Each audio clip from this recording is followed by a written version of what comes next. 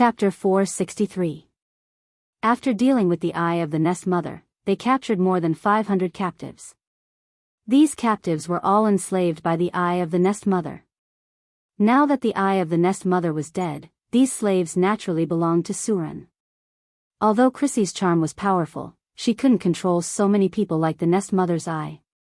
Therefore, Chrissy could only control the strongest people in the group. Without them, the rest of the slaves wouldn't have enough strength to rebel even if they wanted to. Next, Sulen divided the captives into groups of 50 and came up with a set of rules.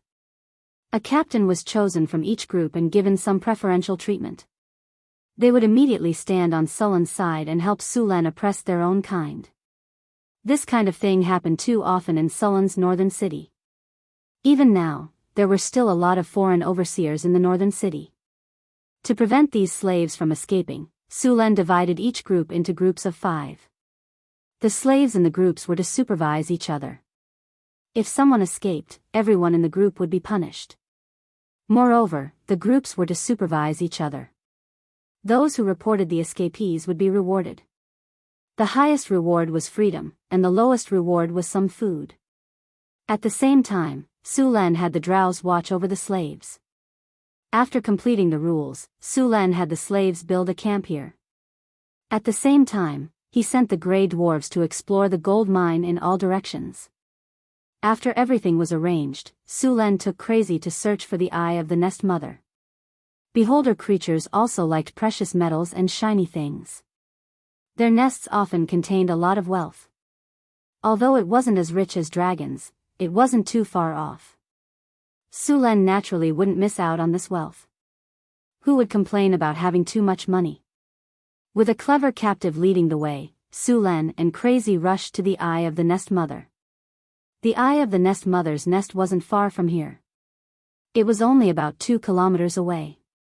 It was located in a cave. At this time, there were some Taurens standing guard outside the cave. Even the Eye of the Nest Mother had been killed by Sulen, so the Taurens were even easier to deal with. Zhao Fu casually threw out 5 lightning whips, causing the Minotaurs to be paralyzed and unable to move, easily subduing them. Looking at the cave before him, Su Luan didn't enter directly. Who knew if there were any traps left behind by the Nest Mother's Eye? Su Len looked around and saw that no one was around. Then he took his storm war halberd and walked towards the 2 Taurens. He kicked them and said coldly, "Don't play dead, get up." Sulen's spell wasn't to kill him, but to make him lose his ability to resist. One had to know that mining required a large number of slaves, and it was better to have one less slave die. "Don't kill me." The man struggled to get up. Although he didn't die, his injuries weren't light. At this moment, he was full of reverence for Sulen. In the Taoran tribe, only the prophet shaman had the power of magic. He could clearly sense that Sulen was far more powerful than the shamans in his tribe. Sulen put the storm war halberd on the Tauren's neck and asked in a low voice, "Who is your master?" Although the Tauren was in awe, he didn't tell Sulen about his master. It was as if his master had left a restriction on him. How troublesome. Remove the spell. A ray of light rose from Sulen's body, and the spell on the Tauren was removed. "Who is your master?" Sulen asked again. "It's an eye demon." After the spell was removed, the Tauren immediately told him what he knew. Soon, Sulen figured out the situation in the nest. Other than the Nest Mother's Eye that he killed, there were 3 other eye demons in the nest. They were the servants of the Nest Mother's Eye. Sulen was a little confused before. Why was there only one eye demon in the Nest Mother's Eye? It turned out that the rest of the eye demons were all in the nest. After figuring this out, he naturally wouldn't let the eye demons go. Then, Sulen and the others entered the cave. After entering the cave, they realized that it was a completely different world. This was not a cave, but a castle. Most of the rock wall had been hollowed out, and small rooms had been excavated. There were many fluorescent stones inlaid on both sides of the road. Just as Su Luan was still observing the surroundings, a burst of footsteps came, and more enemies appeared. This time, other than the Tauren, orcs, and other underground races, there were also 3 eye demons. Although the eye demons were strong, it depended on who the opponent was. As soon as the 3 eye demons appeared, they immediately cast demonic ray at Su Len. However, after hitting, there was no reaction. Su Len's constitution easily withstood the test of toughness. These spells only caused some minor damage to him. With his strong regeneration ability, he recovered quickly. Su Len raised his hand and cast 5 lightning whips. The arcs of lightning bounced quickly on the monsters, and the monsters that rushed up were immediately paralyzed. Su Len's body flashed and appeared near a few eye demons.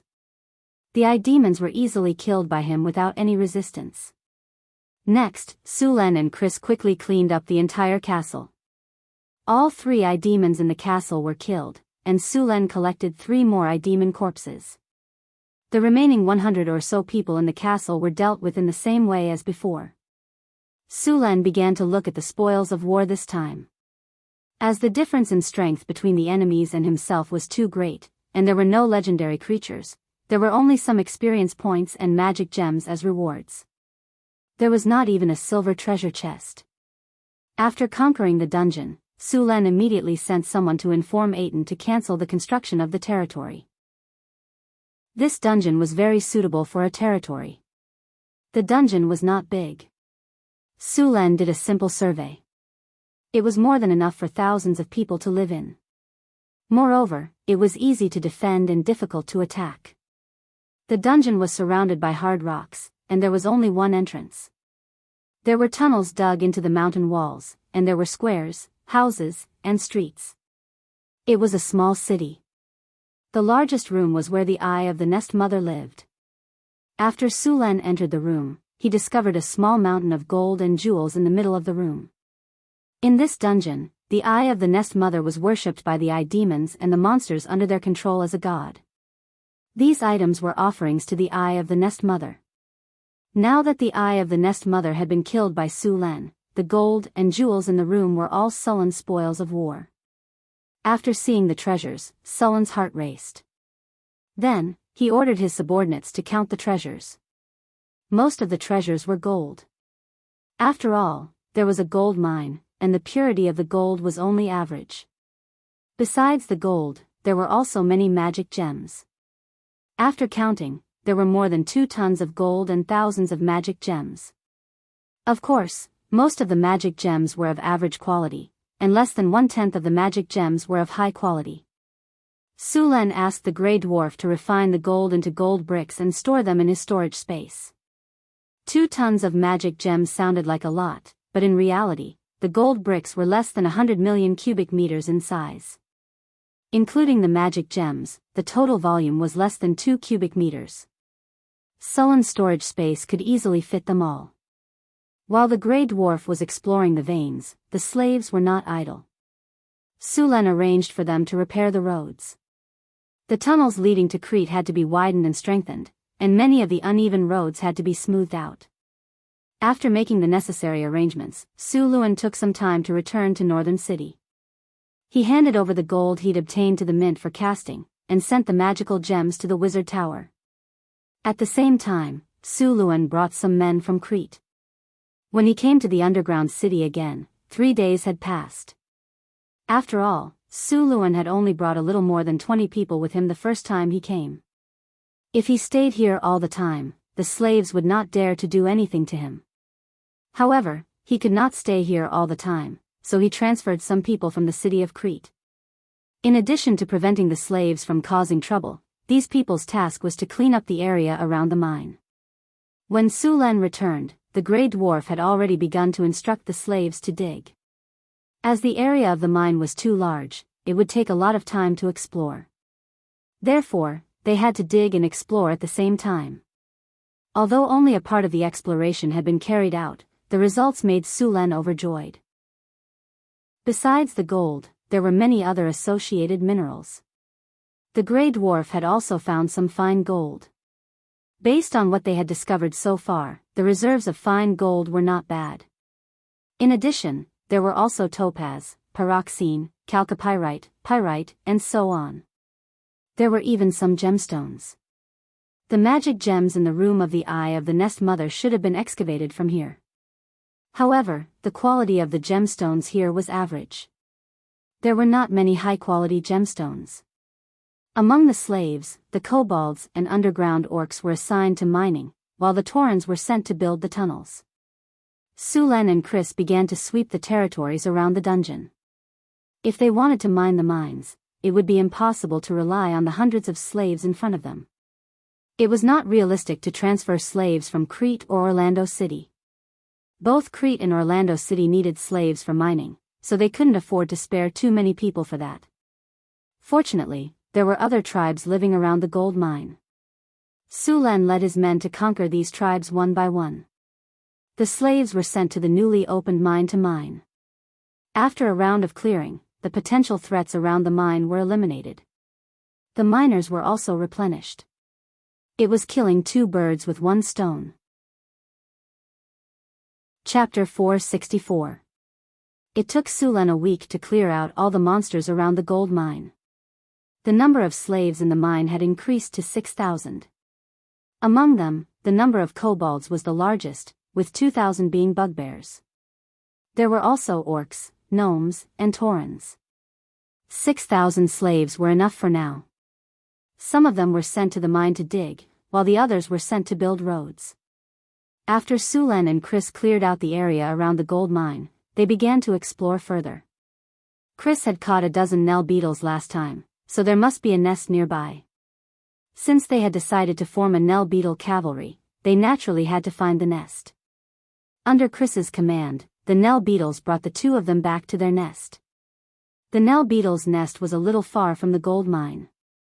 After walking for another 2 hours, the two of them finally arrived at the Nell beetle's nest. As expected, there were a dozen Nell beetles in the nest. Chris, who was already experienced, easily controlled the rest of the Nell beetles.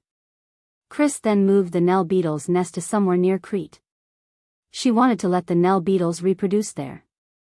Sulen did not know much about the Nell beetles. He did not know if the relocation would allow the Nell beetles to reproduce. If it did not work, they would have to move back to their original place.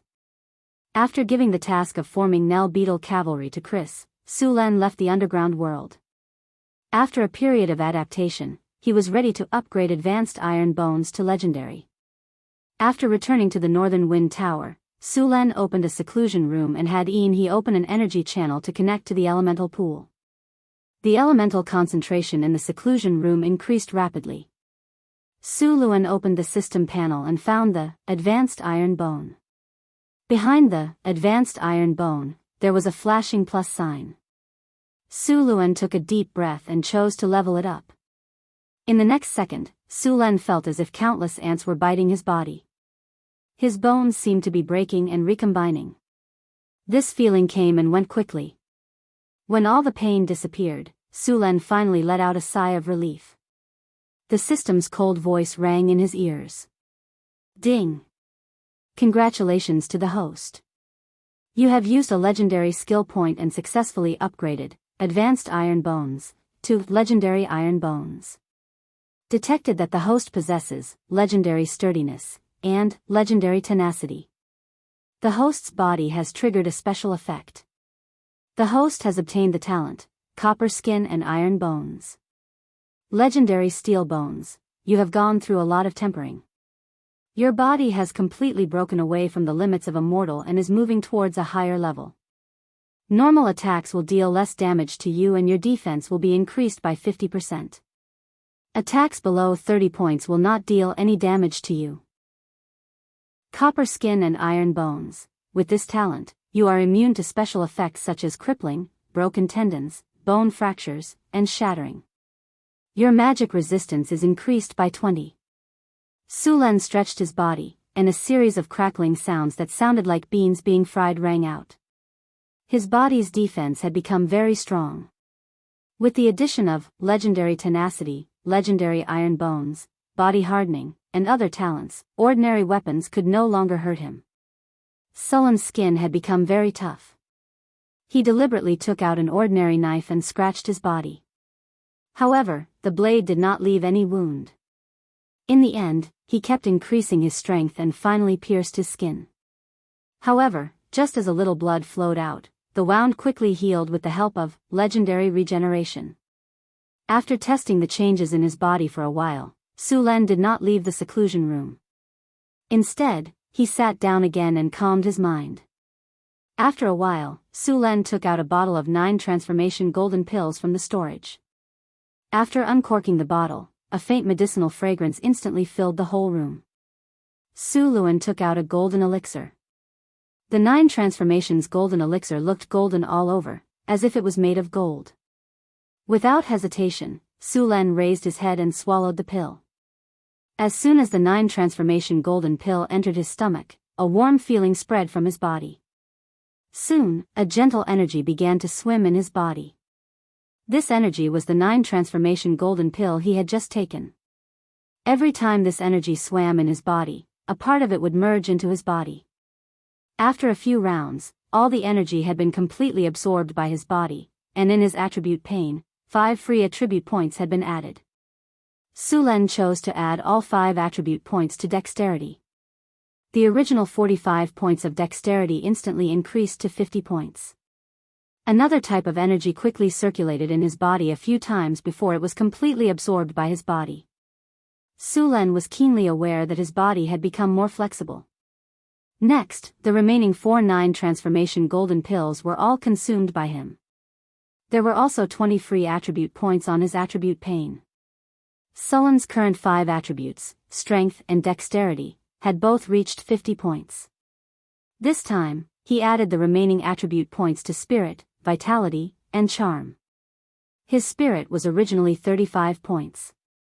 Su Len directly added 15 free attribute points to it. His spirit had also reached 50 points. 3 of the remaining 5 free attribute points were added to vitality. His vitality had also broken through 50 points. The last 2 free attribute points, together with the 2 free attribute points he had obtained from this level up, were all added to charm. His charm had also reached 31 points. With the sudden increase of so many attribute points, Su Len's physical fitness could be said to have undergone an earth-shattering change. Now, although there was not much difference between him and an ordinary person, in fact, he was more like a human-shaped Tyrannosaurus Rex. 50 points of strength and 50 points of vitality. Ordinary giant dragons did not have such high attributes. Even the strongest red dragon of the chromatic dragons did not reach 50 strength when it reached adulthood. For example, the weakest white dragon of the chromatic dragons, its strength was even lower. In fact, the giant dragons in this world were very different from the giant dragons in previous games. After all, when the game was being produced, the developers had to do some balancing. The strength of the giant dragons in the game was severely weakened. Simply put, the giant dragon's movement speed. An adult red dragon's body was more than 20 meters long. However, in the game, such a giant beast's flying speed was 150 feet per round. What was 150 feet?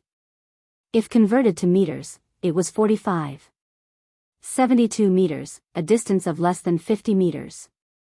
Then, how long did one round take? In the game, one round was set to take 6 seconds. 1 minute was divided into 10 rounds. In other words, this giant beast that was more than 20 meters in size only had a flying speed of 7 meters per second. With this speed, even a human's running speed was faster than a giant dragon's flying speed, let alone flying. Looking at its movement speed on the ground, the data was 40 feet per round. If converted to meters, it was a little more than 12 meters. It ran 12 meters in 6 seconds. That was 2 meters per second. What kind of concept was that? Even if you randomly grabbed a healthy young man without training, he could run 100 meters in 15 seconds. If converted, it would be 7 meters per second. Thinking about it, the giant dragon's body was more than 20 meters long. A casual step would be more than 2 meters away. This data weakened the giant dragon to an idiot.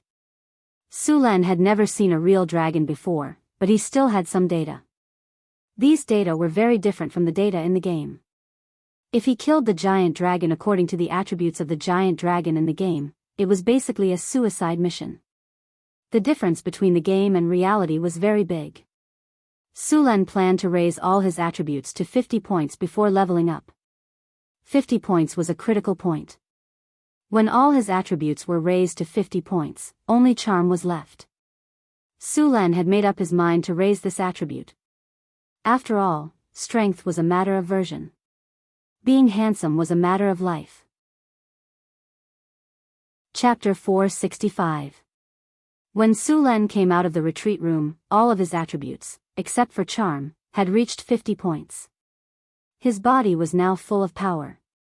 After stretching his body, Su Len went directly to the astrology platform. Since the 5 high-grade wizards had joined, Hathaway now had more time to read. When Su Len came, she was looking through all kinds of information about the golem factory. Golem puppets were the best guards and troops for a wizard tower. If they were to produce golem puppets the normal way, the output would be low and the time would be long. The wizards' time was very precious, and they didn't want to waste it. Therefore, to solve this problem, the golem factory was born. The first golem factory was built by a large wizard organization. Each wizard was only responsible for a part of the process. Then, everyone worked together to produce the parts according to the standard. Finally, the assembly was done. The advantage of this was that all wizards didn't need to know all the techniques of making golems. It lowered the difficulty of making golems and sped up the construction process. However, this also brought about a problem. This kind of factory required a lot of manpower. Only a large wizard organization could build this kind of factory. The one who changed this situation was an arcanist who was proficient in necromancy. This arcanist suddenly thought of using necromancers and other undead creatures to replace manual labor. Of course, this method only solved part of the problem. There were many parts that necromancers couldn't do, but even so, it was still a big improvement compared to the original golem factory. The real reason why the golem workshop didn't require any wizards was because of a lich. After countless experiments, the lich successfully installed the legendary tower spirit construct on the golem workshop. For a master of necromancy and soul manipulation, this lich created an epic-making golem factory. Up until now, the technology of the golem factory was still based on the lich's research. The only difference was that there were some optimizations on the original foundation. Since she couldn't make riddles for the time being, Hathaway planned to build as many golems as possible to guard the wizard tower. Therefore, she wanted to build a golem factory to provide a large number of golems for the wizard tower. Seeing Su Len come in, Hathaway's eyes lit up and said with joy, "Su Len, you finished your retreat?" Su Len nodded. "Yes. Are you looking at the information on the golem factory?" Hathaway adjusted her glasses and said, "Yes, we need a large number of golems to guard the wizard tower and the secret plane. Right now, we have too few golems here. Most of the time, we can't even satisfy the daily patrols. It's indeed a little too little. The golem factory is indeed a very good idea. By the way, what's your progress now?" Su Len asked with great interest. Hathaway said awkwardly, "The technology for the golem factory isn't too difficult. Basically, any legendary wizard can do it. The only problem is that it costs a lot of money. Don't worry about the funds." When Su Len heard that there was no problem with the technology, he immediately patted his chest and said, "A large gold mine has just been discovered in the underground world. It can provide us with a lot of money. And this gold mine isn't an ordinary one. It's accompanied by fine gold. Adamantine. It seems that this is indeed a huge gold mine." Hathaway said in surprise. "It seems that the construction of the golem factory is funded this time. How much is the budget for the project?" Su Len asked. "About 30 million kinnar." Hathaway said in a relaxed tone, 30 million? Su Len was so surprised that he almost bit his tongue. 30 million kinnar? Are you sure it's not an extra zero? Not 30 million, but 3 million? Hathaway shook her head. It's 30 million. F***CK. Su Len suddenly felt a toothache. This was too expensive. One had to know that the wizard tower built by Su Len only cost about 10 million kinnar. Now, to build a golem factory, it would cost 30 million kinnar. The little treasury that had just been filled was now gone. The broodmother's eye fell. Su Len had eaten his fill, but now he had to vomit it all out. Thinking of this, Su Len felt a pang of pain. However, the golem factory had to be built. One had to know that the floating city needed a large number of golem puppets as an army and a defensive force. The golem factory was indispensable. By the way, this time I killed a broodmother's eye in the underground world. These materials should be useful to you. Su Len forcibly diverted his attention from the 30 million. Broodmother's eye? Hearing Sullen's words, Hathaway was pleasantly surprised. Did you get the main eye of the broodmother's eye? Of course. Su Len said proudly. In order to protect the main eye, I spent a lot of effort to kill the broodmother's eye. As Su Len spoke, he took out the corpse of the broodmother's eye from his storage space. The broodmother's eye, which was about 3 meters in diameter, appeared in the room. Hathaway immediately walked over to examine it. The broodmother's eye looked a little miserable. The most fatal injury was the one that went through the entire brain. Although the other injuries looked miserable, they were not too serious. Hathaway's palm flashed, and a silver-white scalpel appeared in her hand. Then, Hathaway took the scalpel and quickly cut the broodmother's eye's body. The thin but tough skin of the broodmother's eye was cut open. The corpse is well preserved, but its eye needs to be taken out as soon as possible. Hathaway said to Su Len as she cut up the corpse. I have other uses for this main eye, but these secondary eyes can be used in the golem factory. Hathaway cut open the tentacles of the broodmother's eye and quickly took out the secondary eyes. Many of the broodmother's eye's secondary eyes and tentacles had been damaged during the battle. In the end, Hathaway found 7 undamaged secondary eyes. Your spoils of war shouldn't be just one broodmother's eye, right? I remember that broodmother's eyes are social creatures. They are indeed social creatures. After I killed the broodmother's eye, I saw 3 beholder devils in its cave. Su Len nodded. I killed the 3 beholder devils. Their corpses are in my storage space. Do you want them now? I'll put them in the storage space later. This broodmother's eye will keep me busy for a while. Hathaway shook her head. The main eye of a beholder devil can be used to create many spells.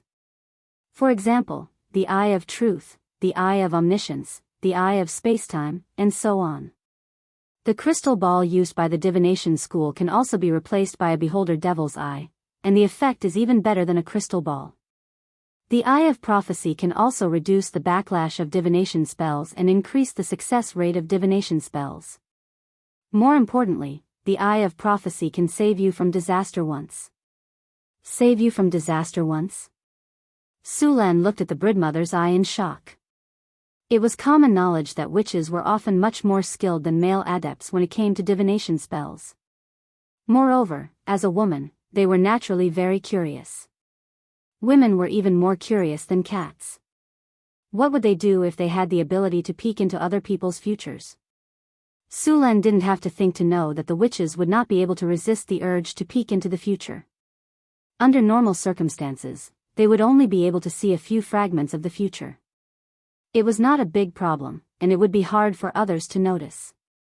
However, they could not help but want to see more, so they would use some dangerous divination spells. This would lead to a serious consequence. The wizards of the School of Divination would be seriously injured or even killed by the backlash of fate. The crystal ball of the School of Divination could not only reduce the difficulty of casting spells, but also reduce the risk of backlash. The crystal ball would explode and crack to replace the damage that the witches would receive. However, there was a limit to the damage that the crystal ball could withstand. Once the limit was exceeded, the crystal ball would directly shatter. The Eye of Prophecy made from the beholder's eye could save you from death once. There were very few witches who were proficient in divination spells that were easy to deal with. For this reason, the number of northern witches had always been very small. Very few northern witches could die of old age. The most common situation was that they were killed by their own divination spells. What are you going to do with the broodmother's eye's main eye? Su Len asked curiously. Hathaway quickly cut off the skin of the broodmother's eye. At the same time, she separated the flesh and was ready to take out the main eye.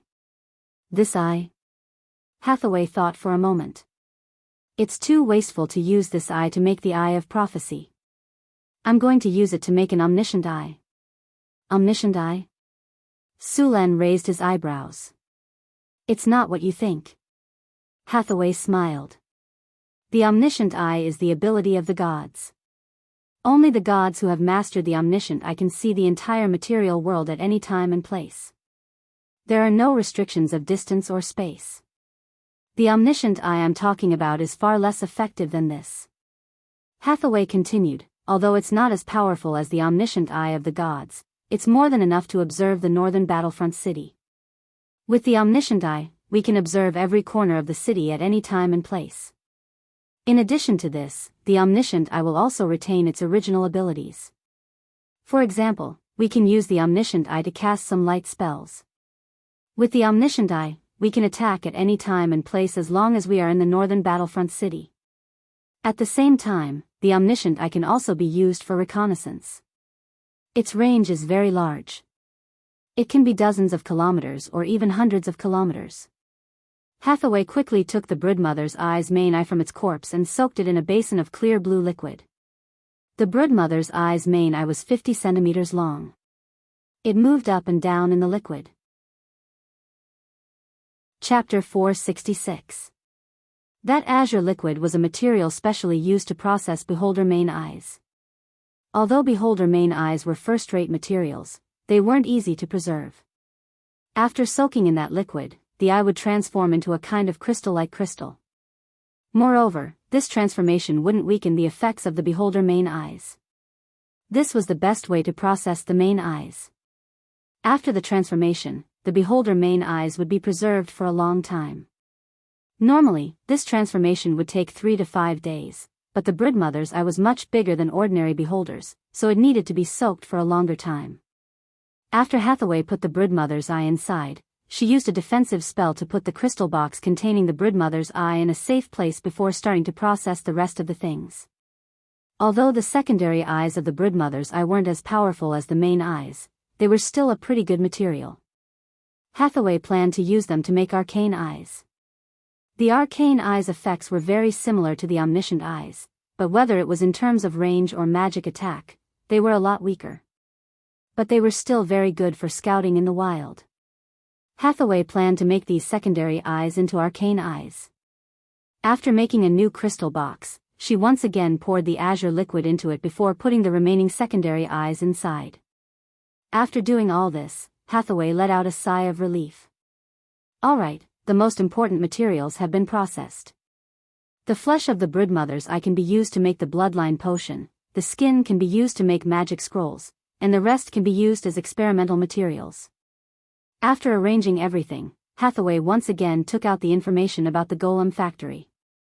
The golem factory was a huge project. In fact, all kinds of golems were produced in different independent factories in the golem factory. For example, clay golems were molded, stone golems were carved, and steel golems were cast. These different production methods determined that each golem required different factory conditions. A complete golem factory had at least 3 production lines. In the end, the only thing that was the same was the assembly workshop. All kinds of magic golems were transported together to be assembled, and then activated with the life activation spell. Of course, there were similarities in the manufacturing process of the 3 types of golems. For example, mageweth engraving. All golems had to be engraved with a large number of mageweths. Apart from the mageweth engraving, everything else was basically the same. The 3 types of golem production lines had different levels of difficulty. From low to high, they were the clay golem, the rock golem, and the steel golem. As for the legendary golem, it was too expensive to make, and they were few in number. It was not cost-effective to make a production line. The clay golem production line was the least difficult to build, but the clay golem's combat power was also the lowest. Under normal circumstances, the wizard tower would use the clay golems as servants, and as combat units, these things were cannon fodder. At the same time, because of the cost and materials, the clay golem could also be used as an experimental assistant. Hathaway planned to build a clay golem production line. On one hand, she could produce some clay golems to be used as servants in the wizard tower. On the other hand, she could familiarize herself with the construction process of the production line and accumulate experience in making rock golems and steel golems. The stone golem production line required a more exquisite engraving process, and the requirements for rune engraving were also high. In comparison, it was much more difficult than the clay golem production line. Moreover, there were several types of stone golems, the most common stone golem, the upgraded granite golem, and the gargoyle golem. The production process of these golems needed some modification. The steel golem production line was the most difficult. There was a big difference in technology, and it needed a smelting workshop, a casting workshop, and so on. At the same time, a tower spirit was needed to control the entire production line. In addition to building the production line, Sulen also needed a lot of materials. The construction of the golem puppets required elemental crystal stones. The clay golems and rock golems could use medium-sized elemental crystal stones, but the steel golems needed large elemental crystal stones. As for the legendary ones, they needed legendary elemental crystal stones. Considering the current shortage of resources, Hathaway and Sulen discussed and decided to make a clay golem production line first. After all, clay was the easiest material to obtain, and it was much easier to make golem puppets with clay. When he had enough clay golem assistants, it would not be too late to build a larger golem and steel production line. The production of the clay golem required magic essential oil and special spices. Magic essential oil could now be produced in the secret territory. The winged ones would make a lot of magic essential oil every day. Some would be sold, some would be made into other items or distributed to others. As for the soul crystals, there were still plenty of small and medium-sized soul crystals. There were many monsters in the underground world, and some places were occupied by the undead. The number of large soul crystals was very small, but there were still a lot of small and medium-sized soul crystals. Hathaway planned to build the clay golem production line in the secret territory. It was not suitable to build this kind of factory in the northern town. Of course, it could be moved to the city in the future. Much of the equipment for the clay golem production line was actually similar to the production equipment of the brick kiln factory. During the production of the clay golem, the clay needed to be crushed, stirred, and shaped. Sulen had already made a hydraulic mixer, a hydraulic crusher, and a hydraulic mold press before. Now, there was no need for hydraulic engineering, but elemental energy. Compared to hydraulic machinery, elemental energy was naturally better as a power source. This set of equipment was comparable to the assembly line equipment in his previous life. As everyone knew, the level of technology in his previous life was just that. After so many years of development, the energy problem was still not completely solved. The way to use energy was still to boil water, fossil energy, including coal, oil, and natural gas. This part was mainly converted into heat through combustion, then, boiled water, and steam was used to drive various machinery. Nuclear energy, through nuclear reactions, a lot of heat was generated in a short period of time, and then, it was still used to boil water. As we all know, those nuclear reactors are large kettles. For all, hydrogen energy. First, hydrogen was obtained through electrolysis or chemical reactions, then heat was obtained through combustion, and then, it was still used to boil water. Geothermal power, the principle was similar to other thermal power generation. The only difference was that the heat came directly from the Earth's core, so, it was also used to boil water. Biomass energy, fuel obtained from living things, mainly plants and microbes, so to put it bluntly, it was still used to boil water. There was no end to it, it was always boiling water. Only solar energy and mechanical energy were converted into electrical energy.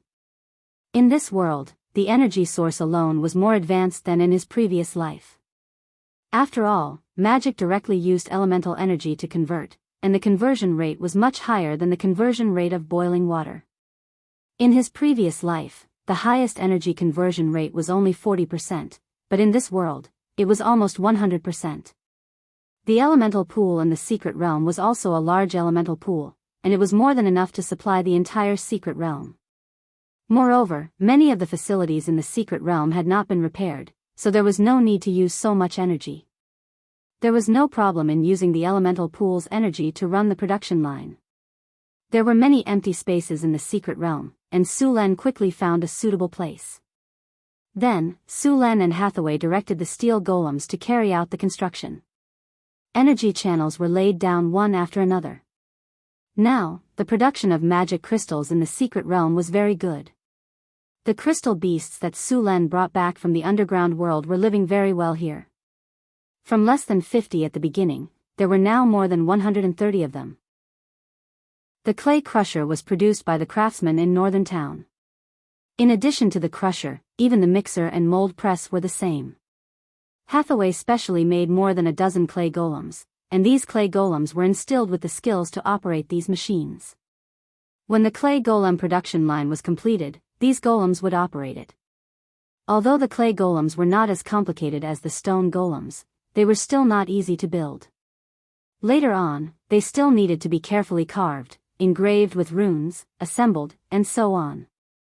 Hathaway had clearly researched thoroughly, and the clay golem production line was already in place. The most difficult part was the magic pattern engraving workshop, which required the engraving of magic patterns in the clay golems. Hathaway used a beholder's eye for this equipment. The beholder's eye could shoot light spells. After Hathaway's modification, the beholder could release stable, long-lasting, and low-energy light spells, and then use this light spell to engrave the golems. The materials used for engraving magic patterns were magic gem powder and some magic beasts or other monsters' blood.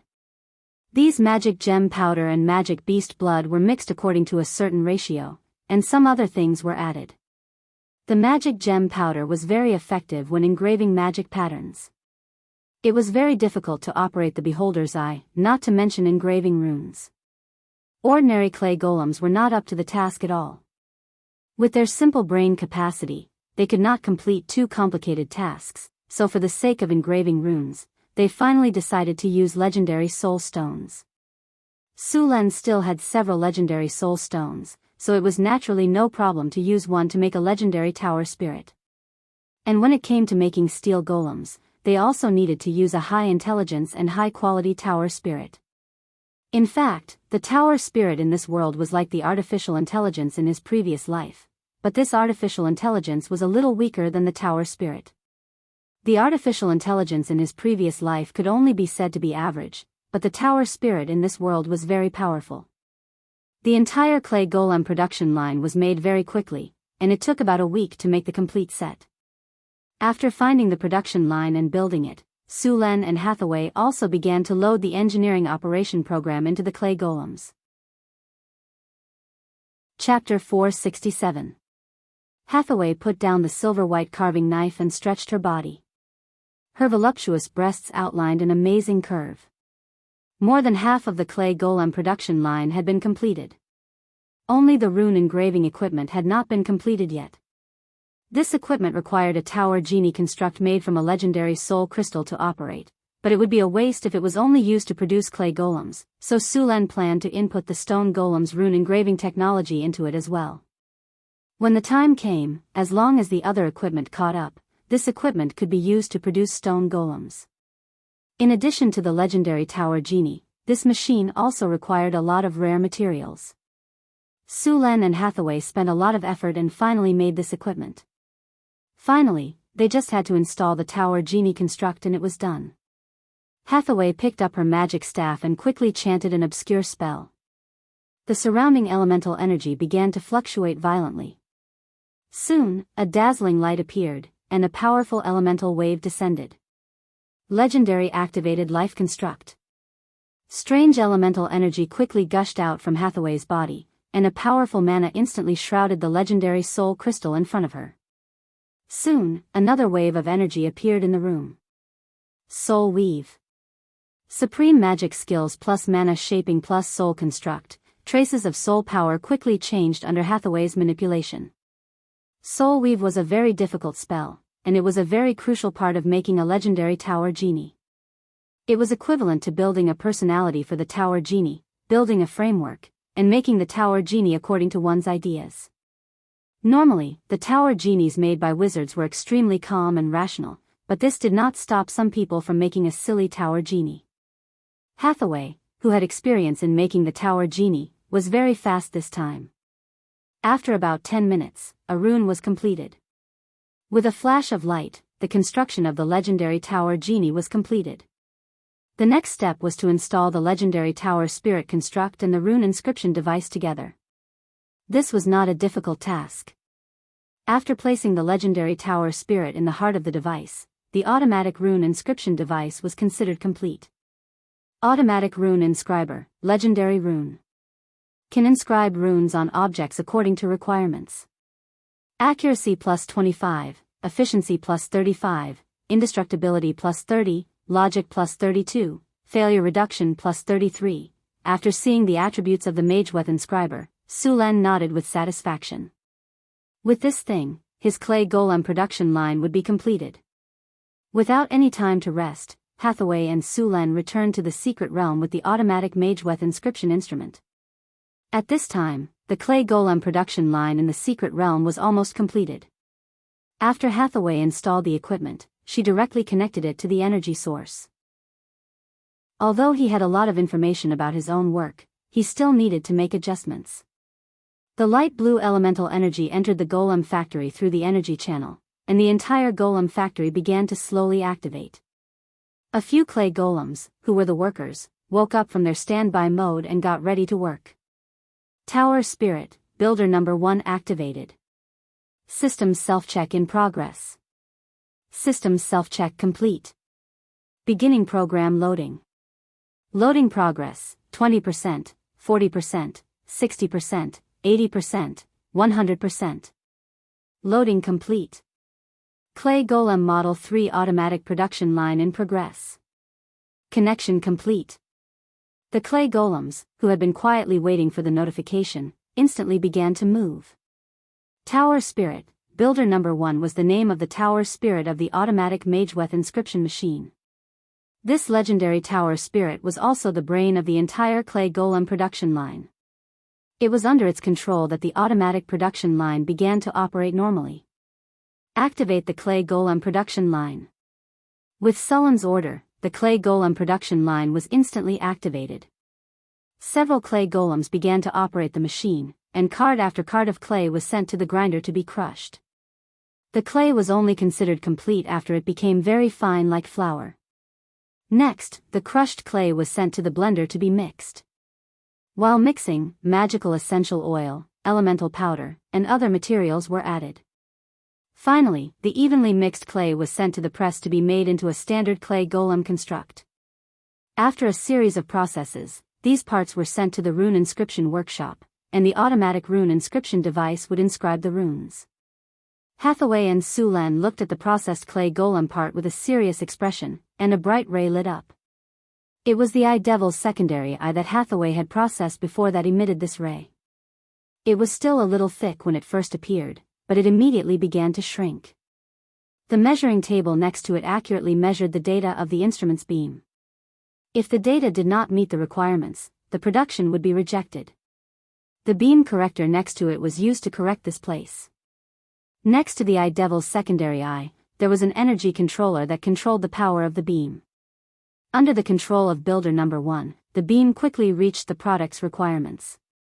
Then it began to inscribe the runes, and the prepared arcane powder and gem powder began to be thrown in. As the beam moved quickly on the part, an accurate rune appeared on that part. After some debugging, the rune inscription device became faster and faster. In just 3 minutes, the rune inscription on a part was completed. Hathaway picked up the produced part and looked at it. This clay golem part was almost exactly the same as the one she designed. Although it was not as good as the one she made herself, it was still a good product.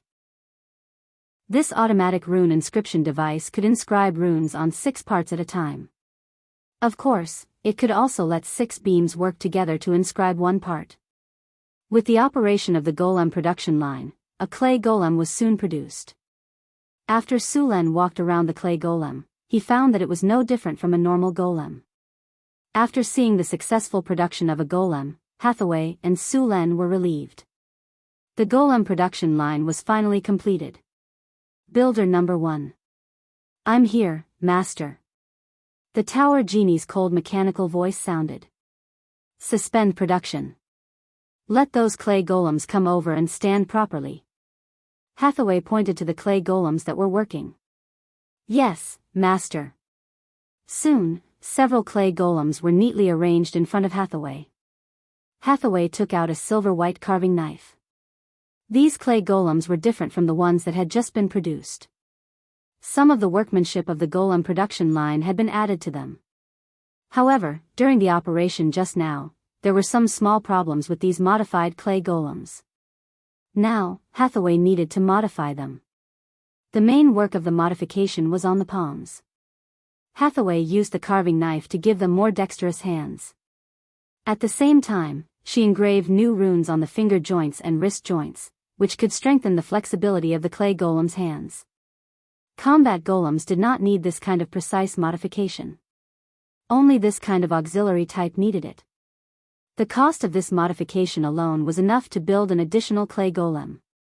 Although the auxiliary type golems were not good at fighting, their cost was usually much higher than the combat type golems. The auxiliary type golems needed to be instilled with more professional knowledge. Only with this knowledge could they carry out various work according to the situation on the spot. Their palms were very flexible. Only in this way could they carry out various work. After completing the operation of the clay golem production line, the next step was to officially complete the installation of the production line. At the same time, the factory also needed to be built. Su Len deliberately opened up a space of about 1,800 square meters, and then built a clay golem production line workshop according to the style of the factory in his previous life. The creation of the clay golem could be divided into 3 parts. The first part was the construction of the limbs. This step could be done by disassembling them.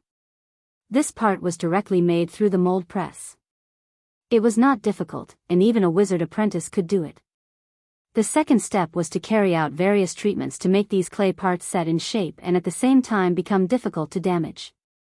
Only after this kind of magical treatment could the clay golems continue to be produced. Otherwise, the clay golems could only be clay, and a piece could be knocked off with a casual swing of a stick. They could not fight or work at all. Only after this magical treatment, the clay would become as hard as rock. The third step was the most critical magic pattern inscription. Only after the magic pattern inscription was completed could the clay golem perform various actions as if it had a life of its own. Of course, the premise was that it had energy. The fourth step was to assemble the body structure.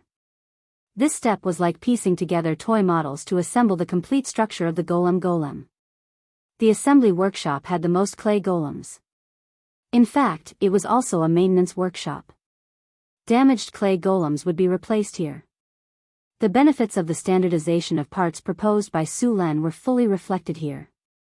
If a part was damaged, it could be directly removed and replaced with a new one. As long as the damage was not too serious, or the soul core was destroyed, the maintenance problems of these golems could be solved. The last part was the casting and activation. This part was not automated for the time being. In fact, this step could be activated through the tower spirit.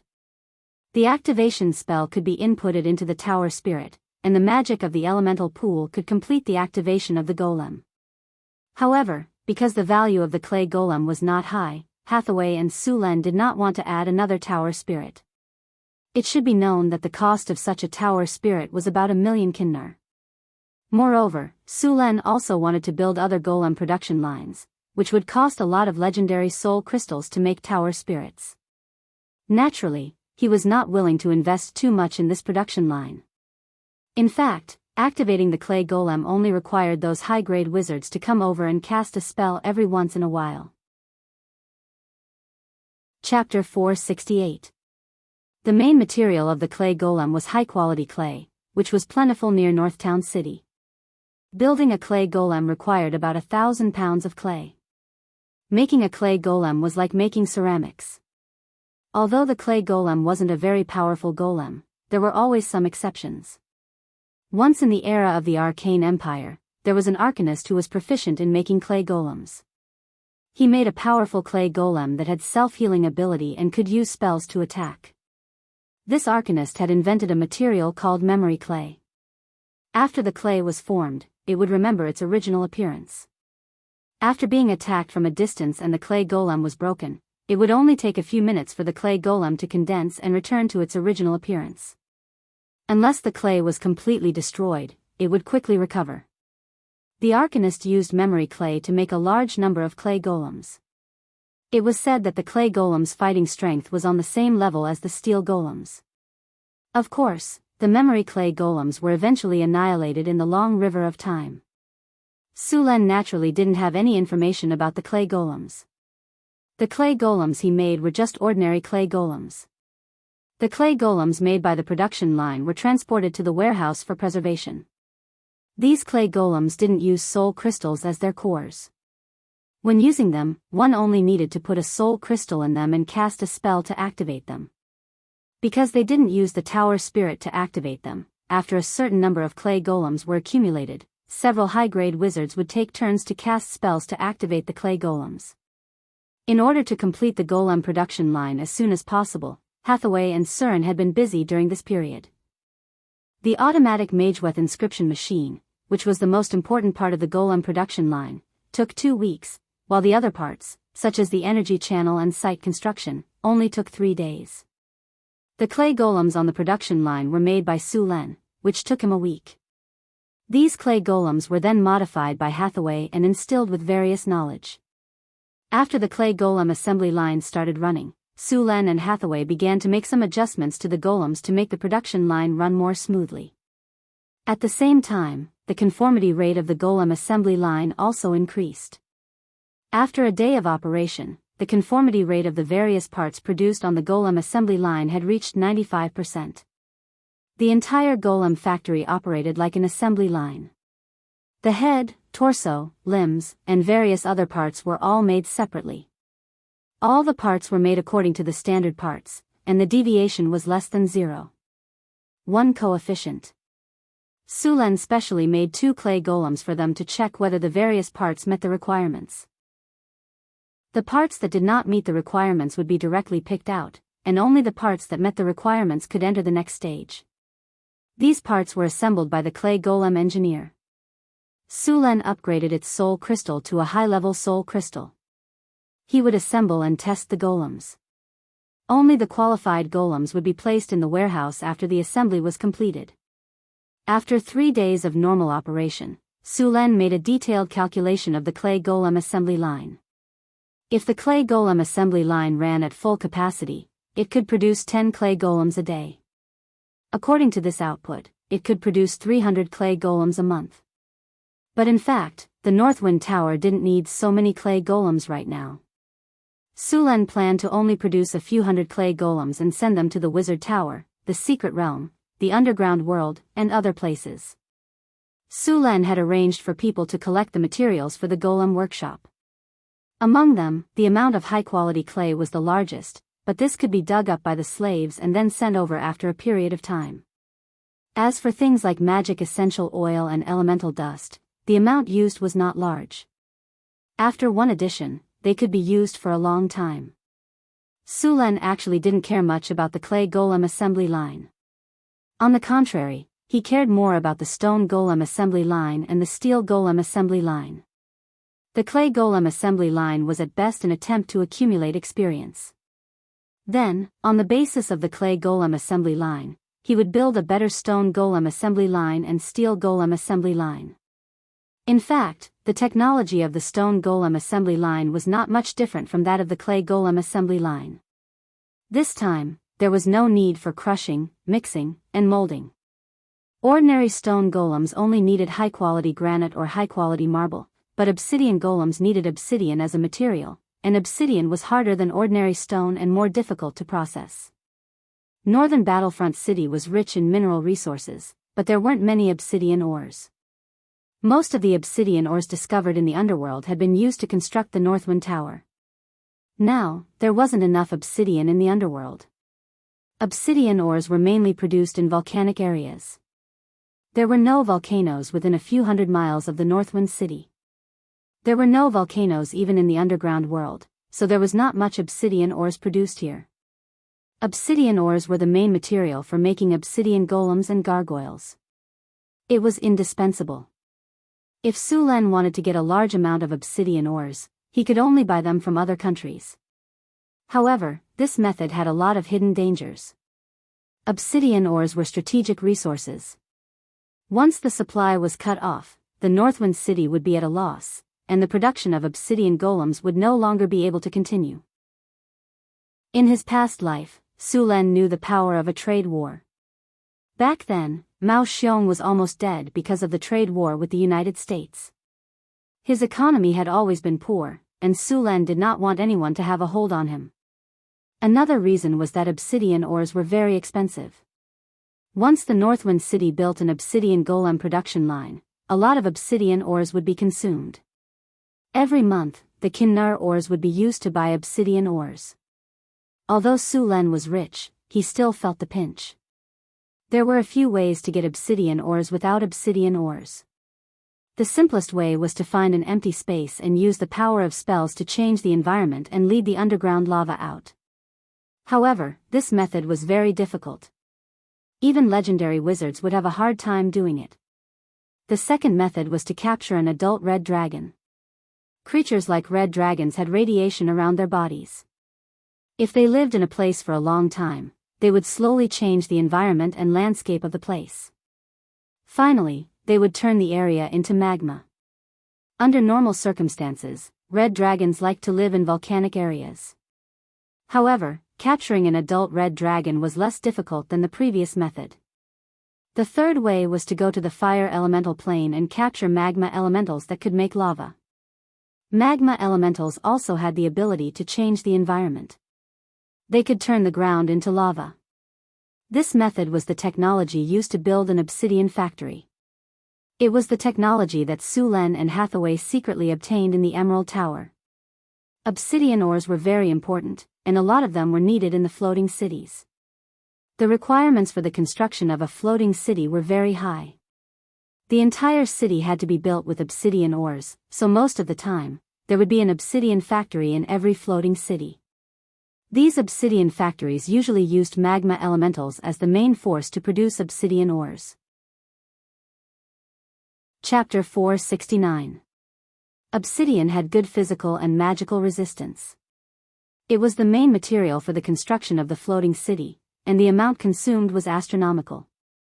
The foundation of a floating city must be built with obsidian, and cutting corners on other things was absolutely unacceptable.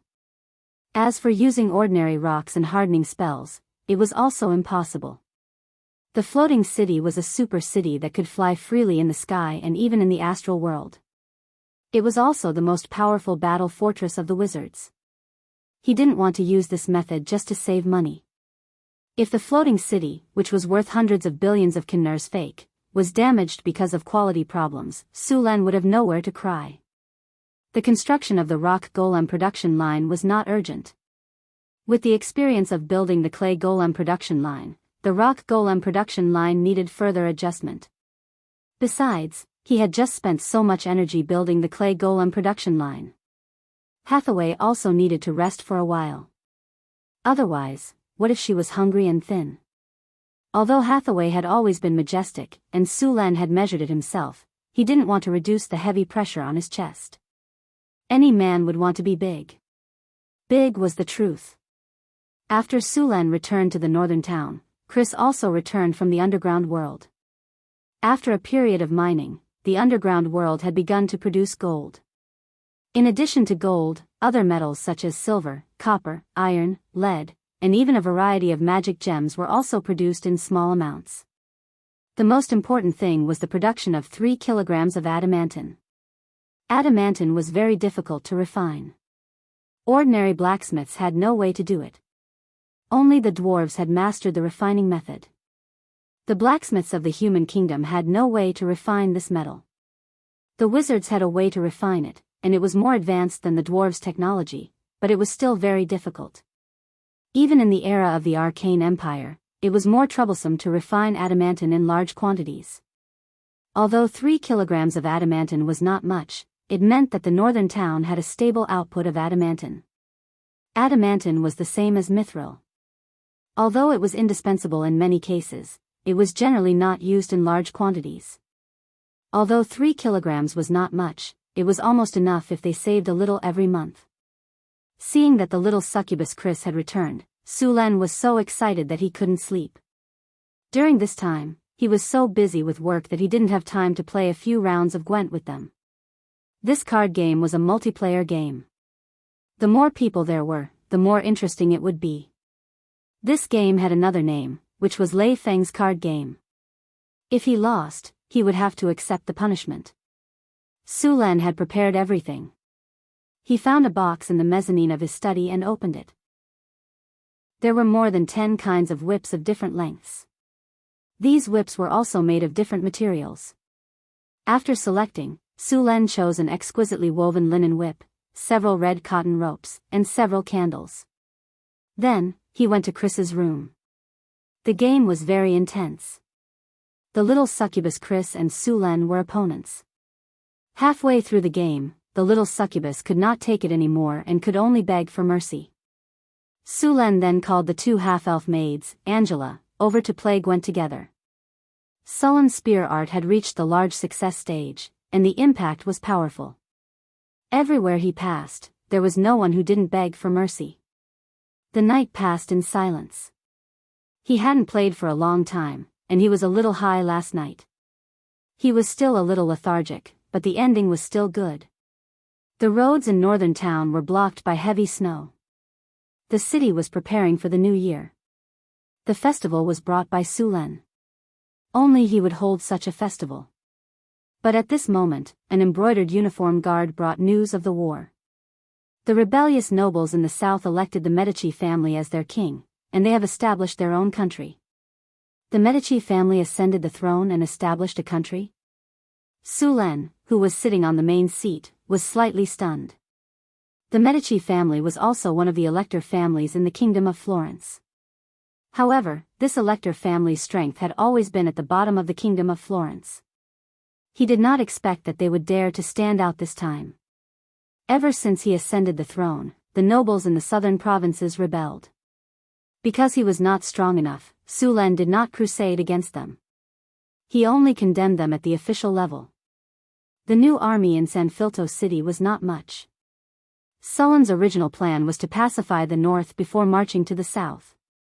In the end, the nobles in the south elected the Medici family to ascend the throne and establish a country. This was no longer a matter of rebellion. Although the embroidered uniform guard recruited by Sulen had begun to infiltrate the south, they did not get much information. Now, not only had they ascended the throne, but they had also formed an army and were preparing to attack. Sulen, who received the news, could not sit still anymore. He was not worried about the northern citadel, but he was not worried about Sanfilto City. Without him, Phyllis alone would not be able to control the situation. Sulen returned to Sanfilto City through the teleportation portal. As soon as he arrived, Phyllis hugged Sulen tightly and did not let go. "What's wrong? Did someone bully my little baby?" Sulen felt the moisture on his chest and asked softly as he caressed Phyllis's northern region. "It's you, you big bad guy. You didn't come to see me for more than a month. I'll bite you to death," Phyllis said as she bared her 2 little silver teeth at Sulen and bit down hard on Sullen's body. Sulen did not feel any pain. He was just worried that his skin was too hard and her teeth would bite him. He quickly controlled his muscles and pretended to be in extreme pain.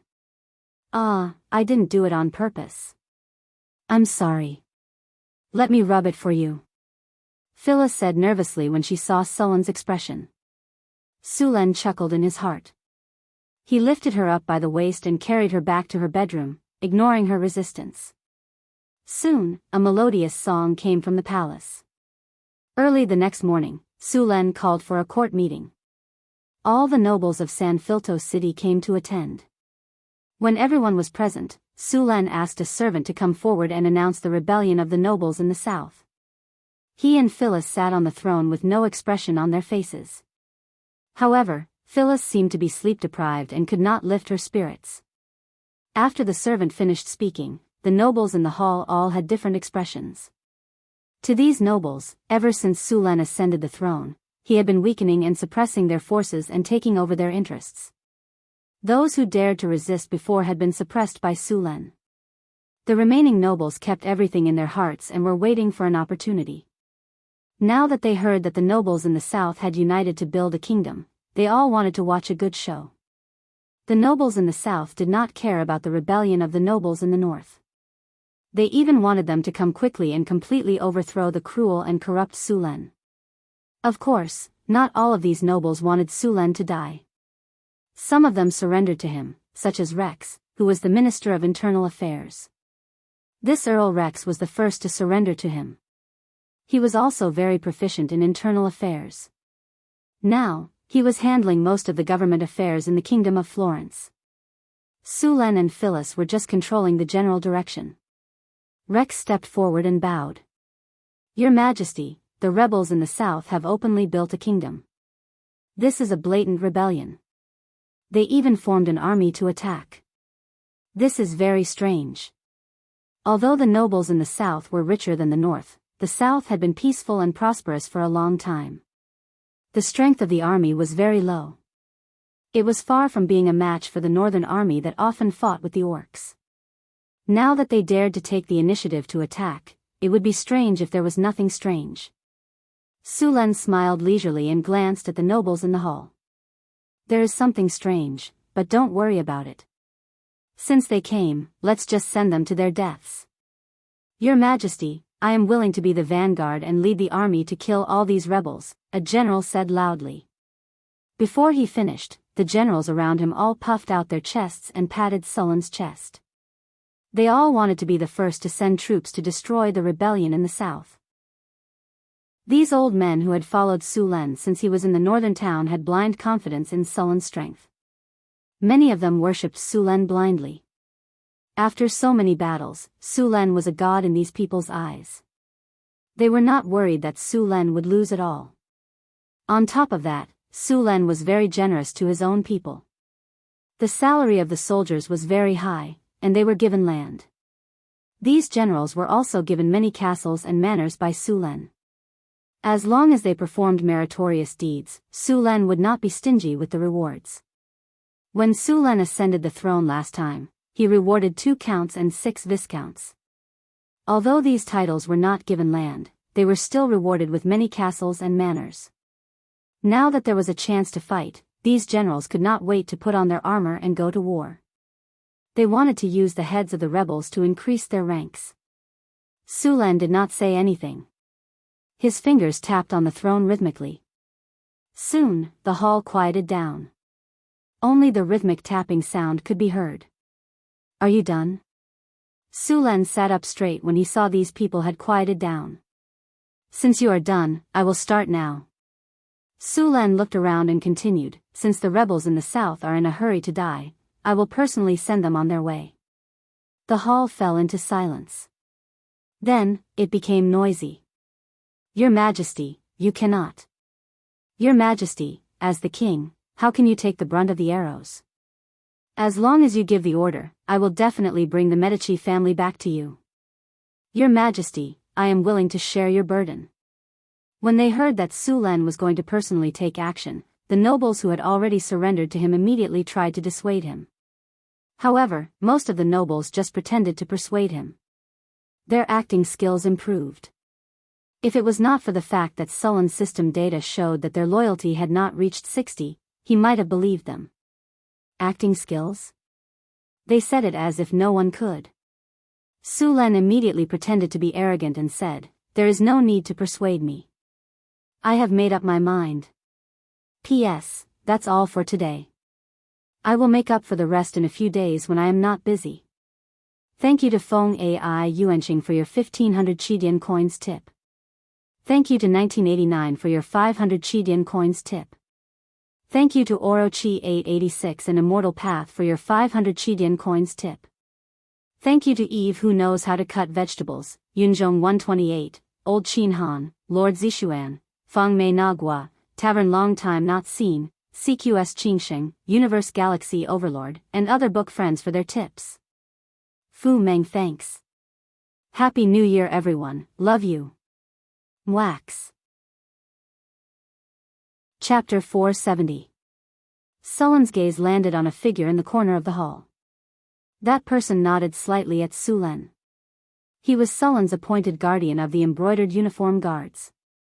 After being strengthened by the system, the embroidered uniform guards' ability to do things far surpassed their counterparts in the Ming dynasty.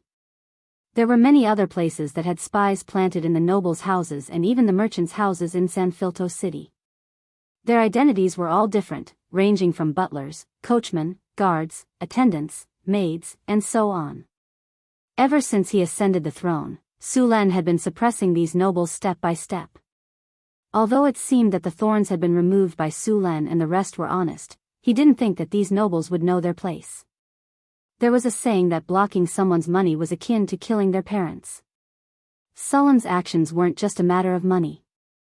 Even his power had been suppressed by more than half. These nobles were only forced by Sullen's ferocious might to appear honest and harmless. In reality, as long as Su Len showed his weak side, these nobles would immediately turn into tigers that ate people without spitting out the bones.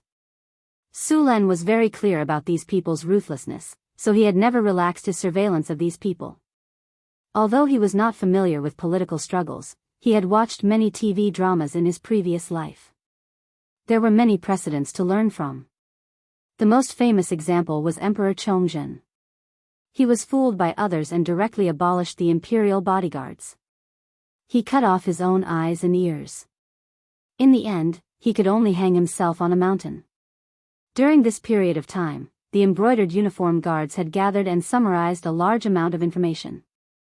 Su Len discovered that the reason why the southern rebels had the courage to attack Su Len was because the northern nobles had made a private deal with the southern nobles. Their goal was simple. They wanted to transfer all the elite troops near San Filto City to fight a decisive battle with the southern rebels. Then, the nobles who had been accumulating their strength would stab them in the back. Although it was very risky, there wouldn't be a chance if they didn't act now. As Su Len attacked the nobles, won over the commoners, distributed farmland, and unified the tax system, the lives of the commoners at the bottom became better and better. As time passed, the commoners who benefited would support Su Len even more. It would be more difficult to overthrow him. Moreover, this was done under the premise of harming their interests. Su Len was surprised that these nobles could endure for so long before they took revenge. These nobles had long lost the elegance of their ancestors. For such a big matter like this, keeping it a secret was the most important thing. But what about them?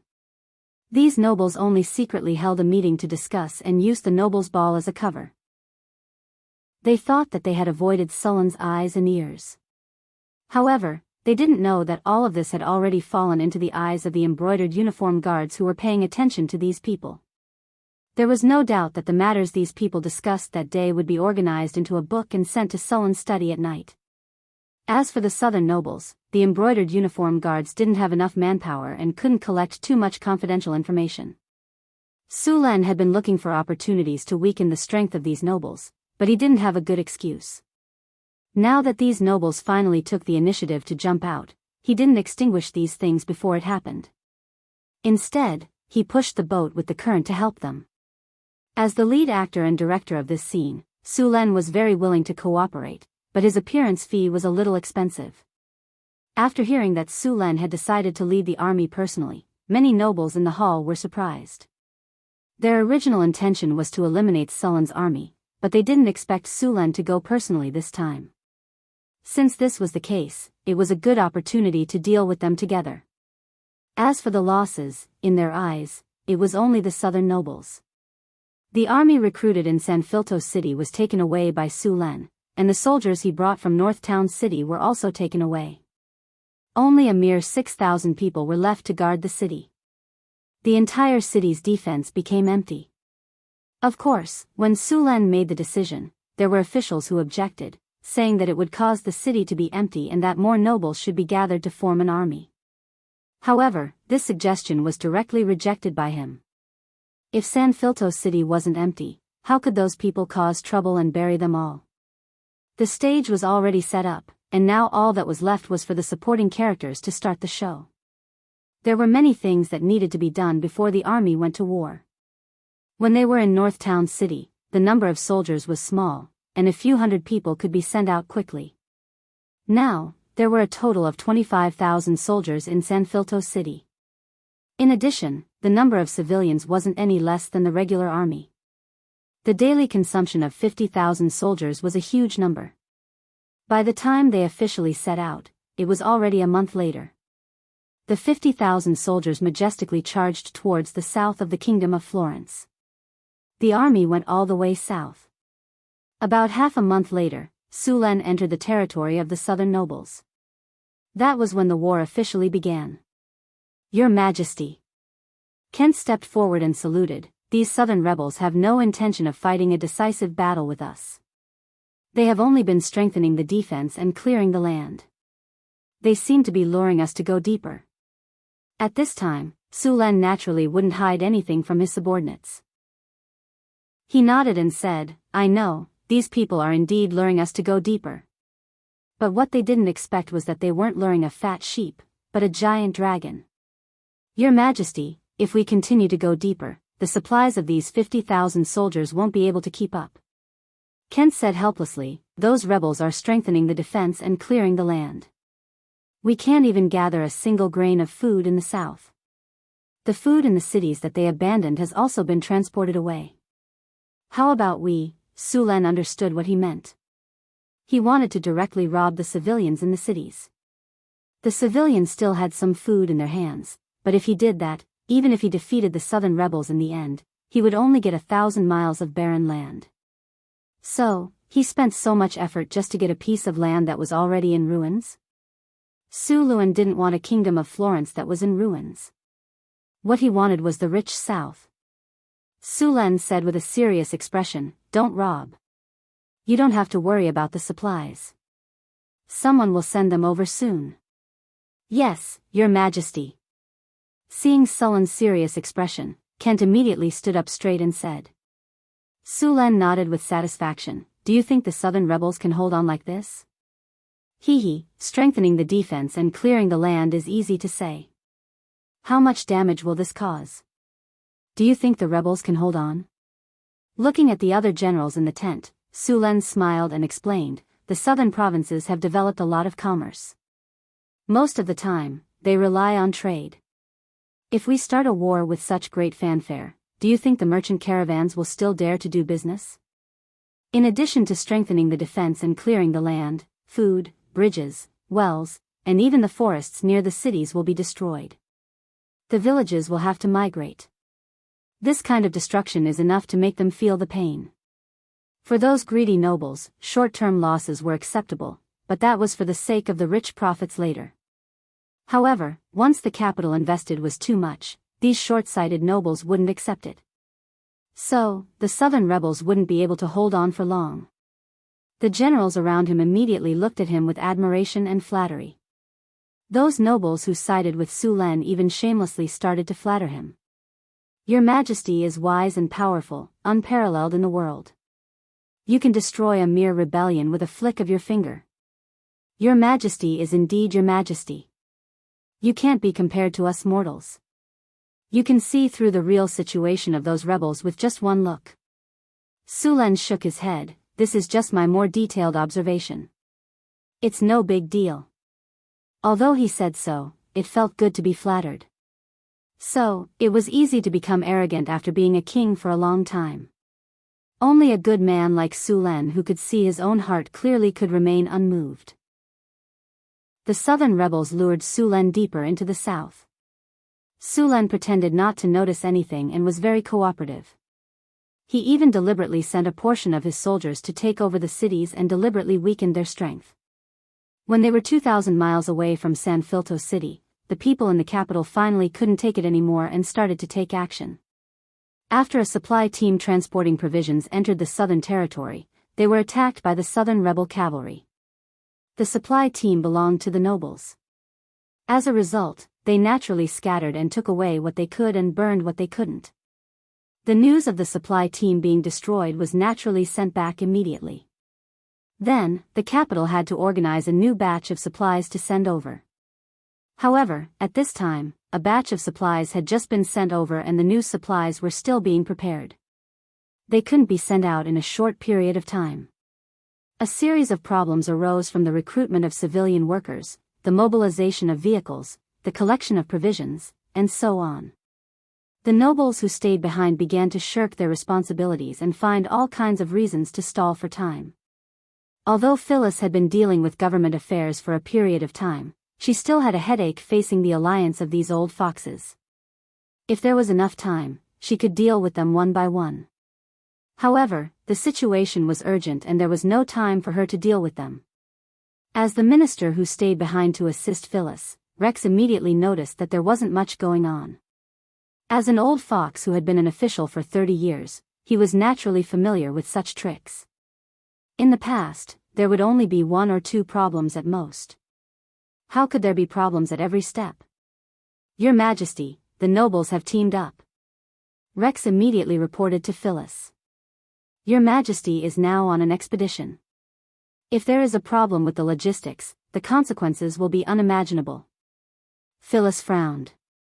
Sir Rex, do you have any good ideas? There is a way, but time is too tight. It is very likely that we won't be able to make it in time. Let's not worry about that for now. Quickly solve it. At this moment, a guard hurried over and said, Your Majesty, the brocade guards request an audience. Chapter 471. Phyllis said irritably, Can't you see that we are discussing something important here? Let them wait for a while. Your Majesty, he brought His Majesty the King's warrant. The guard quickly said. Sullen's warrant? Let them in. Phyllis suddenly reacted and said. Soon, an ordinary-looking man came into the palace. He first bowed to Phyllis solemnly and said, Your Majesty, His Majesty the King had expected this when he left, so he specially ordered me to come. Phyllis was a little surprised, but she quickly reacted. As an old fox, Rex immediately understood after hearing the words of the guard. I see. Rex nodded and said, Does His Majesty want us to capture the rebels? The guard shook his head with a smile and said, Not so. His Majesty wants Her Majesty the Queen and Sir Rex to continue with what you are supposed to do. Don't let them notice anything unusual. Those who were making a move now were all small fries. The real mastermind would not expose himself so easily. These nobles who had controlled the power of Florence for hundreds of years were naturally unwilling to let their power be taken away. They were the real mastermind behind this matter. Sullen's plan was actually not complicated at all. After knowing that the nobles had begun to contact the rebels in the south, he had been preparing. Now, many of the nobles in San Filto City were involved, but there were still some who hid very well. This time, he planned to capture all of them. In addition to dealing with these nobles, Su Len also planned to kill two birds with one stone. He wanted to take this opportunity to deal with the rebels in the south. So, he deliberately gave them a chance to see hope. Then, when they were about to succeed, he would completely destroy their hope and uproot them. These nobles were already the biggest obstacle to him taking control of the Kingdom of Florence. Only by getting rid of them could the Kingdom of Florence continue to grow. Who is the general of the rebels in the south?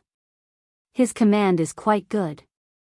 On a nameless hill in the south, two large armies were confronting each other from a few miles away. Su Len carefully observed the rebels. These rebels looked good. They were in a neat formation and their armor was bright. Although they were not powerful soldiers who had been through hundreds of battles, they were definitely not a mob. Su Len had been through a lot of battles, so he was able to distinguish the strength of his opponents. Compared to the army behind him, the southern rebel army's equipment was actually better than theirs. Looking at the current situation, the southern rebel army looked like a regular army, while the army behind him looked more like a mixed army. This was something that couldn't be helped. After all, the southern provinces were much richer than the northern provinces. However, apart from equipment, although the southern army's momentum was not bad, it was still lacking compared to the army behind him. The patriarch of the Medici family, Asser, was overwhelmed with emotion. Originally, their family had the lowest chance of becoming the royal family of Florence. Their family was also at the bottom of the list of elector families in the Kingdom of Florence.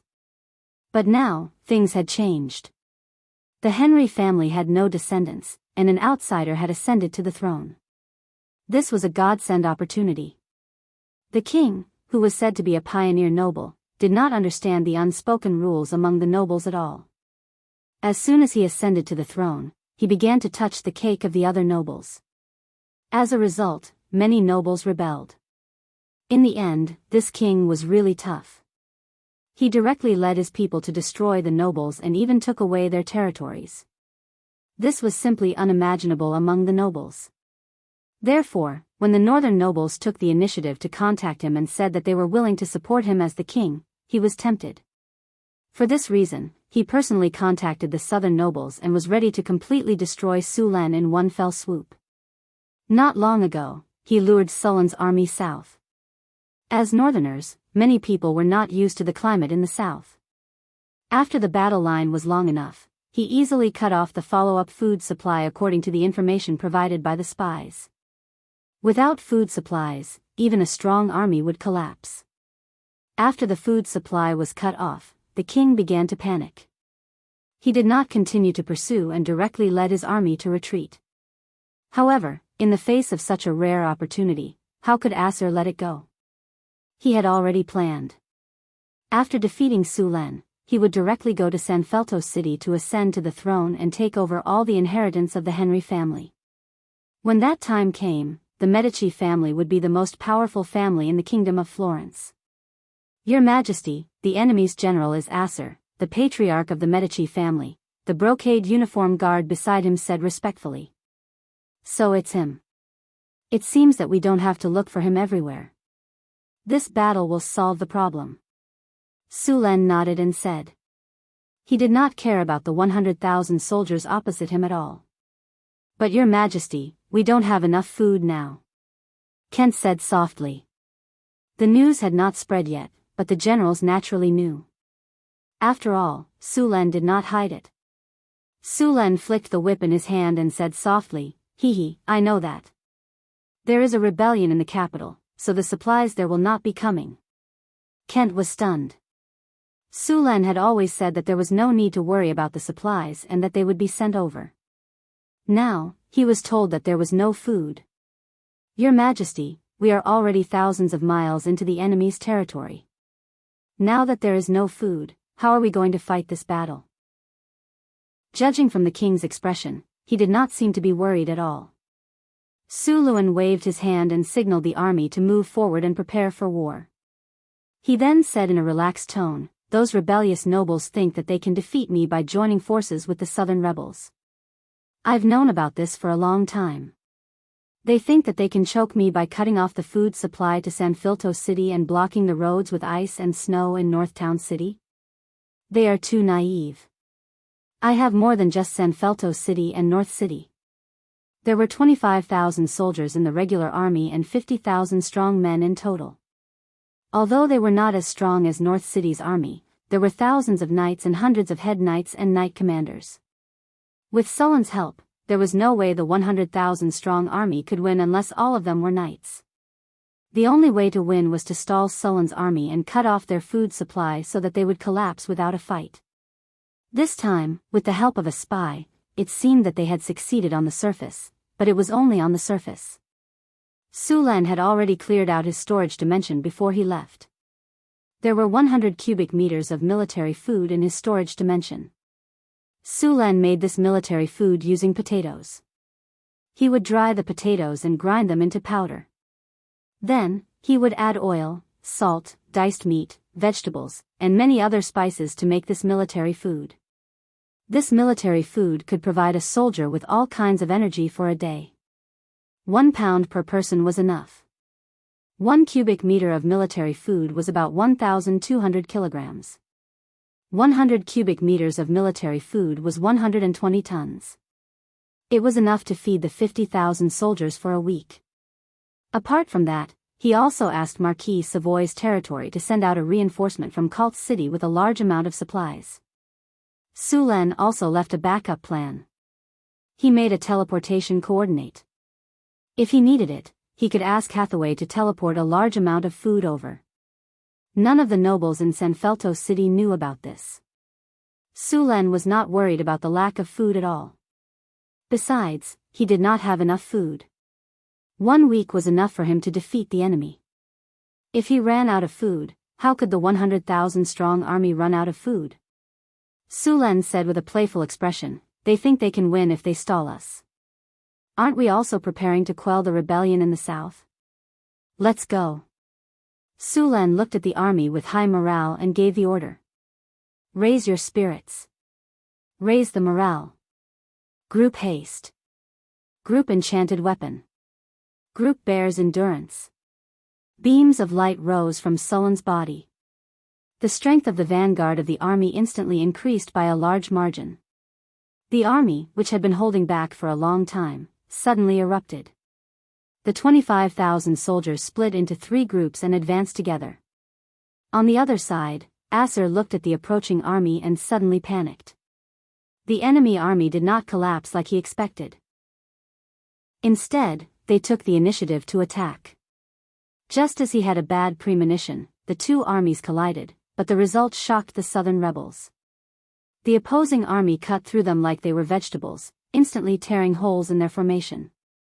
In order to prepare for this battle, Su Len purposely let the elite soldiers of North Town take the lead. These soldiers were at least Grand Knights. They were wearing excellent armor and holding sharp blades. After being buffed with spells, they were like little superhumans. Against the rebels, who were at most novice knights, it was like a tiger among a flock of sheep. They easily saw through the enemy's formation. The army behind them swarmed forward. The rebels in the south were forced to retreat. In less than 10 minutes, the vanguard began to collapse. When Su Len saw this, he did not want to miss this opportunity. He immediately ordered the army to press forward. The long period of peace had weakened the rebels in the south. Even though they had been trained and reorganized, they were still weaker than the northern army, not to mention the elites of North Town City. The army continued to drive the defeated rebels forward. Acer, who lacked battle experience and wisdom, wanted to drive the defeated rebels forward. However, as soon as the order was given, the army behind the rebels was also scattered. Seeing this, Su Len knew that the result of this battle was already decided. In the wilderness, the rebels were running everywhere. Out of 100,000 soldiers, only 5,000 of them were defeated. In the end, it led to a complete collapse. Su Len was shocked that the rebels in the south were defeated so easily. Chapter 472. Su Luen was surprised by the extent of the corruption of the southern nobles. They dared to rebel at such a level. Of the 100,000 soldiers, only 7 or 8,000 were killed, and the rest fled in defeat. At this time, the battlefield was in chaos. Scattered soldiers were everywhere. Under the leadership of the northern citadel's elites, the army chased the scattered soldiers away like ducks. Su Len was experienced in battle. He commanded the army to attack the weak points of the southern rebel army. Most of the time, people had the misconception that the commander of the southern rebel army, Acer, was one of them. He had never led a large army in battle, and it was already very good that he could lead 100,000 soldiers. But when the battle really started, he would make stupid moves and fall into a dilemma. The difference between a famous general and a normal general was that they could create opportunities, seize the enemy's weakness, and concentrate their forces to attack the enemy's weak points. Apart from a small number of truly talented generals, the vast majority of famous generals relied on accumulated experience to improve their judgment. When it came to experience, no one on the battlefield was more experienced than Su Len. After the front line was defeated, Su Len saw the weakness of the southern rebel army. As the commander, Acer panicked. He gave a dozen orders in a row, and the result was that the army became even more chaotic. Seeing this situation, Su Luen directly sent the cavalry to take the opportunity to rush forward. The waves of attacks came one after another and completely defeated the southern rebels.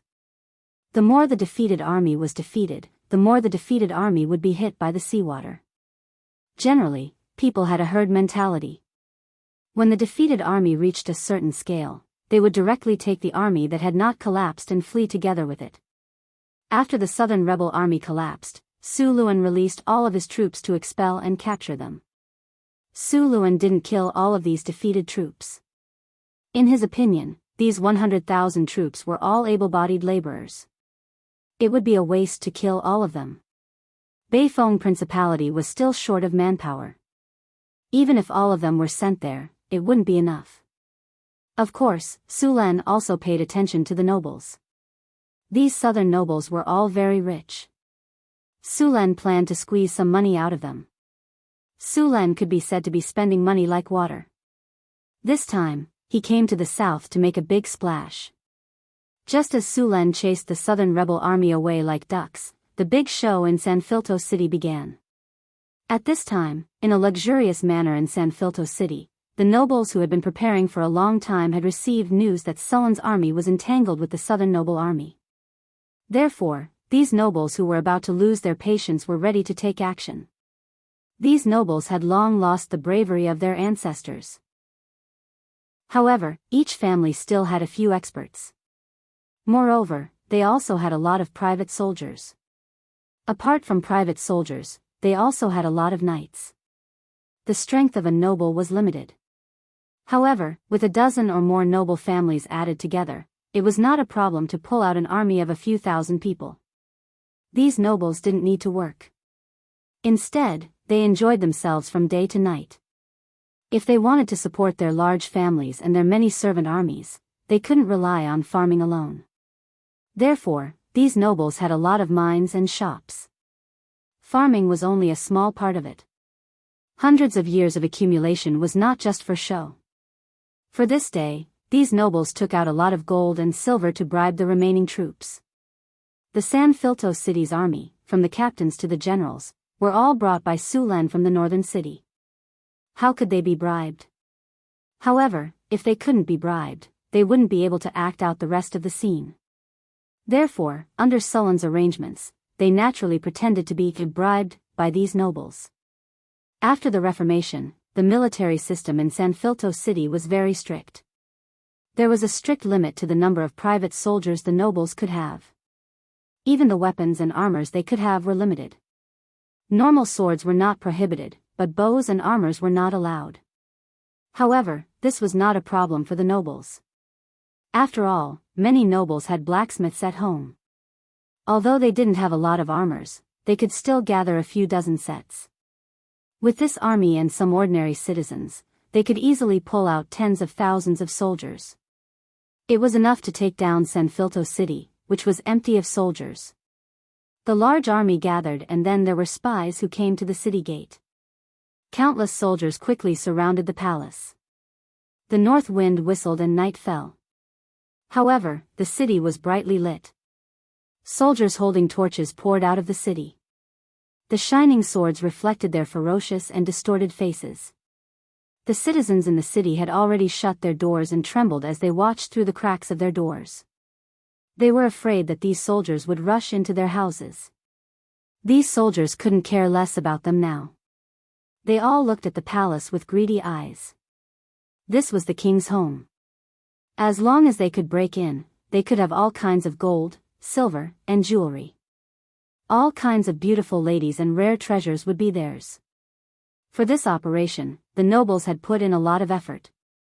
Not only did they take out a lot of gold and silver, but they also sent out their powerful subordinates. They were very clear about the strength of Sulan's army. Without powerful knights, it was almost impossible to break in. With a command, the impatient soldiers rushed forward excitedly and tried to take over the palace by force. The flames flickered and the sounds of fighting shook the sky. The entire city fell into a chaotic battle at this moment. Many of the nobles who had participated in the operation were excited beyond words.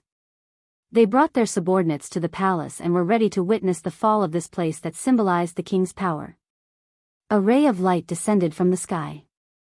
Then a light blue energy barrier rose in the palace. It was like an inverted jade bowl, enveloping the entire palace. Seeing this scene, the nobles suddenly felt a sense of unease.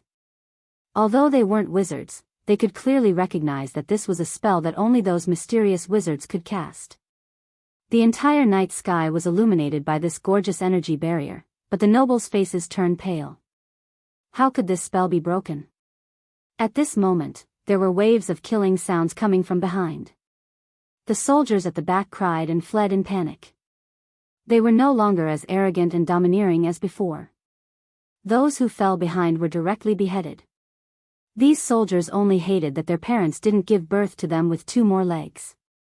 At the same time, the palace gates suddenly opened. Groups of soldiers rushed out of the palace. There were barbarians, dwarves, and even half-elves. Although there weren't many of them, they directly crushed the army outside.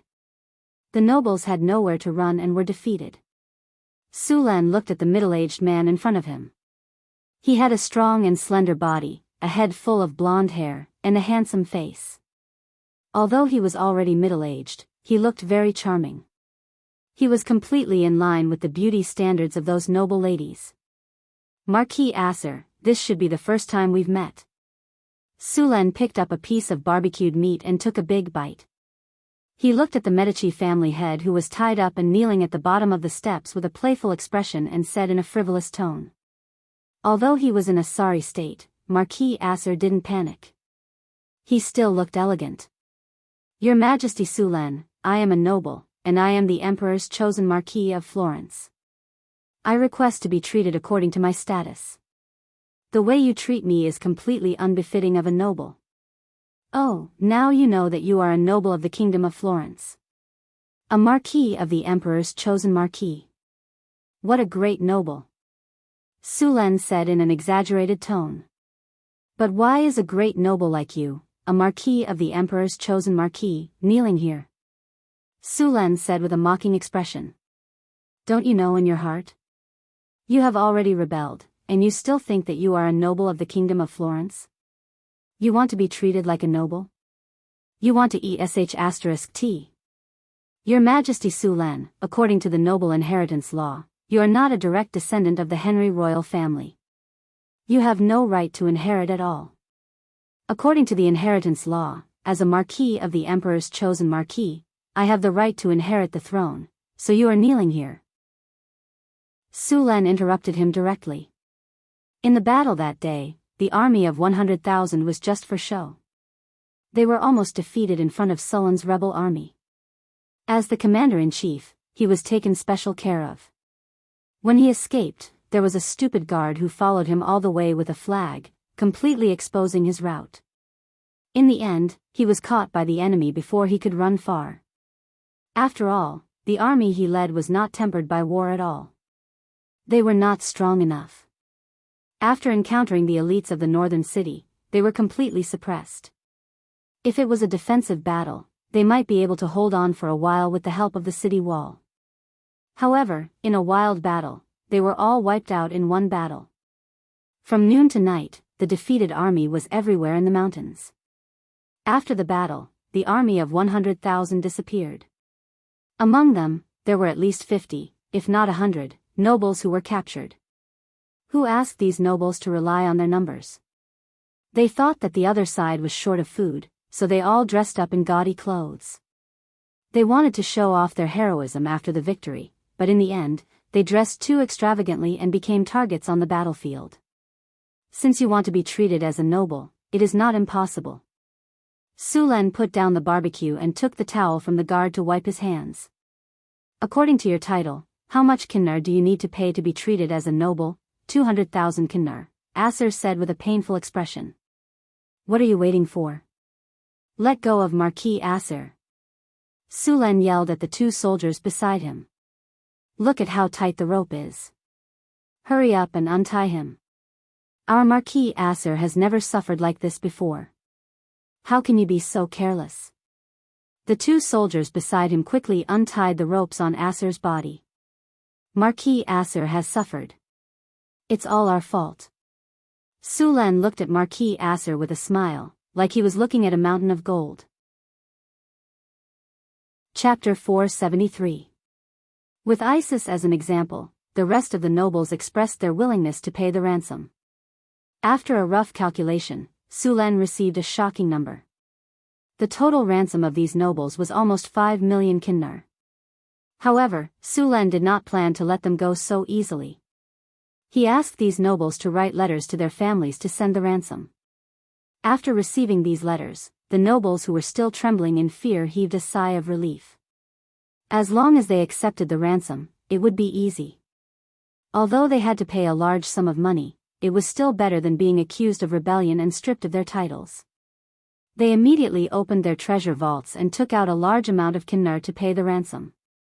Soon, Sulen's camp received a shocking amount of kinnar. After receiving the ransom, Su Len did not immediately release the nobles. He did not plan to let these rebels go so easily. Moreover, these fertile lands in the south were too cheap for them. It was better for him to take control of them. Therefore, after the nobles paid the ransom and let their guard down, Sulen's army quietly spread out to the surrounding cities and attacked at the agreed time. The soldiers suffered heavy losses.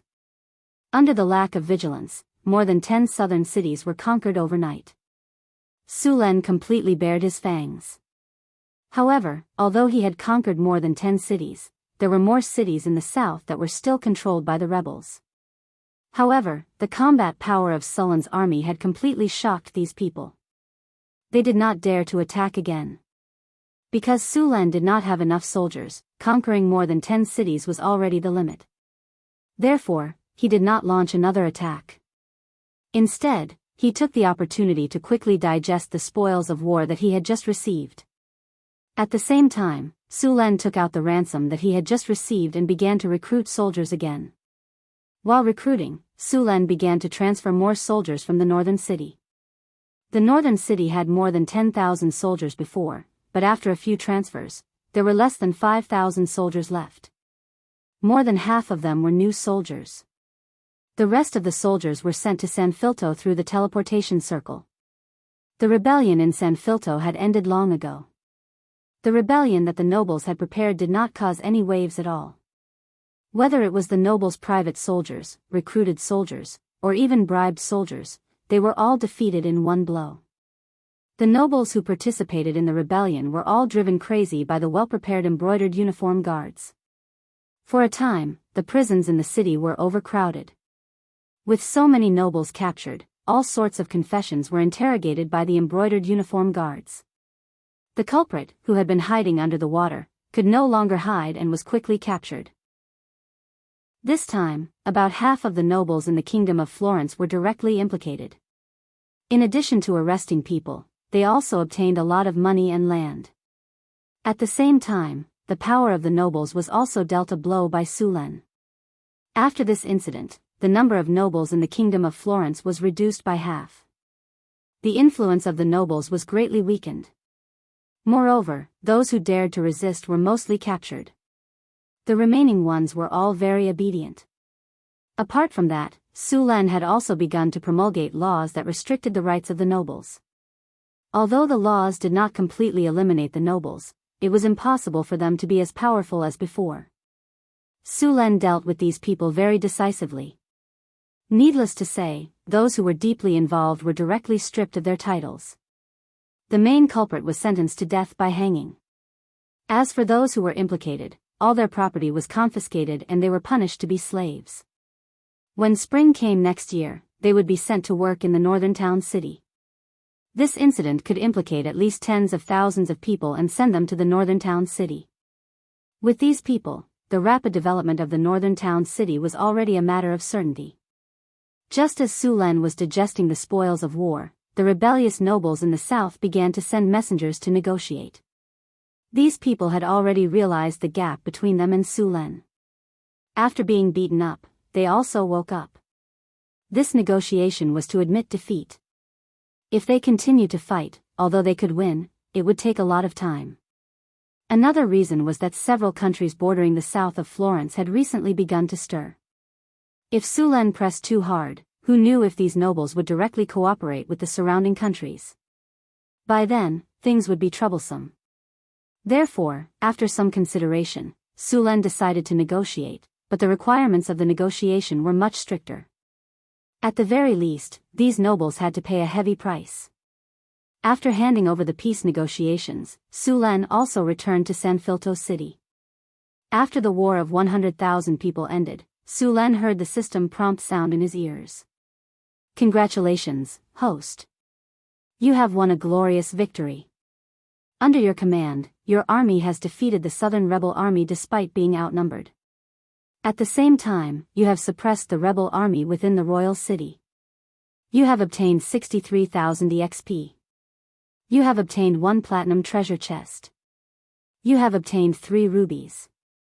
Battle ended, January 1689 of the new moon calendar. In the kingdom of Florence, the nobles in the capital who were dissatisfied with you colluded with the nobles in the south and started a great rebellion. You and your army fought calmly and successfully crushed the enemy's scheme. You have also defeated the rebels in the south in the field, obtaining victory in the entire battle and forcing the other nobles in the south to submit to you. Your name has started to spread in the surrounding countries. Prestige plus 15. Hearing the notifications of his attributes, Su Len opened up his storage space. This time around, he had only received a platinum treasure chest and a few magic gemstones. His gains could only be said to be better than nothing. However, the enemies this time around were not strong enough. They did not even have a single legend, and the strongest were merely conferred knights and knight commanders. The 60,000 experience points were only given due to the fact that there were enough enemies this time around. Fang Xingjian casually opened the platinum treasure chest, and a series of beautiful special effects flashed by. The system's cold voice rang out in his ears. Congratulations, host. You have opened the platinum treasure chest. You have received the item Demonized Oak Tree Seed. A strange seed appeared before his eyes. Su Len picked it up. This seed was about the size of a walnut and was silvery white in color. There were some strange patterns on the surface of the seed, and it looked very beautiful. With one look, Fang Xingjian could tell that this seed was no ordinary item. Demonized Oak Tree, Plant. This is a strange seed that requires a special environment in order for it to take root and germinate. After that, it will grow and become a demonized oak tree. The demonized oak tree possesses mysterious powers. Host, please explore on your own. Explore on my own? What the heck? Su Luan looked back and forth at the silver white seed in front of him, which was surrounded by a layer of strange power, protecting the seed from harm. The result of the system's identification was also vague. Su Len was also curious about this seed. However, there was nothing he could do about it now. If he wanted to plant this seed, he would need to find a suitable place. Ordinary places would not allow it to germinate. Su Len gave it some thought and kept the seed. He planned to send the seed to the secret realm to test it out after returning to northern Garrison City. After staying in Sanfilto City for 2 days, Su Len brought Phyllis along to have a deep and simple conversation. After that, he went to northern Garrison City in a carefree mood. The biggest harvest this time, other than a dozen cities, was a large amount of kinnar. This time, Su Len obtained a total of 10 million kinnar. With so many kinnar, it greatly alleviated northern Garrison City's financial problems. Moreover, Su Len was also preparing to continue building the miracle building. Last time, he obtained the Qilin horn. He already had the blueprint for the Qilin pavilion. However, he did not have enough funds at that time. Now that he had the funds, he could buy all kinds of materials. Therefore, the Qilin pavilion could also be built. The location that Su Len chose for the Qilin pavilion was near the military camp. The terrain here was broad. After confirming the location, Northern Garrison City's huge construction team immediately began to work. All kinds of materials and building materials were continuously transported over. After that, construction began under Sullen's command. The Qilin pavilion did not occupy a large area. However, the attic's shape was grand and imposing. It used a large amount of high-quality wood. This was a 3-story brick attic. The attic was richly ornamented. On top of it, there were many carvings of rare beasts. Fortunately, Northern Garrison City's craftsmen were all experienced masters. Otherwise, this kind of attic might not be able to be completed. After handing over the blueprint to the construction leader, Su Len left the construction site. He brought the demonized oak tree seed to Northern Wind Pagoda. Su Len went straight to the astrology platform in the pagoda. When he arrived at the astrology platform, Hathaway was reclining on a reclining chair and flipping through a magic book. After seeing Su Len arrive, her face revealed a trace of joy. However, it quickly disappeared. "How come you have time to come here today?" Hathaway put down the book and raised her head to take a look at him. The corner of her mouth revealed a trace of a tranquil smile. Her eyes moved and her rosy cherry lips lightly opened. Su Len shrugged his shoulders and very casually sat on the reclining chair. Hathaway's beautiful big eyes rolled her eyes at him. After that, she leaned her body to the side and made some space for him. Su Len comfortably leaned against her and sat down. Although the chaise lounge was rather spacious, it was still a bit crowded when two people sat on it. A burst of male scent assaulted her face. Although she was already very familiar with it, Hathaway's face still flashed with a trace of blush. Su Len sniffed the faint delicate fragrance that came from the tip of his nose. He felt the astonishing elasticity and softness of her body. Hathaway's body carried a delicate fragrance. Her soft long hair casually draped down. Her white as jade-like skin was as delicate as a baby's. As if sensing Su Len's gaze, some small goosebumps slowly appeared on Hathaway's arms. After a while, Su Len withdrew his gaze. Then, he took out an exquisite box and lowered it in front of Hathaway. "I obtained a strange seed this time. Take a look and see if it's useful," Su Len said close to Hathaway's ear. He opened the box and revealed the silver seed inside. His scorching breath blew on the side of her face and earrings. Hathaway's white as jade-like skin also slowly rose a little bit. Su Len stared at the woman with astonishing attractiveness and seduction in front of him. A mischievous smile appeared on his face. Chapter 474. A silver ray of light shone and appeared. The silver enchanted seed reflected a beautiful light. Even the most knowledgeable witches were attracted by this strange seed. "What kind of seed is this?" Hathaway reached out and picked up the seed. "It is said to be the seed of an enchanted oak tree." Su Len stretched his body, raised his arm, and dropped it. Naturally, it went through Hathaway's back and reached her waist. Hathaway's body trembled slightly, but she did not reject it. She continued to look down at the seed. Su Len wrapped his arm around Hathaway's slender waist and pulled her tall body into his arms.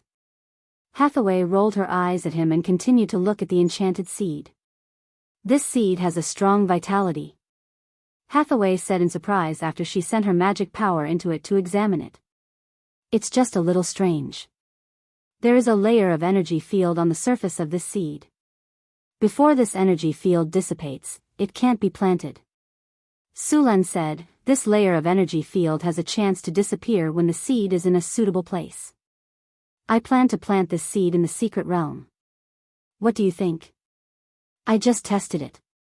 This seed is not dangerous. As long as we are careful, there won't be any big problems. But I suggest that we isolate it first." Hathaway's cheeks were flushed. Su Len's warm palm slowly climbed up like a snake. His fingertips brushed across Hathaway's smooth and soft skin. He could feel the temperature of Hathaway's body rising, and the delicate fragrance of her body was getting stronger. At the same time, he inadvertently licked her small and cute earlobe. Phew. Hathaway's breathing was obviously a little faster, and her eyes seemed to become like a pool of spring water at this moment. Although her eyes fell on the silver seed in her hand, she seemed to be absent-minded. Su Len's palm slid upward. His fingers crossed the plane and soon began to climb the peak. Hathaway felt her body getting hotter and hotter, and her breathing became faster. At this moment, Hathaway's breathing suddenly stopped. Su Len's palm was holding a soft peach. The touch was smoother than silk and as gentle as jade. He loved it so much that he could not put it down. The steering wheel was kneaded into various shapes. Su Len used his arm to directly carry Hathaway's light body. Then, he walked into a room at the side. Soon, a burst of sobbing sounds floated out from the astrology platform. Sullen's purple lightning thunder dragon spear swept through thousands of troops with unparalleled penetrative power. Hathaway's protective shield collapsed under this kind of attack. However, facing Sullen's rapid advance, Hathaway did not give up resisting. She also began to resist with the wizard's hand. However, how could it withstand the giant tongue whip? Su Len brought out his specialty, the seven snakes coiling spear. He quickly charged 3 times without any cooldown time, and then violently attacked with the Overlord's spear rush. Even legendary spellcasters were beaten to a pulp. After activating their ultimate move, they were invincible. Then, it was an earth-shattering battle of tens of thousands of words. In the end, Su Len won a complete victory. Early the next morning, Su Len brought Hathaway back to the secret realm. The secret realm was still full of flowers, and there were no changes due to the wind and snow outside. Groups of winged ones were busy in the flower field not far away. On the other side, a few clay golems were working. The whole secret realm was full of vitality. The secret realm produced a lot of magic materials every month. However, because of the lack of manpower, there were still many places in the secret realm that had not been repaired. Many of the planting areas were still barren. The operation of a secret realm required a lot of manpower. The work in the secret realm was dangerous. Without a certain level of strength, it was impossible to do it. At the same time, some magic knowledge and the ability to cast spells were needed. With Sullen's current foundation, he could not do it. Su Len and Hathaway came to the control center of the secret realm. He asked Tower Spirit Number 1 to display a 3-dimensional map of the entire secret realm. He was going to mark out a piece of land in the secret realm and use it to plant the enchanted oak. With the help of Tower Spirit Number 1, Su Len quickly chose a place. The area of the land was neither big nor small. It was about 1,000 square meters. The surrounding area had been isolated by a spatial isolation circle. At the same time, there was an energy channel connected to the elemental pool to provide enough energy. Su Len deliberately built a small pool here. The water in it was the energy water that was drawn from the elemental pool. After the planting environment was ready, Su Len took out the silver seed. After injecting energy into the seed, he put the seed in the pool. After the seed entered the spring water, the strange energy field that shrouded the seed quickly dissipated. Then, to Su Luan's surprise, the seed that had just sprouted grew uncontrollably. The seed buds broke out of the soil and grew rapidly. In the blink of an eye, it became a small sapling. Then, the elemental water in the pool was consumed at a speed visible to the naked eye. In just a few seconds, the elemental water in the pool was exhausted. Seeing this, Su Len immediately ordered Tower Spirit Number 1 to open the energy channel. Soon, the blue elemental water poured into the pool. With the influx of elemental water, the sapling grew rapidly again. In just a few minutes, the sapling grew into a tree more than 10 meters tall. At this time, the growth of the oak tree finally began to slow down. However, even though it had slowed down a little, its growth rate was still dozens of times faster than its normal growth rate. In the next few days, with the energy supply from the elemental pool, the oak finally grew to about 20 meters tall. Its branches and leaves were lush and green. A strange energy appeared around the demonized oak tree. This energy was somewhat different from mana. It was gentler and purer, with a natural aura. This aura made people feel very comfortable. Although it had grown to more than 20 meters, the oak was still not mature. However, its growth rate had returned to normal. It could only grow slowly. This is a nature oak. Hathaway looked at the tree in front of her in surprise. Nature oak? What's that?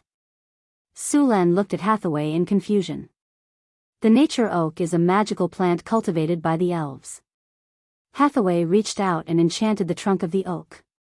She continued, "You should have heard of the legend of the Tree of Life or the World Tree, right?" "Of course I have.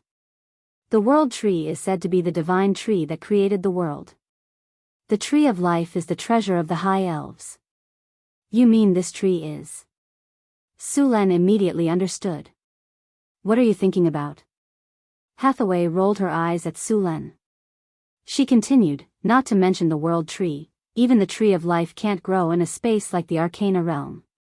The world tree is a divine object that only exists in legends. No one has ever seen it before. Legend has it that the tree of life grows in the ancestral land of the elves. Other than a few gold elves among the high elves, no other elves can get close to it, let alone us. The world tree was said to have been destroyed during the War of the Gods. It was cut down by the gods, leaving only some withered branches and leaves, which were taken away by some people. The tree of life was very precious. The high elves had always wanted to plant one, but they had never succeeded. Later, the high elves began to use the branches of the tree of life and other trees to cultivate. It was said that some of the branches of the world tree were also used. This method of cultivation eventually succeeded, but it also failed. The newly cultivated plants were not as powerful as the elves had expected. Although they inherited a part of it, they were severely weakened in all aspects. The nature oak could change the surrounding environment and make it more habitable. At the same time, it could purify corrosion and increase the concentration of natural energy. Although it was not as good as the tree of life, many elven villages would plant one. Elven villages would also be built around nature oaks. During the Elven Empire, every elven village would have a nature oak. After the Elven Empire collapsed, many nature oaks were cut down and burned. Although the nature oak was not as powerful as the world tree, it still inherited some of the world tree's abilities. For example, it could form a nature domain around itself. Casting nature spells or druid spells here would be enhanced. Su Len did not expect this seed to be a nature oak. Since the Elven Empire was destroyed, many nature oaks were destroyed. This plant was very precious among the elves. Now, there was one growing in the Arcana realm. Nature oak. Legend has it that the branches of the world tree and the tree of life were used to cultivate an advanced plant. It was widely planted throughout the continent during the Elven Empire. It has the effect of purifying the environment and improving nature. Energy purification plus 35, nature force plus 33, nature domain plus 10, health growth plus 18, bloodline evolution plus 6, only applicable to nature elemental creatures, environment compatibility plus 33. Su Len was a bit surprised after seeing the nature oak's attributes. This kind of nature oak could promote bloodline evolution. No wonder the elves planted it in every village. At the beginning, the ancient elves' bloodline was the same as the dragons, which was the golden bloodline. However, as time passed, their bloodline began to deteriorate. For example, the normal elves' bloodline had already deteriorated to bronze, which was not much different from a human's bloodline. However, with this nature oak, their bloodline would slowly improve. Although it would be difficult to evolve, at least it would not continue to deteriorate. This was very important to the elves. However, this bloodline evolution was only limited to nature elemental creatures. In the northern city, only the half-elves and Pegasi met this requirement. Chapter 475. Bloodline evolution was a rare ability. The nature oak's ability was only effective on elves and half-elves. It had limited effect on Su Len. As for letting the half-elves live here, Su Len planned to use it as a reward. Only the half-elves who had made great contributions could live here. With this nature oak, the half-elves' loyalty to Su Len would increase again. Su Len believed that the half-elves would work hard for a long time. As the nature breath on the oak spread, Su Len and Hathaway felt some changes in their bodies. Although Su Len had successfully merged with the divinity after absorbing it last time, the pollution in the divinity was not completely removed. The divinity of the brain hunter contained a large amount of evil, madness, lust, violence, and destruction. It could easily interfere with one's mind. After Sullen's methods, most of these negative energies had been removed. According to the original speed, it would take at least half a month to remove all the pollution. But just now, all the pollution in his body had been cleansed. Feeling the changes in his body, Sullen's eyes flashed with joy. The nature oak could actually cleanse the pollution in his body. This was great news for Su Len. With the purification effect of the nature oak, he could continue to extract the remaining divinity of the brain hunter. This purification effect was not only effective on Su Len, but also on Hathaway. As a wizard, Hathaway had taken many potions. Some of these potions were used to heal injuries, while others were used to increase strength. Normal potions had side effects, not to mention this kind of potion. Although the side effects had been reduced to a very low level after Hathaway's treatment, there were still a lot of side effects accumulated in her body over the years. This kind of poison caused the energy in her body to not be pure enough. Basically, all wizards had this problem.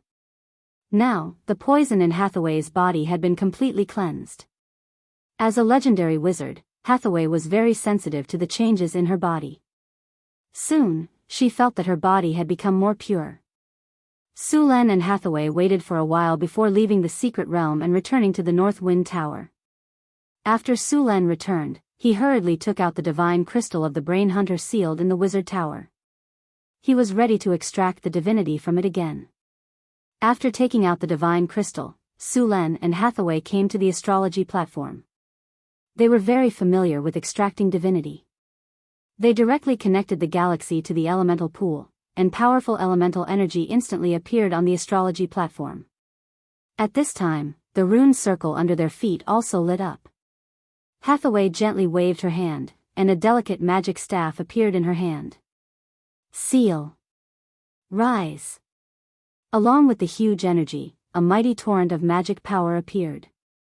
Hathaway's figure was lifted into the air by this power, and a silver chain quickly formed. At this time, Su Len also took out the divine crystal. With a light flick of his finger, the divine crystal fell into the seal. Hathaway nodded at Su Len. Su Len took a deep breath and stood on another rune circle.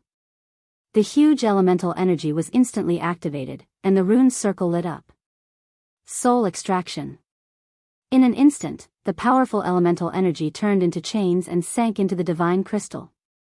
Then, a huge energy burst out.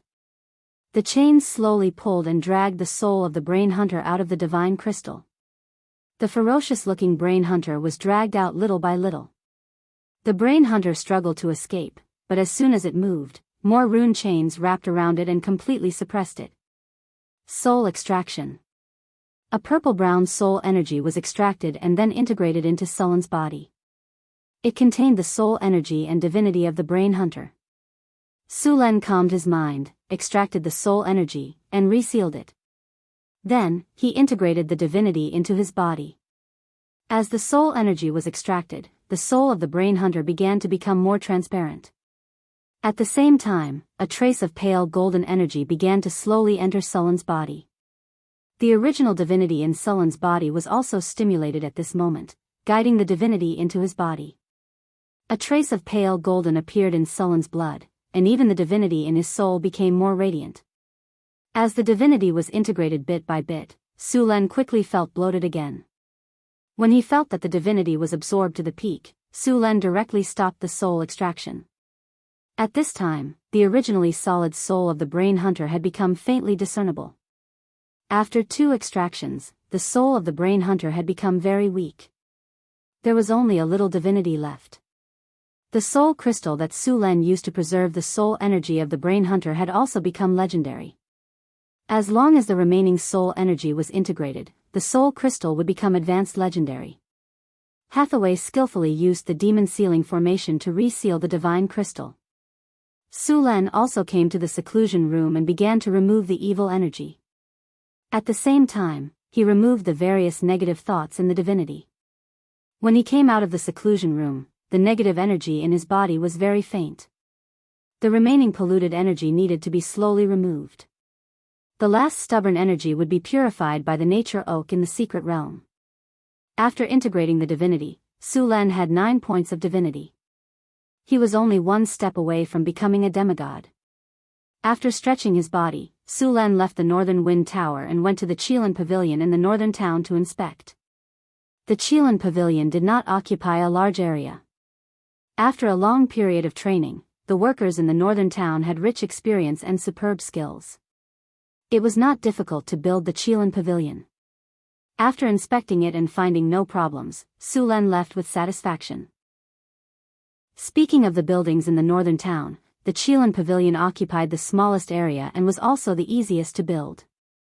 According to the progress of the project, it would be completed in about a week. After inspecting the city, Su Len returned to the palace. During this period of time, there were many things to do. The rebels in the south were still negotiating, and the rebels in the northern town of Cold Wind were finally coming to an end. Originally, after the rebels lost 5 high-grade wizards, the Marquis of Savoy had broken through the pass. However, at this time, snow had started to fall in the northern town. It was very difficult to move again in such weather. As a result, the time was delayed for a while, and finally, Coldwind City was completely taken care of. Alex and Karina also returned to Northgard City after completing their quests. After resting in the northern town for 2 days, Su Len decided to build an obsidian workshop. The production of obsidian required magma, which was very common in areas with frequent volcanoes. However, there were no volcanoes in the northern town. After thinking for a while, he decided to go to the fire elemental plane to capture 2 magma elementals. The temperature in the fire elemental plane was very high. Ordinary people could not survive for more than a minute. The temperature in the fire elemental plane was the lowest. Many things were needed to survive in such a harsh environment. After hearing that Su Len wanted to go to the fire elemental plane, Hathaway spent a lot of time and elves to make a high-grade fire-resistant ring. Interplanar travel was not easy. Su Len was only a high-grade wizard, so he could not travel between planes. However, Hathaway was already a legendary wizard. With Hathaway's power, he could also travel between planes. The environment in the fire elemental plane was very harsh. It was very dangerous for anyone below the legendary rank to enter, so this time only Su Len went. Hathaway made an interplanar teleportation circle in the astrology station to connect to the fire elemental plane. Through this planar teleportation array, Su Luen could be teleported to the fire elemental plane. At the same time, this planar teleportation array had a time limit. The return coordinates had been set at the same time as the teleportation array. As long as the time was up or Su Luen wanted to return, he could directly activate the spatial coordinates left on him and be teleported back by the planar teleportation array. After a few days, all the preparations were done. Hathaway and Su Len came to the astrology station, where the interplanar teleportation circle was ready. Su Len took a deep breath, stood in the center of the teleportation circle, and nodded to Hathaway. Hathaway took out her magic staff and gently tapped it on the ground. A powerful elemental energy instantly poured into the teleportation circle through the energy channel. The powerful energy tore the space apart, and a portal appeared in front of them.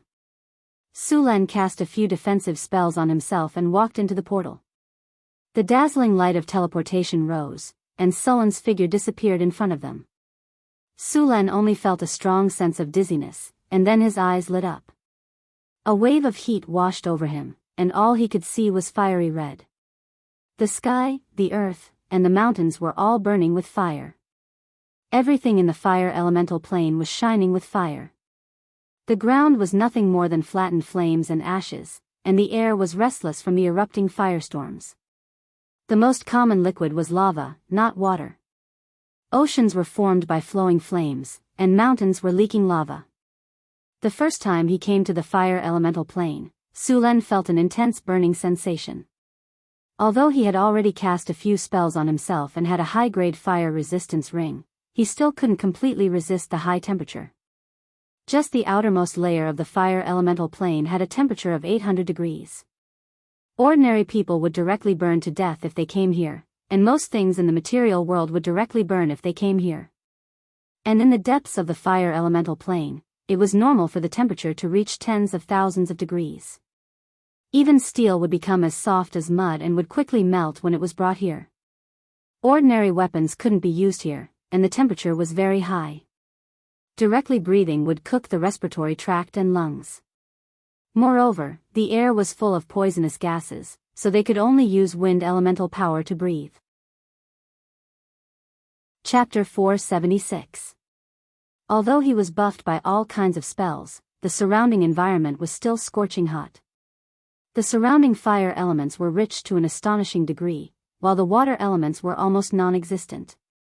In such an environment, using fire elemental spells would yield twice the result with half the effort, but using water elemental spells would consume several times more mana, and their power would also weaken. Just as Sulen arrived in this world, a few fire elementals roaming in the surroundings rushed towards Sulen. Fire elementals were the most irascible of the four elements, and these low-level fire elementals were simple-minded and filled with the desire to destroy. Their only purpose was to set everything on fire. Seeing these 4 to 5 meter tall fire elementals rushing over, Sulen waved his hand and took out the storm war halberd. In the fire elemental plane, the strength of fire elementals would increase, and the most direct indication was their size. In a material plane, these low-level fire elementals were around 2 meters tall, but in this place, they were generally around 4 meters tall. The storm war halberd was covered in lightning, leaving behind afterimages as it instantly hit the cores of the surrounding fire elementals. The fire elementals let out howls of grief as they directly dissipated. A few fire elemental crystals fell down, and Sulen caught them. The drop rate of elemental crystals here was much higher than in the material plane. The fire elemental plane didn't only have elemental lifeforms, there were also a large number of foreign lifeforms living here, such as fire lizards, fire dwarves, fire crows, and so on. The most powerful among them were the fire deities. The fire deities had built a huge city here, the Brass City. This city floated above a sea of fire, and not only did the fire deities live in this city, but there were also a large number of slaves. Escaping here was basically impossible, because only the magic of the fire deities could protect these slaves from being harmed by the flames. In the fire elemental plane, the continent floated above the lava, and large and small fire deity villages could be seen everywhere on the sea of lava. Moreover, there were also gods living in this plane. The fire elemental god and the fire god both lived here. One of them was located in the hottest place of the fire elemental plane, while the other lived in the Coke Temple. The common languages of this world were the fire elemental plane, the common language, and the inferno language. Walking in the fire elemental plane was like walking on burning flames. Most of the land was solid, but there were also some flaming swamps that were similar to asphalt and highly sticky. The most troublesome of all were the lava fountains, which appeared completely randomly. Apart from that, the fire elemental plane also had a rain of ashes. Countless burning flames would fall from the sky, and without any defensive spells, even a great night wouldn't last more than a few minutes. Other than that, there was also a volcano that could erupt at any time. Although this place was very dangerous, it was rich in all kinds of fire attribute materials. For example, elemental crystal stones, fire essence, fire copper ore, and so on could be found here. Croak. Accompanied by an unpleasant cry, a red cloud flew over from afar. Sulen took a closer look and found that the red cloud was actually a flock of fire crows. When they saw Sulen, they flew towards Sulen with burning flames. Food was scarce in the fire elemental plane. It was clear that these fire crows had taken Sulen as their prey. Quintuple lightning whip. Crackling lightning jumped out of Sulen's hands, and a whip made of lightning swept through the air. Wherever it passed, a large number of fire crows fell down like rain. These fire crows weren't very powerful, and they relied on their numbers to win. But it was clear that they had found the wrong opponent this time. The quintuple lightning whip swept through the sky, crisscrossing lightning bolts weaved into a huge electric net. All the fire crows were covered by this electric net, and it only took a few moments for the flock of fire crows to be wiped out. Fire crows didn't have any precious materials on them, so Sulen chose a few high-quality fire crows and put them in his storage space. He then didn't stay any longer and immediately left. The elemental fluctuations there would soon attract more monsters, and fire crows were considered good food for many monsters. If he stayed any longer, he would likely be entangled by those monsters. Sulen had come to look for lava elementals, so he didn't want to waste too much time here. After identifying the direction, Sulen's figure flashed and he quickly left. Rumble. A series of fireballs exploded, and Sulen's body flashed with light. He disappeared and reappeared dozens of meters away, dodging the attacks behind him. Why are there so many monsters? Su Len killed 3 fire lizards with a headache. It had only been a morning since he arrived, and Su Len had encountered dozens of waves of monsters. As soon as these monsters saw Su Len, they began to attack without saying a word. Since he came to this plane, the battle hadn't stopped. This fire elemental plane is really unfriendly. Su Len frowned. In fact, Su Len didn't know that the aura on his body that didn't belong to the fire elemental plane had attracted the interest of these monsters. This was something only high-grade wizards who had traveled through planes would know. He was a first-time traveler, and Hathaway didn't have this experience, so no one told him. Casually putting away the corpses of these fire lizards, Su Len looked at the surrounding environment. This can't go on. Although his strength was not bad, in an environment like the fire elemental plane, he had to consume energy all the time. His recovery speed couldn't keep up with the consumption. If he didn't wear the danger tungsten on his body, his situation would be even worse. An exquisite glass lantern appeared in his palm. Immediately after, a wave of energy spread out from the glass lantern. Invisibility. Sullen's figure disappeared in an instant. Vanish. Another light rose, and the footprints and smell left behind by Su Len gradually faded until they completely disappeared. After concealing his tracks, Su Len continued to move forward. As expected, after concealing his tracks, no more monsters attacked him. At the same time, he released all his senses and deliberately avoided areas with dense fire elements. Su Len didn't go to the city of brass. Although this city was a neutral city, it didn't mean that everyone was welcome. Su Len didn't have any friendship with the fire deity, so he didn't go there. After using fly, Su Len quickly flew through the sky. The sky of the fire elemental plane was not empty. Clouds of fire floated in the sky. These clouds were composed of flammable gas mixed with a large amount of poisonous gas and smoke. Sometimes, these clouds of fire would suddenly explode, and the scene was as gorgeous as a big firework. These clouds of fire were very dangerous. The temperature inside was very high, and if one accidentally entered, one would be roasted. When flying in the fire elemental plane, remember not to enter these clouds of fire, unless you want to set off fireworks. Sullen's target was the area of the fire elemental plane near the earth elemental plane. This area was an almost endless sea of magma. This area was also very dangerous. Magma flowed everywhere, and some black rocks floated on it. Magma waves could be set off at any time anywhere. This was an area with high magma activity. At the same time, it was the border of the elemental plane. The probability of encountering a legendary elemental elder was very high. In the elemental plane, the elemental elder was far more powerful than in the material plane. In the material plane, the challenge rating of an elemental elder was level 16, but in the fire elemental plane, it was level 20. Moreover, their summoning skills were not restricted in the fire elemental plane. If he had enough time, he could summon a fire elemental army. In addition to the elemental elder, there were a large number of elemental lords and demigod jinns. The lowest challenge rating of these creatures was high legend. If you encountered these creatures in the fire elemental plane, don't think too much. Turning around and running away was the best choice. The creatures in the fire elemental plane were generally very aggressive. According to the division of camps, many creatures in the fire elemental plane lean towards the evil and chaotic camp. If you encountered a demigod jinn in the fire elemental plane, up to 90% of the cases would be a fight. The friendliest elemental jinn were the jinn. They often traded with plane travelers. Of course, this friendliness was also relative. Su Len did not go too deep into the magma sea. It was very dangerous. As the border area between the fire elemental plane and the earth elemental plane, there were usually powerful elemental demigods or elemental lords guarding it. He intended to look for a few large magma elementals nearby and catch them back. In fact, the best place to catch magma elementals was in the magma plane, but this kind of subplane was not so easy to find. There were also a large number of subplanes around the 4 major elemental planes.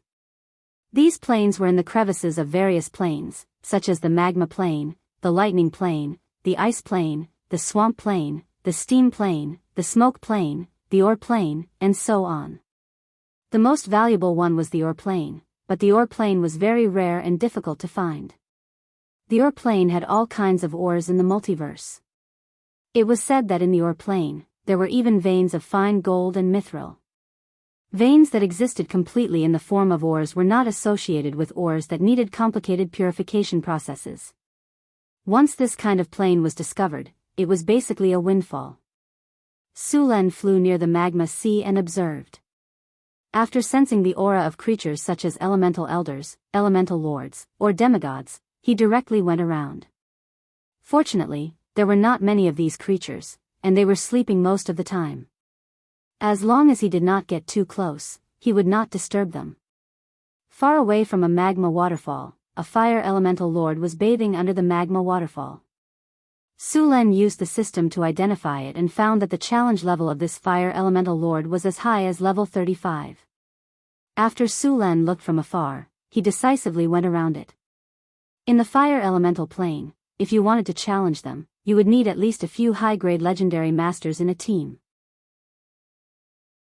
Chapter 477.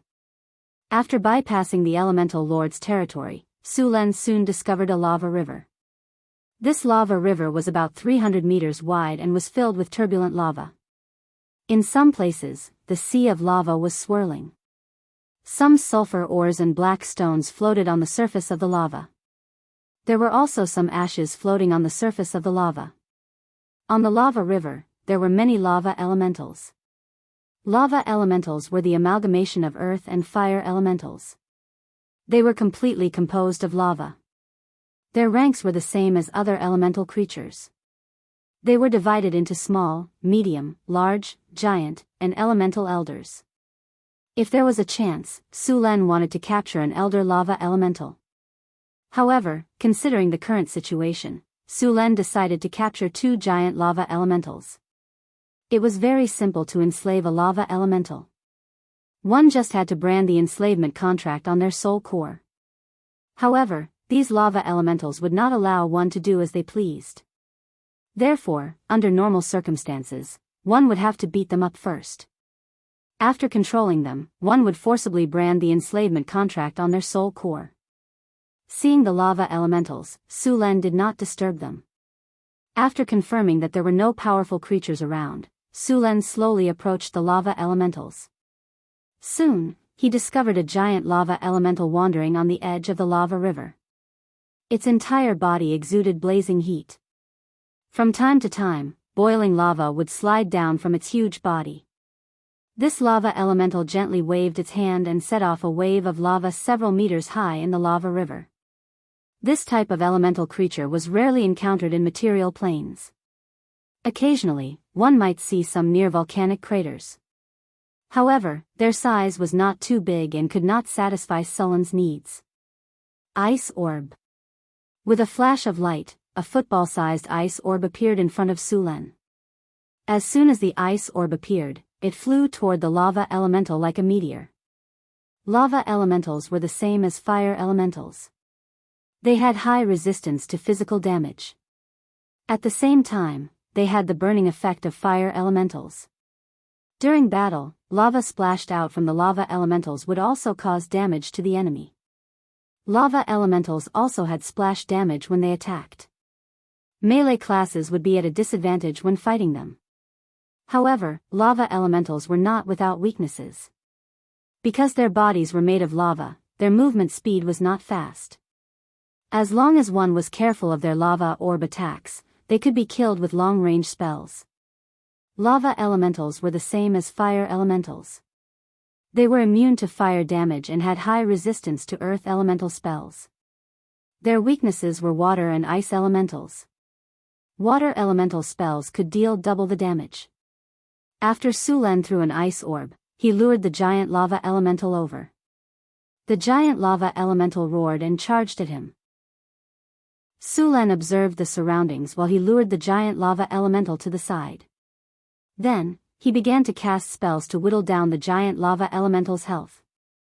After the water elemental attacked the lava elemental, some of the lava on its body would fall. At the same time, the flames on its body would weaken. Su Len needed to weaken the lava elemental as much as possible. Of course, he also had to be careful not to use too much force and kill the lava elemental. Su Len kept attacking the lava elemental. As time passed, the lava elemental's injuries became more and more serious. The lava elemental roared again and again, but there was nothing it could do. Although the lava orb attacks were powerful, they were useless if they could not hit the target. Soon, the lava elemental fell into a near-death state. Law, intimidate. With a flash of light, the lava elemental that was throwing the lava orb instantly stiffened. Sullen's figure flashed and appeared near the lava elemental. Hold monster. Then, a flash of light rose and instantly controlled the giant lava elemental. Then, a strange stone appeared in Sullen's hand. This was a contract stone made by Hathaway. Once crushed, it could cast an enslavement spell that was equivalent to a legendary wizard's. Su Len gently squeezed, and a rune instantly rushed out. The rune directly penetrated the body of the lava elemental in front of him and was branded on the core of the lava elemental's soul. As if it had sensed the danger, the lava elemental's huge body struggled a few times and then stiffened again. The entire lava elemental seemed to have fallen into a deep sleep. After a while, the lava elemental recovered and stood quietly on the spot, waiting for orders. Raise your left foot. Su Len tried to order the lava elemental. The tall lava elemental obediently raised its left foot according to Sullen's request. Raise your right foot again. Giant lava elemental? The lava elemental shook its body, but it still did not raise its right foot. Take 2 steps. The lava elemental's huge body slowly moved 2 steps and then stood aside obediently. Then, Su Len gave it a few more orders, and the lava elemental acted very seriously. Not bad, very obedient. Looking at the lava elemental in front of him, Su Len nodded with satisfaction. He then activated the teleportation coordinates on his body, and a flash of light rose. Su Len guided the teleportation light to cover the lava elemental in front of him. Then, the teleportation light flashed, and the giant lava elemental disappeared in front of him. At the same time, on the astrology platform of the North Wind Tower in the material plane, a giant lava elemental appeared in the planar teleportation circle. After successfully capturing a giant lava elemental, Su Len began to look for the next target. Soon, he found another giant lava elemental. With the previous experience, Su Len was more familiar with capturing lava elemental for the second time. After putting the giant lava elemental into a near-death state, Su Len took out a contract stone again and enslaved the lava elemental. Then, Su Len activated the teleportation coordinates and teleported the lava elemental back to the main material plane. Just as Su Len finished capturing the lava elemental and was about to take the time to collect some ashes from the fire elemental plane, a dull roar suddenly came from afar. Sullen's eyes widened instantly. Is that the roar of a giant dragon? The location of the roar was not close to Su Len. Su Len had heard the roar of a Euron before, and it was very similar to the roar just now. Giant dragons also lived in the elemental planes. Among them, a large number of gem dragons lived in the earth elemental plane. On the other hand, the giant dragons that usually appeared in the fire elemental plane were red dragons. Occasionally, metal dragons would also come here. Usually, it was brass dragons and gold dragons. Of course, metal dragons were rare. The red dragons liked this kind of environment the most. The other 2 types of giant dragons rarely entered the fire elemental plane. The giant dragons encountered in the elemental plane were a little different from the giant dragons in the outside world. Under normal circumstances, only adult giant dragons would enter the more dangerous elemental plane. All the giant dragons below the adult stage, including the more powerful young giant dragons, were not willing to enter the fire elemental plane. This was because the enemies in the elemental plane were too powerful. Many of them liked to hunt giant dragon creatures. Hearing the roar of a giant dragon here, Sullen's curiosity was instantly piqued. When he thought of the giant dragons, Su Len thought of their huge wealth. Should I go and take a look? Su Len was a little hesitant. He came this time to enslave the lava elemental and collect some rare materials at the same time. He did not have any other plans. Now that he heard the roar of a giant dragon, he wanted to see if he could get some benefits. Of course, there were still some risks. The danger level of the fire elemental plane could be described in a more exaggerated way. There were as many legends as dogs and demigods as there were demigods. Any powerful wild monster had a challenge rating of 10+. If he was unlucky and encountered an elder fire elemental, it would be a legendary battle. With Sullen's current strength, it was definitely impossible to deal with a demigod, but he was confident in dealing with ordinary legendary creatures. And even if he encountered any danger, with Hathaway's planar teleportation, he was confident that he could escape. At most, he would be a little embarrassed. If he found that it was really a giant dragon, then he might be able to make a fortune this time. There were many creatures in the fire elemental plane that could deal with adult giant dragons. Those creatures were irritable. As long as there was a little fire, they would easily fight. Let's go and take a look. If it doesn't work, we'll leave. Su Len clapped his hands and made up his mind. After thinking about it, Su Len once again cast invisibility on himself, and then flew in the direction of the sound. There were not many creatures in the elemental plane that could wrestle with a giant dragon. Fire Jin, Elder Fire Elemental, Elemental Lord, and so on. These monsters were not easy to deal with, and once he was discovered, it was very likely that they would attack him. After flying over a hill, Su Len saw a volcano not far away. After glancing around, Su Len did not see any trace of a giant dragon. Su Len looked at the volcano. His eyes moved slightly, and Su Len carefully approached the crater of the volcano. This was the most common volcano in the fire elemental plane. Scorching magma was rolling inside, and a lot of black smoke was coming out of the magma mouth. The scene inside the crater could not be seen clearly. The crater of the volcano was about 500 meters in diameter. It was a small volcano in the fire elemental plane. Su Len had seen a volcanic eruption of more than 20 kilometers here before. A large amount of magma smoke rushed into the sky. It was like the end of the world. If it was really a giant dragon in this environment, then there was no need to guess that it was a red dragon. Only red dragons would like this magma environment. Su Len came near the crater of the volcano, and then carefully entered it. Just as he went deeper, he suddenly stopped. Magic trap. A hidden magic trap appeared on the rock wall of the crater. This was an alarm array with a fire attack spell. After observing for a while, Su Len carefully removed the magic trap and continued to go deeper. Chapter 478. Bang! A black shadow suddenly hit the rock wall beside him. Lava splashed everywhere. Su Len immediately stopped and looked down. A 4-meter-tall lava elemental had been slammed hard against the rock wall. The lava elemental's body had cracked because of the powerful force. Before the lava elemental could recover, a huge black shadow instantly rushed up. Roar!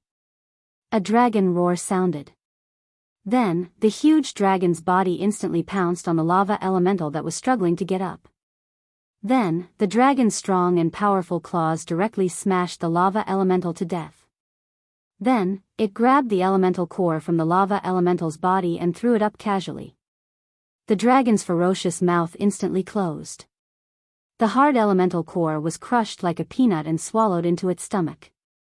After eating this elemental core, the dragon licked its mouth as if it was not satisfied.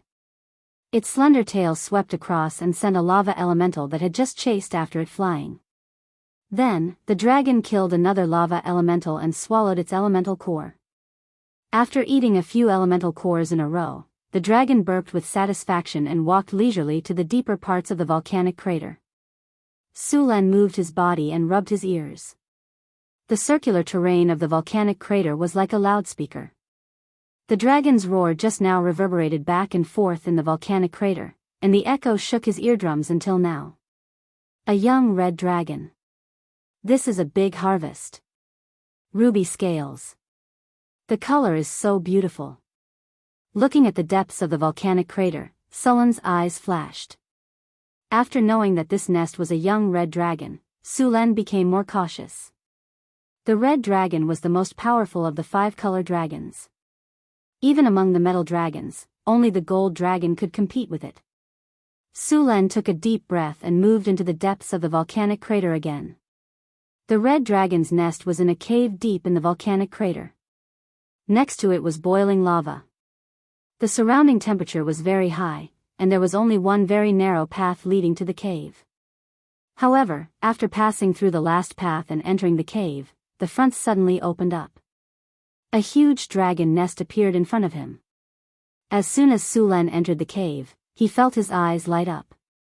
A 5-meter-tall gold hill appeared in front of him. Gold often appeared in volcanic lava. Many gold veins were formed after the lava cooled. Sulan was surprised that the red dragon had so much gold. As a young red dragon, he had more wealth than many adult dragons. It seemed that this volcano often brought out a lot of gold when it erupted. This red dragon had found a good place to live. It was already a rich dragon before it had even reached adulthood. However, now that the red dragon was full, it did not realize that it was being watched. Sulan looked at the red dragon sleeping on the gold hill. The red dragon's appearance was strong and ferocious. Its ruby-like scales had a layer of muscle outline, and there were sharp bone spurs at its joints. At this time, the red dragon was sleeping very soundly. Some transparent liquid could even be seen flowing down its ferocious jaw. As it breathed, a bubble on its nose contracted back and forth. The red dragon did not react to Sulan's arrival. Giant dragons would be less alert when they were sleeping, but as soon as they sensed danger or any movement, the sleeping giant dragon would wake up instantly. As a big boss that often appeared in various adventure stories, giant dragons were very popular. When Sulan first came to this world, he often heard some bards telling stories about knights defeating evil dragons. The story was that the evil dragon captured a princess, and the king issued a mission to ask people to save his daughter. Then, a brave knight with the help of a few companions finally defeated the evil dragon and saved the princess. There were many different versions of this story, but Sulan had always been curious. Why did the dragon capture the princess? Wasn't it supposed to rob the treasury? Even if the dragon captured the princess and threatened the king to hand over a sky-high ransom, the king would probably not agree. Therefore, the dragon capturing the princess was a completely false proposition. Wizards had done a lot of research on giant dragons, and Sulan had naturally read these books. They even introduced the fighting attributes of giant dragons at different ages, such as which age was the most dangerous, which kind of giant dragons were friendly to humans, the power of the giant dragon's breath, and so on. In the library of the North Wind Tower, there were hundreds of books about giant dragons, such as Habits of Giant Dragons, Types of Giant Dragons, Overview of Giant Dragons, The Book of Giant Dragons, and so on. The body of a giant dragon was a very precious material. Its scales could be made into armor, its bones could be made into equipment, its meat could be eaten, and its blood could be used for the dragon blood baptism ceremony or to make bloodline potions. The dragon bloodline warlock was the most popular of all warlock schools, and also one of the most powerful warlock professions. Many bards said that after bathing in the dragon's blood, one would gain great power and one's body would become as hard as iron. This saying was actually wrong. Not everyone could bear the dragon's blood.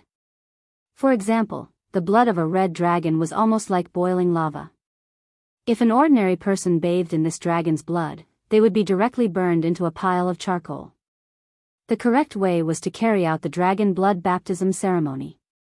After this ceremony, one could strengthen one's body, immunity, and toughness, and improve one's resistance to diseases and toxins. The dragon blood baptism ceremony could be carried out multiple times. For example, the 5-color dragon could baptize the dragon's blood of all 5 colors once, and this effect could be stacked. If the dragon blood baptism ceremony was carried out to the 5th level and above, one could also gain an additional legendary level ability, Armored Skin. Of course, very few people would do this. After all, it was not easy to slay a dragon, and doing so would arouse the hostility of giant dragons. Su Lan had also seen in some wizards' letters that some wizards had carried out the dragon blood baptism ceremony on certain parts of their body in order to gain the achievement of being as hard as iron. It was said that the effect was remarkable. The red dragon had the highest IQ among the 5 color dragons, and at the same time, it was also the strongest. However, in the statistical research conducted by the wizards, it was found that the red dragon's death rate was second only to the white dragon. The white dragon was known as the stupidest giant dragon, and its IQ was only a little higher than that of a wild beast. The main reason was that the red dragon was too arrogant.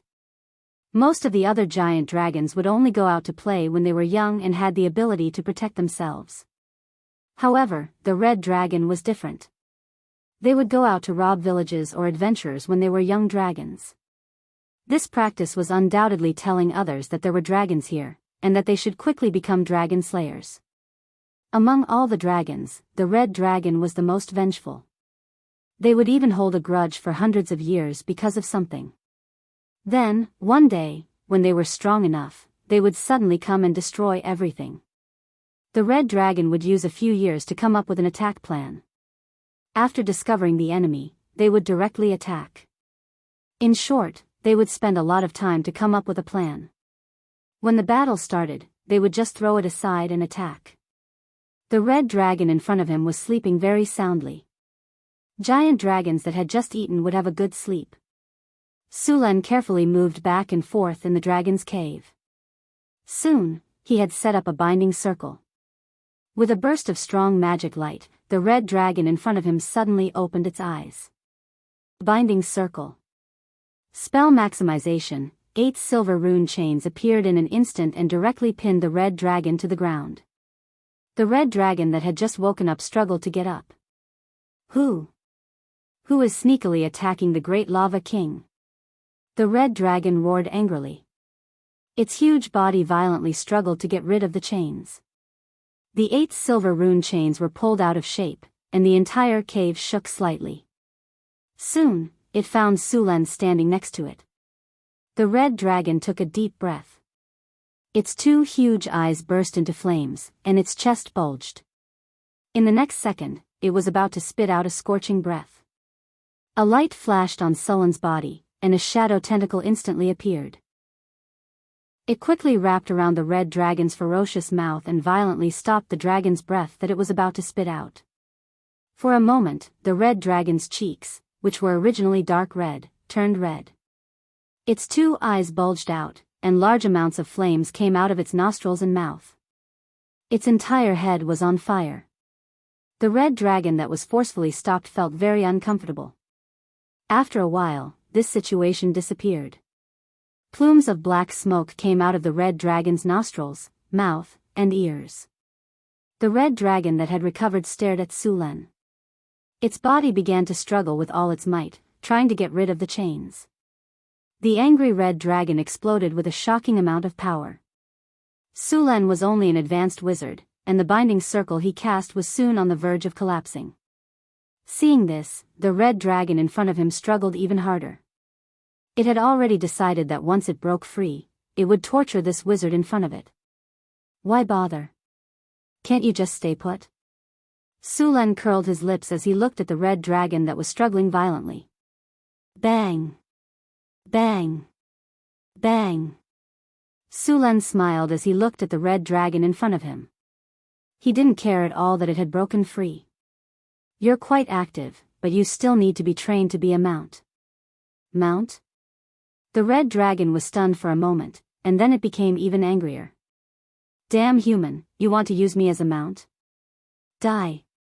The red dragon angrily pounced at Su Lan. It's really hard to convince a dragon to be a mount. Su Lan shook his head in disappointment and dodged the red dragon's attack. However, when he thought about having a cool red dragon as a mount, Su Lan decided to persuade this red dragon. He believed that as long as he was reasonable, this red dragon would agree in the end. Chapter 479. Dragon's Breath. A scorching dragon's breath came out of the red dragon's mouth. The cone-shaped flame covered a large area.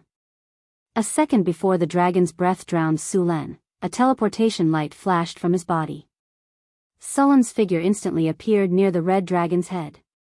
5 lightning whips.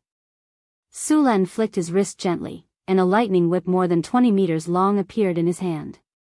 Su Len swung it forward, and the 5 lightning whips instantly restrained the red dragon. Lightning crackled continuously, and a large amount of lightning exploded, causing the red dragon to scream in agony. Damn human! I'm going to kill you! The red dragon roared angrily, and the sound seemed to shake the entire cave. Some rocks slid down from the top of the cave. Bullsh *T. Su Len curled his lips and said. Then, he swung hard, and the lightning whips appeared again. They ruthlessly whipped the red dragon's body, and the hard scales on its body were directly shattered. Su Len did not stop. The 5 lightning whips continued to whip the red dragon, and the red dragon screamed in agony. How about it? Think about it. How about becoming my mount? Sullen's hands shook gently, and a lightning whip swayed in his hand. When the red dragon saw the lightning whips, it could not help but tremble. After hearing Sullen's words, it could not help but roar, "You're dreaming.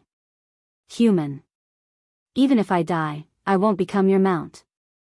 Wishful thinking. You'd better give up. How can I, the great Xianxia, be a human's mount? Unless I'm dead. Why are you so loud?" Su Len rubbed his ears and whipped it. Looks like we're on the same page. Su Len shook his head in disappointment. With a flip of his hand, a long halberd surrounded by countless lightning powers appeared. The red dragon that was dodging the lightning whips froze. Then, it was instantly bound by the 5 lightning whips and could not move. She instantly sensed the dangerous aura of the weapon, and a strong sense of crisis spread from her heart. It seemed that as long as she moved slightly, she would receive a fatal blow. The faintly discernible traces of blood on the weapon gave her a terrifying pressure. When the red dragon saw the human in front of her pick up the storm halberd and was about to attack, Xianxia panicked. Looks like there's going to be a red skull ornament on the wall in my study. Su Len said regretfully. Hearing that Su Luen was going to hang his head on the wall, the red dragon Xianxia's face changed. She suddenly said eagerly, "Stop. Stop. Human. Let's talk." The sharp halberd blade stopped below the red dragon's slender neck. The red dragon Xianxia only felt a slight chill on its neck, and the scales on its body stood up. Su Len heard Xianxia, and said of human, "Can you move that weapon away from me? It's too close. I don't feel comfortable." Xianxia said as she twisted her body uneasily. "All right, I'll fulfill your request." Su Len put the storm halberd away. "From today onwards, you're my mount. If you refuse, you can move." Su Len waved the storm halberd back and forth in the air at the red dragon. Xianxia looked at the storm halberd and did not dare to move. "Since you're not moving, I'll take it that you agree." Su Len looked at the motionless red dragon and said happily. "Look, isn't this great? We can still be on the same page. I like this kind of giant dragon who understands the situation. Isn't it just being a mount? It's not a big deal. I'll be very gentle. All right, since you've agreed, I'll let you go. There's a saying that goes, a wise dragon submits to circumstances. You should learn more about it." Su Len said as he put the storm halberd back into his storage space. Then, he took out a self-created general template from his storage space. "Go to hell." Su Len removed the lightning whip from the red dragon's body.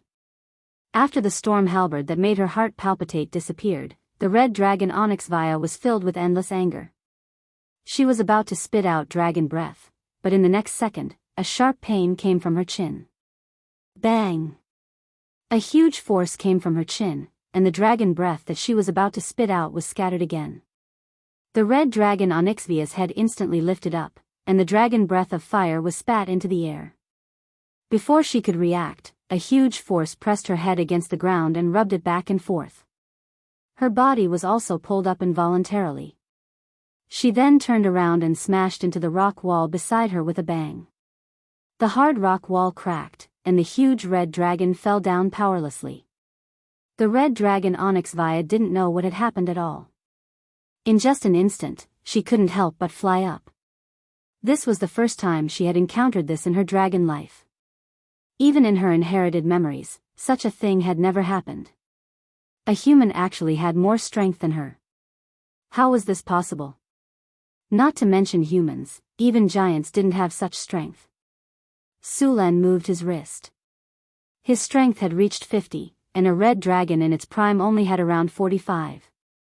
Sulan easily flung the red dragon away. After he raised his strength to 50, he hadn't encountered any creature with a higher strength than him. Young dragons don't talk about martial ethics. Sneak attack.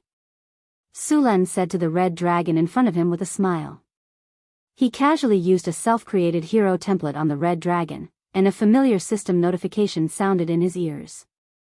Ding! You have used self-created hero template on the red dragon Onyxvia. Self-created hero activated. Please choose a hero's character trait, talent. Horsemanship, hidden weapon, throwing, sword skills, spear skills, archery skills, charm, ferocity, regeneration, calm, elemental affinity, chi return, might, choose might. Might, the target has a strong aura, causing a strong sense of oppression to the surrounding enemies. There is a certain chance of forcing the enemy to escape or surrender. Detected that the target has the Draconic Aura talent. Might Aura talent has been upgraded to Advanced Draconic Aura. Please choose a skill. Soaring Dragon. Selection complete. Hero template generated. A light flashed, and the red dragon Onyxvia became one of Sulan's heroes. Slap. Sulan slapped the red dragon Onyxvia's head. Stop pretending to be dead. Get up. We're going home. The red dragon Onyxvia got up from the ground with a hopeless expression. Suluan was very satisfied with this red dragon. After circling around the red dragon, the more he looked at it, the more he felt it was mighty. If he rode this big guy out, the rate of turning heads was absolutely 100%. It was better than any other mount. The red dragon was the strongest among the color dragons. They were selfish, arrogant, and liked to hold grudges. Many evil dragons in stories were based on the red dragon's template. They were greedy and had an endless greed for treasures. Basically, every red dragon could be said to be a destroyer. However, this was not a problem for Sulan. Training was something that Sulan loved the most. As for how to train a red dragon, Suluan was ready to make a complete plan in his mind. He believed that he would be able to train a well-behaved red dragon. Besides, red dragons were very eye-catching. Raising such a red dragon was a symbol of strength. In the dragon's nest, Suluan packed up the gold in front of him and put them into his storage space. At the same time, he explained to the crestfallen red dragon next to him, "Don't worry, these gold are still yours. I'm just keeping them for you. Besides, this gold hasn't been fully smelted. It's full of impurities. I'll help you smelt it again after I bring it back. Of course, you'll have to pay a small fee. By the way, you know transformation, right? Turn into a human first. Your body is too big. I'm not used to looking up to talk to people," Sulan said as he put the gold into his storage space. Although Red Dragon Onyxvia was very reluctant, she could not disobey Sulan's orders. With a flash of light, the originally huge and ferocious red dragon disappeared and was replaced by a red-haired girl. This red-haired girl was Onyxvia's human form. She had long red hair and a wild look on her face. Her body was very curvy, and her skin was white and smooth like jade. There were some outlines of muscles under her skin. Her facial features had the characteristics of a European and American. She looked very beautiful. She was wearing a fiery red leather coat. Her legs were slender and strong, and her calves were straight. It would be a pity if her legs were not used for riding on a tricycle. Dragons had the ability to transform at will. Not only could they transform into humans, but they could also transform into elves. They could choose to transform into humans. Of course, once this human form was fixed, it would become a spell effect and would not consume any magic power. However, if they wanted to transform into other forms, it would still consume magic power. You're pretty. Come, smile. Don't cry. Su Len said after putting away all the gold. There was still some yellow metal material on the ground. It was not gold, but brass that was close to the color of gold. Look, you still have so much brass here. You're cheating. Su Len said bitterly as he pointed at the brass in front of him. You don't have gold, but you're using brass to make up the numbers.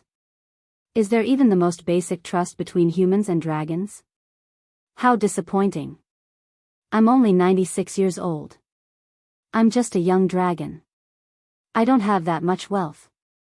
I want to make my gold look more comfortable when I sleep. Can't I? Onyxvia said, rolling her eyes.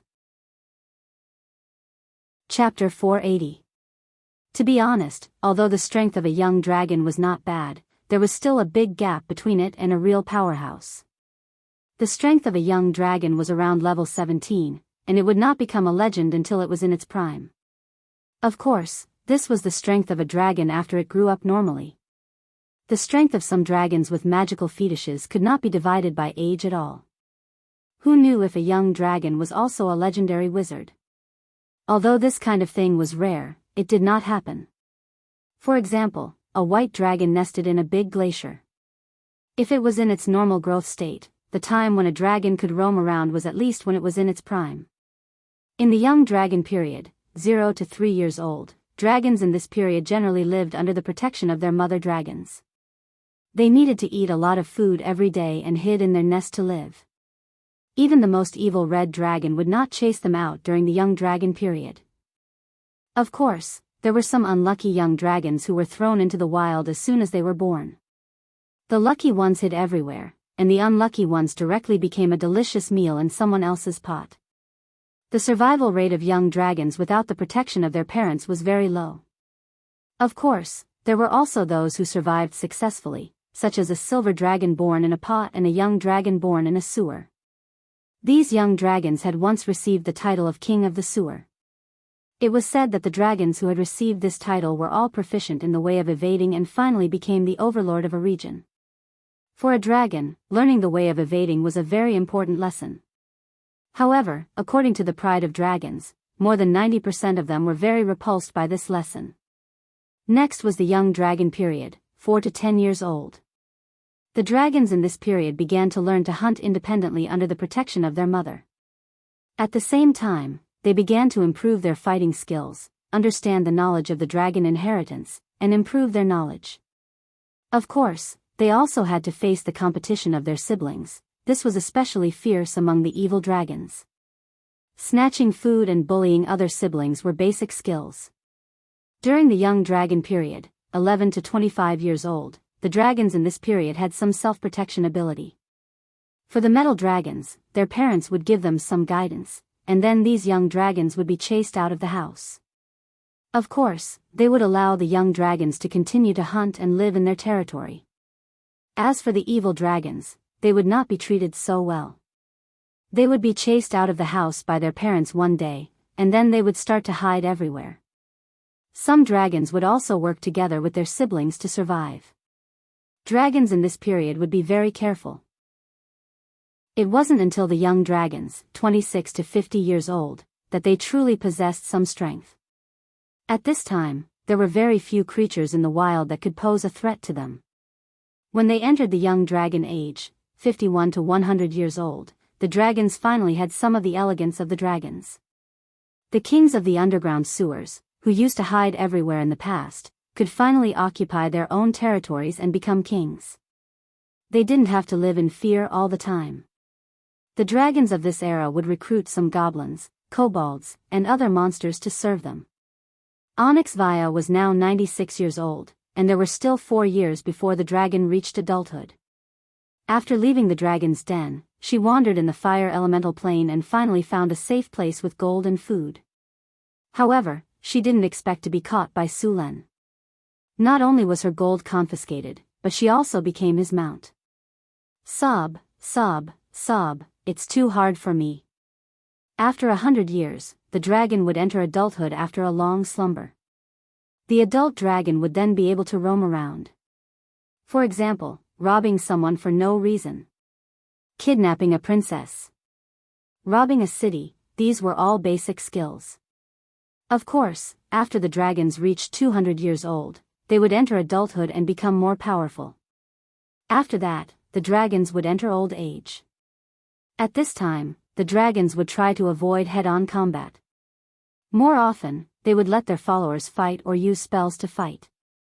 For the dragons to truly shake the continent and become like the Wings of Frost, the Bane of the North, the Wings of Death, the Scarlet Bane, and other dragons that made the entire material world tremble, they would have to enter the ancient dragon age. The dragons of this age, as long as they were still alive, were extremely difficult to deal with. The long years had allowed them to master a lot of knowledge and become cunning at the same time. At this time, even legendary wizards would have to take a detour if they encountered an ancient dragon. As for the ancient dragons, they rarely existed in the material world. Onyx Via watched Sulan take away all her treasures and she became his mount. Her heart was full of grievances. She comforted herself again and again. Being caught now was nothing. When she became stronger in the future, she would definitely teach this man a lesson. Oh right, she also needed to practice the flame whip. When the time came, she would hang him up and whip him every day. Slap. Just as Onyx Via was fantasizing about how she would whip Sulan in the future, she was suddenly slapped awake from her beautiful dream. Who dares to slap the great lava king? I did it. Sulan looked at her expressionlessly and said. What are you thinking? Didn't you hear what I just said? I heard it. Onyx Via said guiltily when she saw Sulan's expressionless handsome face. If you heard it, then restrain your energy. I'm going to activate the plane teleportation. If there's a problem, I can't guarantee that you won't be torn in half by the power of the dimension. Onyx Via retracted her energy, then Sulan activated the teleportation beacon on his body. A teleportation light rose and instantly covered the two of them. In the next second, their figures disappeared from the fire elemental plane. A teleportation light descended from the sky, and Sulan and Onyx Via appeared on the astrology platform.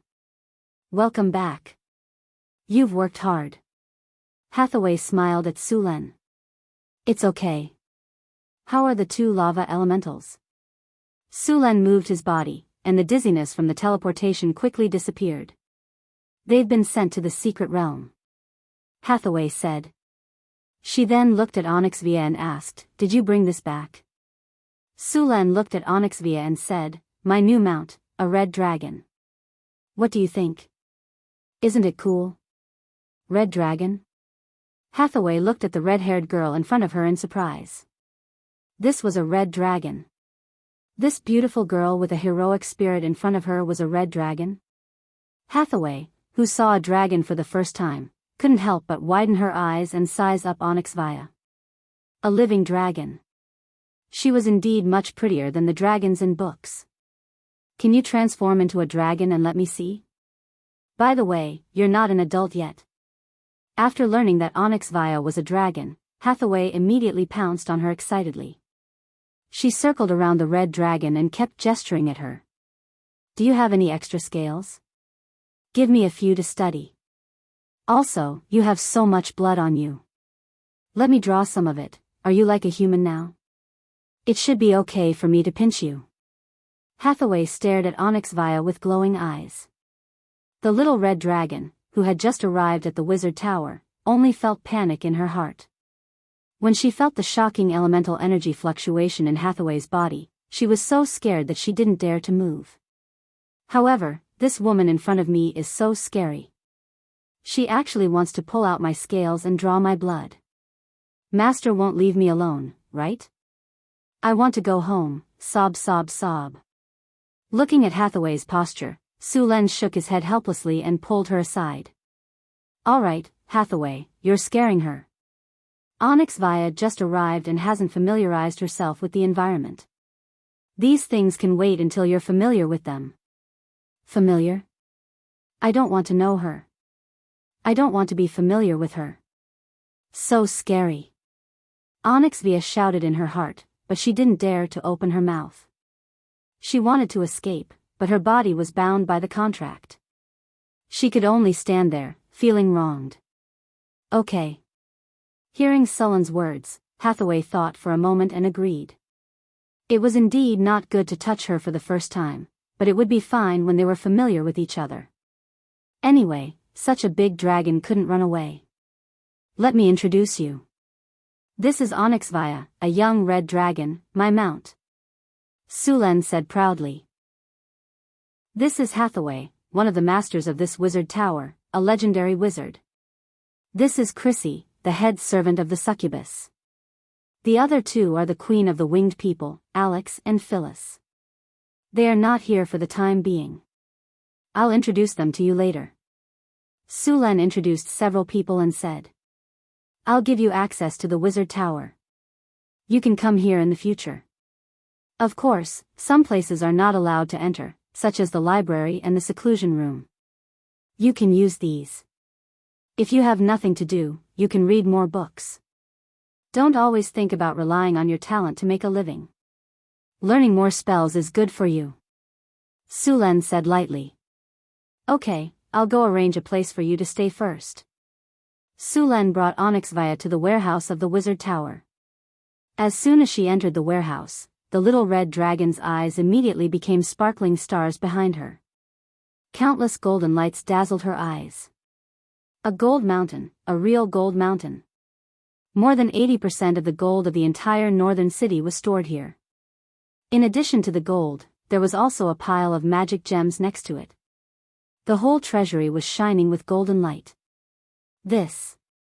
So much gold. The little red dragon stared at the gold mountain in front of her, dumbfounded. Then, she jumped up excitedly and plunged into the gold mountain. After a few seconds, she came out on the other side of the gold mountain. Then, she grabbed the gold with both hands and swam in the gold mountain. Sulen didn't care about her. Instead, he put the gold in his storage space into the treasury first. Looks like you're very satisfied with your new home. Then you can live here from now on. Remember, without my permission, you can't leave anything behind. Otherwise, he. As he spoke, Sulen looked back and forth at the little red dragon. Chapter 481. Isn't it exciting to face so much gold every day? Sulen said with a smile. Yes. Xianxia nodded her little head repeatedly. Do you want it? Yes. Then guard the treasury carefully. As long as there are no problems, I will take out some as your reward. Sulen said. Really? You're not lying to me? Xianxia said with shining eyes. Of course it's true, I'm not lying to you. Sulen said with a serious face. After receiving Sulen's guarantee, the little red dragon excitedly rolled around on the golden mountain and muttered, I'm rich. Seeing the little red dragon's appearance, Sulen laughed in his heart. Do you think you can protect this gold? When the time comes, you'll have someone secretly take some of it away and your reward will be gone. Maybe you can use this as an excuse to train her. As an upright king, it was still very fulfilling to train an evil dragon into a new age dragon with good morals. Yes, that's what I'll do. After making arrangements for Xianxia, Sulen and Hathaway went to the secret realm together. He had already enslaved 2 giant magma elementals. With these 2 giant magma elementals, the resources to build the obsidian factory were almost ready. Sulen now needed to choose a suitable location, preferably an extinct volcano. If there really wasn't one, then he could only create it himself. Sulen didn't find any volcanoes in the northern wilderness, but there were still some hot springs in the northern wilderness. The presence of hot springs meant that the underground magma was still very active. Sulen and Hathaway began to use spells in the secret realm to search. He planned to build the obsidian factory in the secret realm. After some searching, Sulen finally found that the magma under a mountain in the secret realm was very active. There were also some hot springs distributed here. Su Len used the spring surge spell to observe the situation underground, then began to prepare the array with Hathaway. Since there was no volcano, he could only use the power of the magma elementals to create a small crater. He brought the 2 giant magma elementals here and commanded them to turn the surrounding land into magma. At the same time, Su Len and Hathaway also cast their magic power and guided the power of the 2 magma elements deeper. Under their mana, the originally hard rocks quickly softened and the bodies of the 2 lava elementals started burning. The lava on their bodies quickly flowed and slid down their bodies. The surrounding rocks quickly turned into lava and the bodies of the 2 lava elementals gradually swelled up. Su Len and Hathaway used their magic to guide the magma elemental power down. Wherever the magma elemental power passed, the rocks and soil underground would turn into magma. This power did not stop despite the obstruction of the soil and rocks, and continued to spread deep underground. Along with the powerful surge of magic power, the originally calm mountain range constantly issued a series of rumbling sounds. The earth trembled violently, as if there was a huge monster under the ground that wanted to rush out. Rumble. Scorching magma spewed out from the ground and a large amount of rocks and soil were directly overturned. The original mountain top was directly overturned hundreds of meters away and the entire mountain pass turned into a magma pool. The surging magma continued to spurt out and then flowed down the mountain, but most of it cooled and hardened in the flow. Su Len and Hathaway floated above the crater and commanded the 2 lava elementals to build the magma pool according to their ideas. Obsidian was a very important strategic resource. Many places required the use of this material. For example, the floating city was best built entirely out of obsidian. At the same time, the obsidian golems also required large amounts of obsidian. An obsidian factory was a must. With the power of the 2 lava elementals, they communicated with the underground magma and then completely changed the environment here into a volcanic crater. Next, they needed to build the obsidian factory near this volcanic crater. Su Len directly dug out caves in the volcano and then guided the magma out of these caves. At the same time, they needed to build an energy channel from the elemental pool to supply the energy consumption of the obsidian factory. When magma cooled down, it was easy to form obsidian, but because of the various impurities in the magma, the quality of the obsidian was also very problematic. Therefore, they needed to make a purification array first and purify the magma through this array. The purified magma could not be used directly. In order to obtain high-quality obsidian, they also needed a magma purification array to purify the magma after purification. After the purified magma was quickly cooled down, it would become obsidian. Hathaway made an ice storm array, which could directly transform the area covered by the array into a world of ice and snow. This environment was very suitable for forming obsidian. The quality of obsidian was divided into 5 grades. The highest grade of obsidian was called the 10 Victory Stone. This was a delicate translucent gem that belonged to the gem grade. This type of obsidian was the most expensive and the most precious. Second-tier obsidian was of lower quality and wasn't transparent, but its magic and physical resistance wasn't inferior to first-tier obsidian. Third-tier obsidian was the most common, and it was also the most commonly used obsidian in floating cities. As for the 4th and 5th grade obsidian, it was basically useless. Su Len built the obsidian factory to produce obsidian above the 3rd grade. The construction of the obsidian factory was very fast. With Su Len and Hathaway using magic, the construction of the entire project was very fast. Hathaway directly flattened an area on the volcano's hillside. Below, she used mud to rock to turn the debris into large rocks and reinforced it with harden to build a platform that covered an area of 500 square meters. The obsidian production line would be placed here. After the magma was led here from the volcano, it would be purified, and then cooled to finally form pieces of obsidian.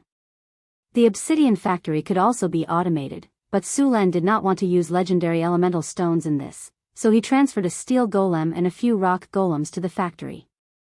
These steel golems and rock golems would be responsible for the operation of the entire obsidian factory. At the same time, the rock golems and steel golems also needed to be modified. Hathaway needed to instill the obsidian production process into these golems. Because he did not use the tower spirit to control the entire factory for fully automatic construction, Su Luan planned to inject the production process of the obsidian factory into these golem puppets. Each golem puppet was responsible for one step. There were still a lot of rock golems in the northern city. Hathaway selected a few rock golems from the wizard tower and brought them to the secret plane. Hathaway came to the center of the secret plane and handed over the control of these golems to Tower Spirit Number 1. At the same time, she instilled the production line technology of the obsidian factory into these golems. Although the soul cores of these magic golems weren't large, it was still possible to imbue them with simple techniques. As for the steel magic golem, Hathaway imbued it with all the maintenance techniques of the obsidian factory. This steel magic golem would act as a technical consultant for the obsidian factory. As the soul energy in several soul crystals was extracted, a huge amount of energy and soul power was instilled into the soul core of the steel golem. As time went by, a large amount of technology was successfully instilled into the soul core of the golem. However, after instilling the knowledge and skills, all the previous combat skills of the steel golem were replaced. This steel golem had completely become a support golem. At the same time, Su Len asked Tower Spirit Number 1 to transfer a few steel golems to guard the obsidian factory to prevent other creatures from approaching and destroying the factory. After instilling the technology, these golems would work in the obsidian factory. They would maintain the normal operation of the factory every day, and at the same time, they would store the obsidian produced in the warehouse according to the grade of the obsidian. When these golems ran out of energy, they would go to the energy channel to recharge. As long as there were no problems, the obsidian factory would continue to produce obsidian. If there were any problems in the factory, the steel golem would first come to repair it. After Hathaway instilled all the maintenance technology of the obsidian factory, this steel golem could solve most of the problems in the obsidian factory. If there was a problem that the steel golem could not solve, Su Len and Hathaway would be notified to come and repair it. After the construction of the main building was completed, the following work was much simpler.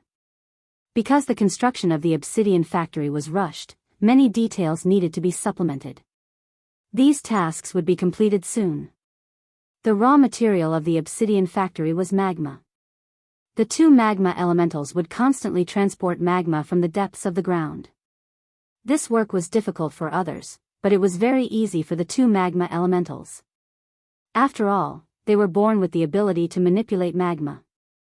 And with their existence, the magma pool would not cool down. After checking again, Hathaway nodded to Su Len. Everything was normal, and then she started the production line of the obsidian factory. Scorching magma spewed out of the channel, and then flowed along the pipeline into a purification circle. As the circle operated, a strange magic wave appeared, and all the magma passing through here was purified of impurities. These impurities were not useless. These impurities contained various metal substances, which would be collected and sent to the blacksmith workshop for smelting. Then, the magma entered the purification circle.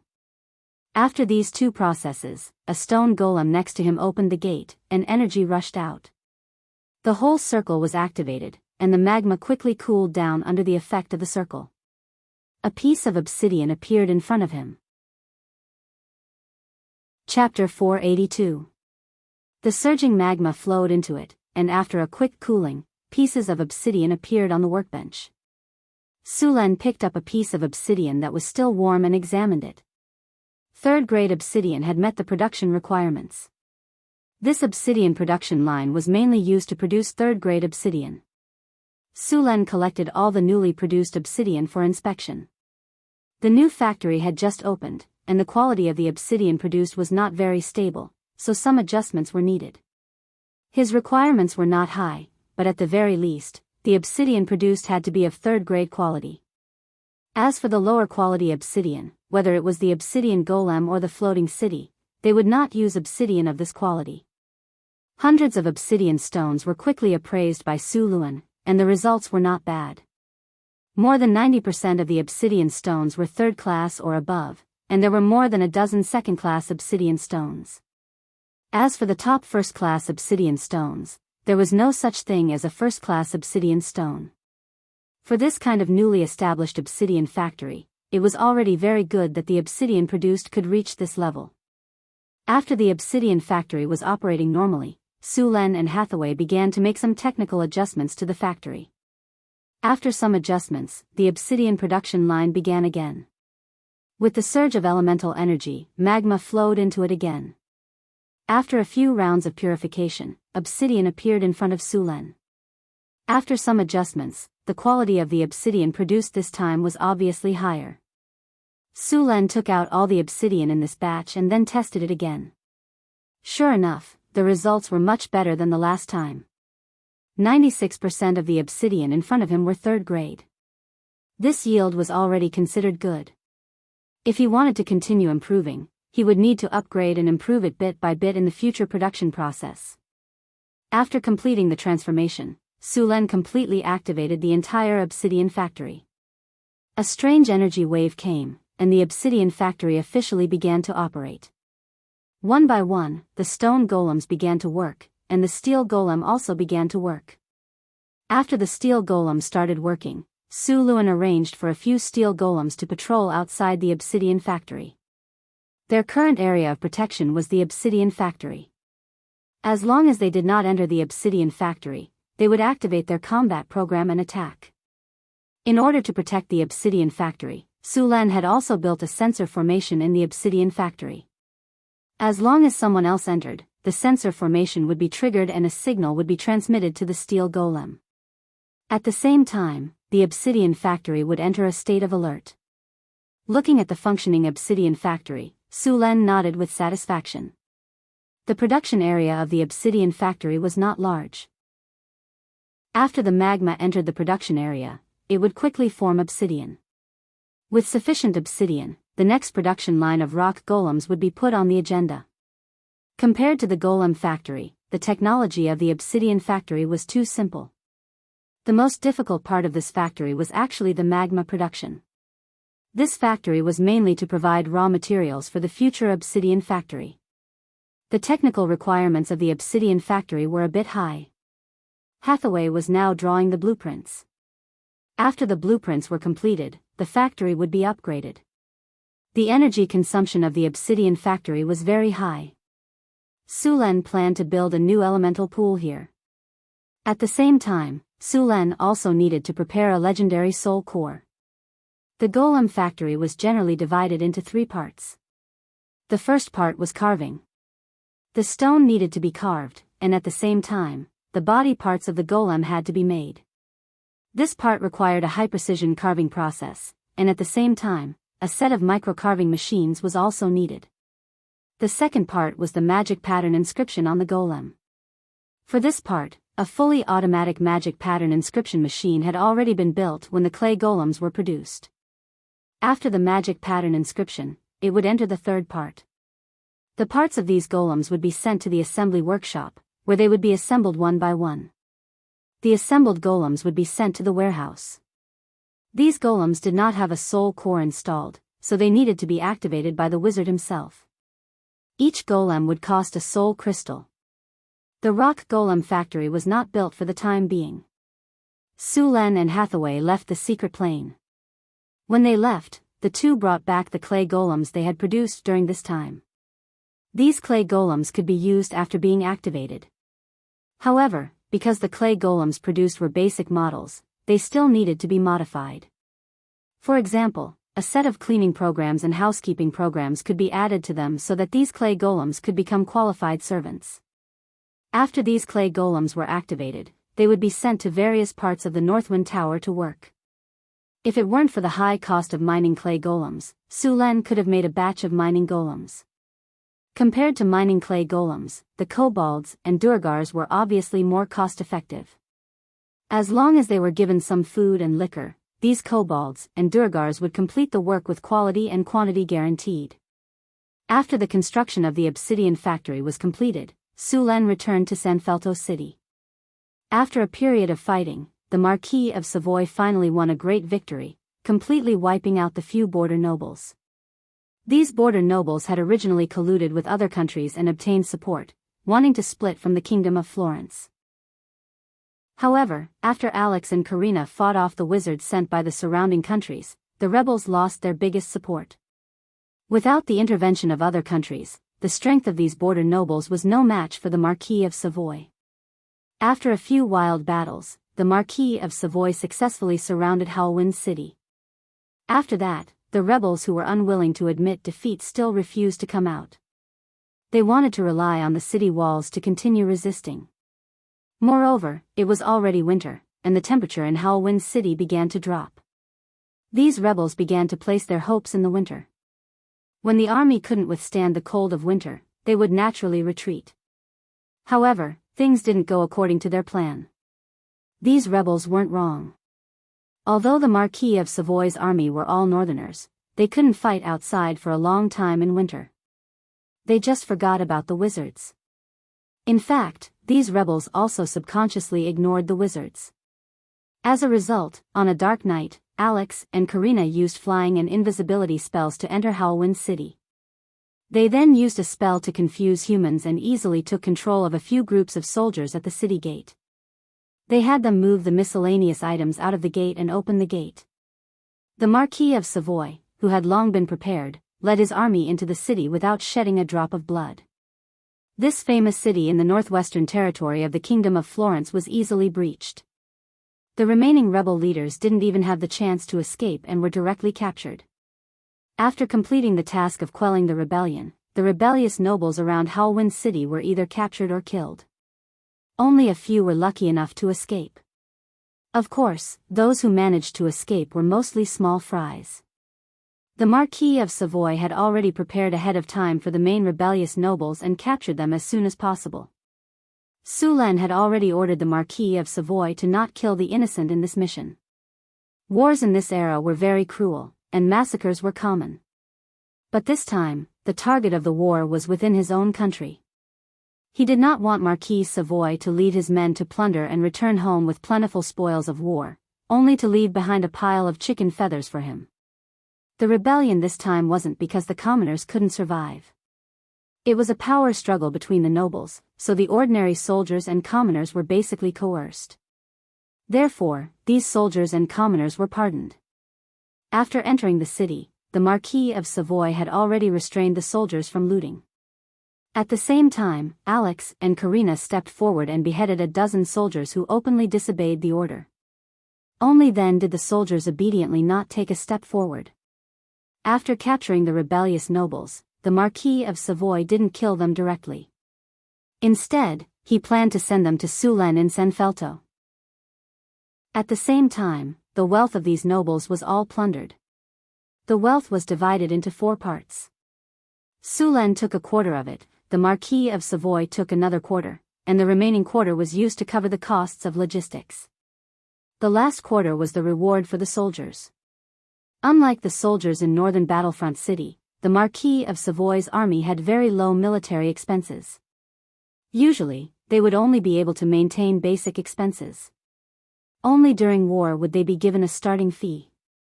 Then, during battles, they would loot. Now that Sulen forbade looting, they naturally had to be given a reward. This model could save a lot of money on raising soldiers, which was also the state of most armies in this world. Apart from the gold and silver, in fact, the biggest harvest this time was the nobles' land, houses, factories, and mines. Apart from a portion of the wealth being rewarded to those who performed well in this battle, most of the rest fell into Sulen's hands. These shops, mines, and real estate were all very valuable. Sulen had already put them under his caravan. As for the land, Sulen was preparing to sell it. These nobles controlled more than 70% of the land in Cold Wind City. Sulen took out some of these lands to recruit refugees, and let others sell the rest. When all these lands were planted next year, the tax revenue of Cold Wind City would definitely reach a new high. Chapter 483. The Marquis of Savoy escorted the rebellious nobles to the capital. Sulen ordered a public trial of these nobles and finally sentenced them to death. As for the relatives of these nobles, they were punished to be slaves. These slaves were not allowed to be pardoned, but the descendants of these nobles could obtain the status of commoners after paying a ransom. For the rebels, Sulen gave them the harshest punishment, and Sulan's punishment of the rebellious nobles' relatives was also approved. Many people even thought that Sulan's punishment was too good for them. In this era, the relatives of the enemy were often dealt with by killing them. The women were sold as slaves, and the children were castrated and sold as slaves. In comparison, Sulan's way of cooking was completely merciful. San Filto City. After Sulan successfully defeated the southern rebels, Sulan's prestige also rose to the peak. When he went out to fight, he even left a backup plan. With the cooperation of both inside and outside, he successfully defeated and captured the rebellious nobles. A very important reason for the southern rebellion this time was that the number of nobles in San Filto City decreased by 2/3. These nobles were captured, which led to a large amount of wealth being obtained by Sulan. At the same time, he also had enough money and land to reward his soldiers. After cleaning up a group of rebellious nobles, Sulan's control over the kingdom of Florence became stronger and stronger. Now, because the Marquis of Savoy had solved the rebellion in the north, the entire North Wind and part of the south were under Sulan's control.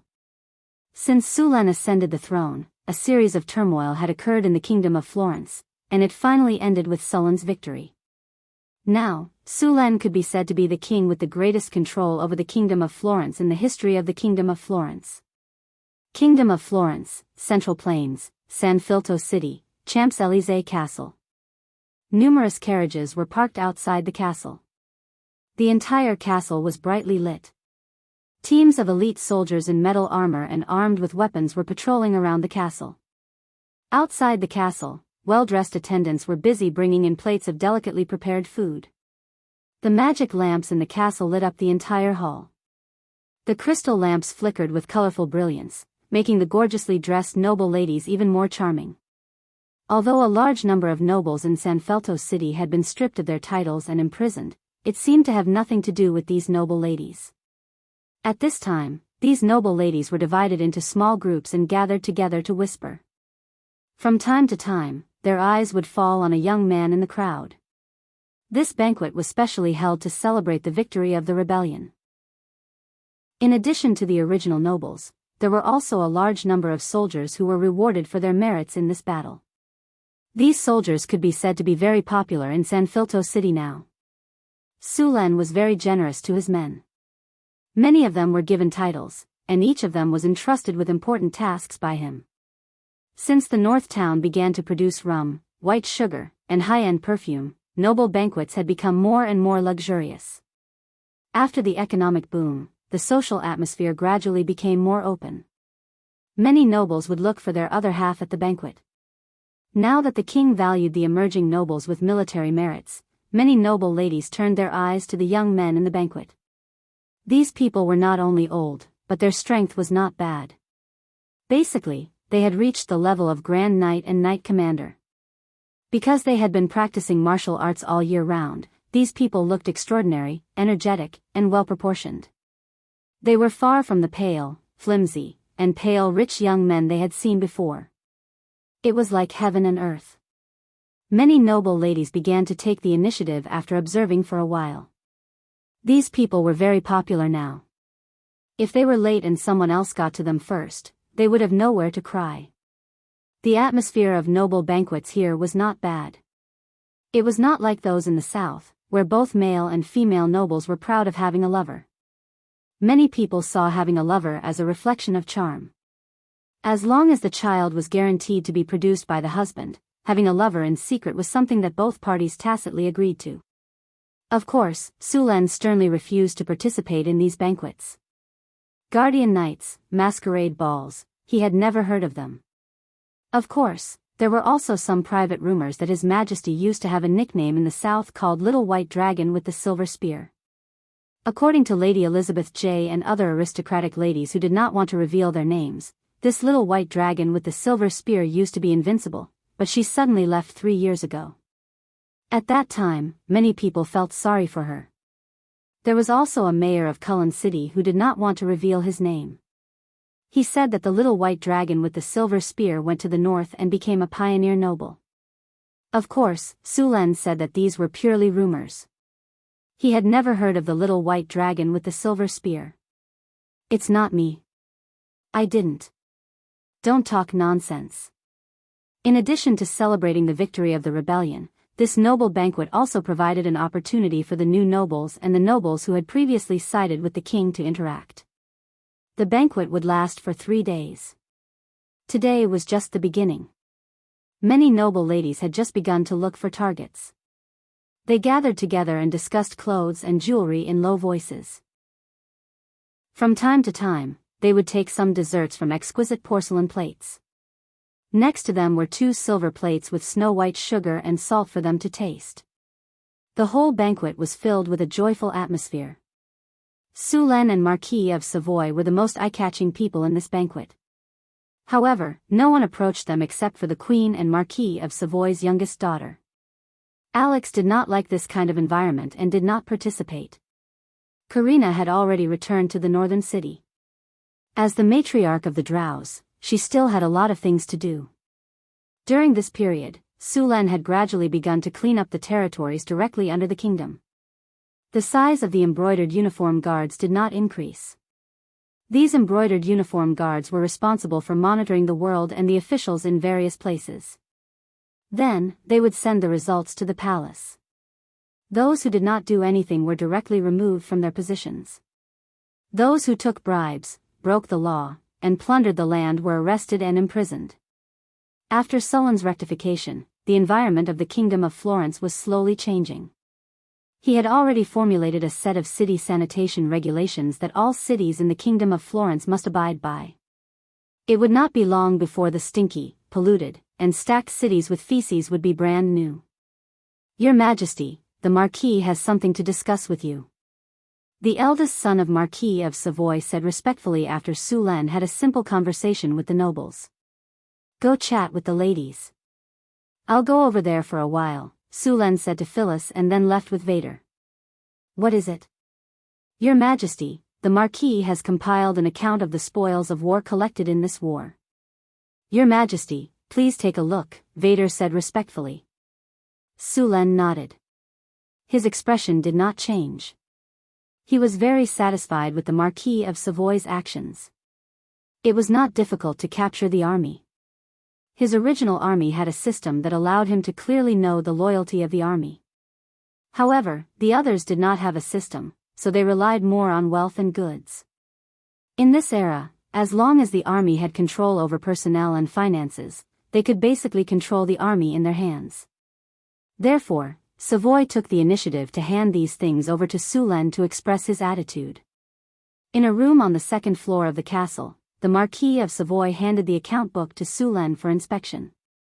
Although he had never learned how to keep accounts, he relied on his mathematical foundation in his previous life to check the account book.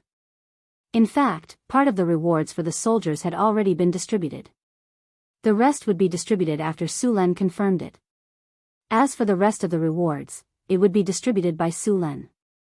After all, it was best to distribute the rewards personally. In his previous life, there was a saying that Sulen strongly agreed with. Only the name of the instrument could be used. What was the name of the instrument?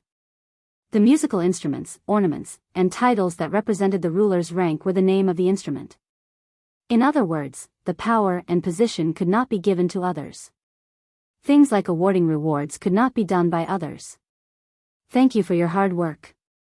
After checking the account book, Sulen nodded with satisfaction. I'll give you another 10% as your reward. Thank you for your generosity, Your Majesty. Savoy said happily. Next, Savoy prepared a sumptuous banquet. Apart from the Marquis and his son, his youngest daughter, Xanthi, was also accompanying them. Sulen had met Xanthi once before. Today, she was wearing a beautiful low-cut noble lace dress. She had delicate makeup on and an exquisite diamond necklace around her elegant neck. With her fair skin and perky breasts, she looked absolutely stunning. Your Majesty, thank you for your trust in me. Savoy came over to propose a toast. Sulen naturally would not refuse their toast. He raised his glass and downed it in one gulp. After the two drank one, Vader also came forward to make a toast. Then Sandy also came forward to make a toast to Sulen. They were drinking the high-end rum produced in the northern town. Although this kind of rum tasted a little sweet, its alcohol content was not lower than that of vodka. Although it was drunk without feeling anything, it was easy to get drunk if one was not careful. Xanthi's alcohol tolerance was not good. After a few glasses of rum, her face turned red and her bright eyes became even more moist. Under the illumination of the light, she was mesmerizing. However, Sulen did not see it. He was currently dealing with Savoy and Vader's toasts. At this time, Sulen realized that something was not right. The two of them were drinking until their faces were red. They were still pulling Sulen to propose toasts. They were obviously trying to get him drunk. With Sulen's physique of over 50 points, his resistance to alcohol was very high. It was not easy to get him drunk. As for whether they had other motives, Sulen was not worried. Savoy's loyalty had always been 100%. He would not do anything to betray him. Therefore, Sulen decided to go with the flow and get drunk. P.S. To make up for yesterday. Chapter 484. Seeing that Sulen had finally passed out, the Marquis of Savoy and his son heaved a sigh of relief. If he hadn't passed out, they would have been the ones to pass out. Today, they had thoroughly experienced Sulen's alcohol tolerance. The two of them had already used magic potions to temporarily increase their physical fitness. Even so, they had almost passed out. The Marquis of Savoy sat down on a chair and heaved a heavy sigh of relief. It's finally over. Hurry up and arrange for someone to send His Majesty over. Also, send your sister over. The Marquis of Savoy glanced at Xanthi, whose eyes were already hazy with drunkenness. Burp. Vader burped and shook his head. Don't worry, father. I've already arranged it. As he spoke, Vader stood up unsteadily. His arm groped around the cabinet at the side for a while. The originally seamless wall suddenly opened up to reveal a passageway. A few maids who had been waiting for a long time walked out from the passageway. Be careful. Send His Majesty to the room upstairs. Also, send Miss Xanthi up too. Vader instructed everyone to start moving. The maids were all strong. 4 of them worked together to help Sulen up, while the other 2 supported the drunk Xanthi. With the help of another maid, Vader staggered all the way to a luxuriously decorated bedroom upstairs. He placed Sulen and Xanthi on the big bed. Sister, it's all up to you this time. As your brother, I can only help you this much. After saying that, he patted Xanthi and left unsteadily. At the same time, he closed the door behind him. Vader shook his head, and then said to the maids, all of you stay here tonight. Don't let anyone in to disturb His Majesty. Do you understand? Yes. The maids hurriedly lowered their heads and responded. If things go wrong, you know the consequences. Of course, if everything goes well, you will receive a generous reward tomorrow and regain your freedom. After settling everything, Vader returned to report to the Marquis of Savoy. Of course, after the door was closed, Sulen slowly opened his eyes as he turned around and took a look at Sandy, who was lying beside him. At this moment, Sandy's beautiful face was very red. Due to being drunk, she was a bit confused. Her delicate facial features, white skin and delicate fragrance made Sulen's heart feel like being scratched by a kitten's paw. This Marquis of Savoy actually did such a thing. It's simply amazing. Since he delivered himself to my doorstep, I'll eat him. Eat it. Or should I eat it? Forget it. Since they are so enthusiastic, I really can't refuse them. Just accept them. Sulen quickly made a decision. What was the point of being pretentious at this time? Men were creatures that could never withstand tests. You don't believe me? If you don't believe me, you can send a beauty over and I'll show you. Now, the Marquis of Savoy was very clear about the consequences of getting 2 people drunk and then sending them to the same bed. As a legendary master, he was very clear about the physique of a legendary master. Even if they were drunk, they would at most wake up in 1 or 2 hours. When a hot-blooded young man and a young and beautiful girl who had no strength to resist appeared on the same bed, what would happen in the end? Let's not talk about it anymore. I just want to say that I understand what you know and I won't explain what you don't know. After all, it's fine as long as you know. As for the drunken sex, I can tell you seriously and responsibly that it's all bullshit. The premise of drunken sex is that he isn't drunk at all. Alcohol is just an excuse. If he was really drunk, he would have already become a pile of dead people. How could he have messed up sex? As one of the chosen Marquis of the Kingdom of Florence, the Marquis of Savoy was very clear that his current position was very dangerous. For the sake of the family's future, he personally directed today's matter. In Sullen's words, his path was broadened. At this point, Sulen naturally would not refuse, so the next morning, the Marquis of Savoy saw the energetic Sulen and the shy and limping Sandy. Then, the nobles of the entire Sanfilto city knew that Sulen had a new consort. When Sulen returned to the northern city from Sanfilto city, it was already the season when the snow and ice melted. During this period of time, he had been handling matters in Sanfilto city. With the large amount of information collected by the brocade guards, Sulen made some appointments and adjustments to the officials in various places. The first batch of students in the school in Sanfilto city had been trained. After 4 months of learning, these students were now beginning to be assigned to various places by Sulen to serve as grassroots officials. Of course, these people also had to go to prison to receive ideological education before they left. During this period of time, the brocade guards had been quietly expanding. Now, the brocade guards had been building strongholds in most of the cities in the north. At the same time, the construction of the Eagle's Nest had been closely followed by the brocade guards. An intelligence network that could cover the entire kingdom of Florence was gradually taking shape. Of course, the cost of building this intelligence network was also very high. A large sum of money was needed every month to build this network. This time, a large amount of money had just been obtained from the battlefield, and a considerable part of it had been invested in this. Walking out of the astrology platform, Sulen was about to go see the apprentices in the wizard tower. However, he was surprised to see Onyxvia and Hathaway walking out together. The two were still discussing what to eat tonight. A wizard who wanted to study dragons and make friends with a dragon? This seemed to be a bit wrong. After thinking for a while, Sulen asked Chrissy about the daily activities of the little red dragon during this period of time. Onyxvia was very obedient after coming to the wizard tower. She found that there were too many big bosses here.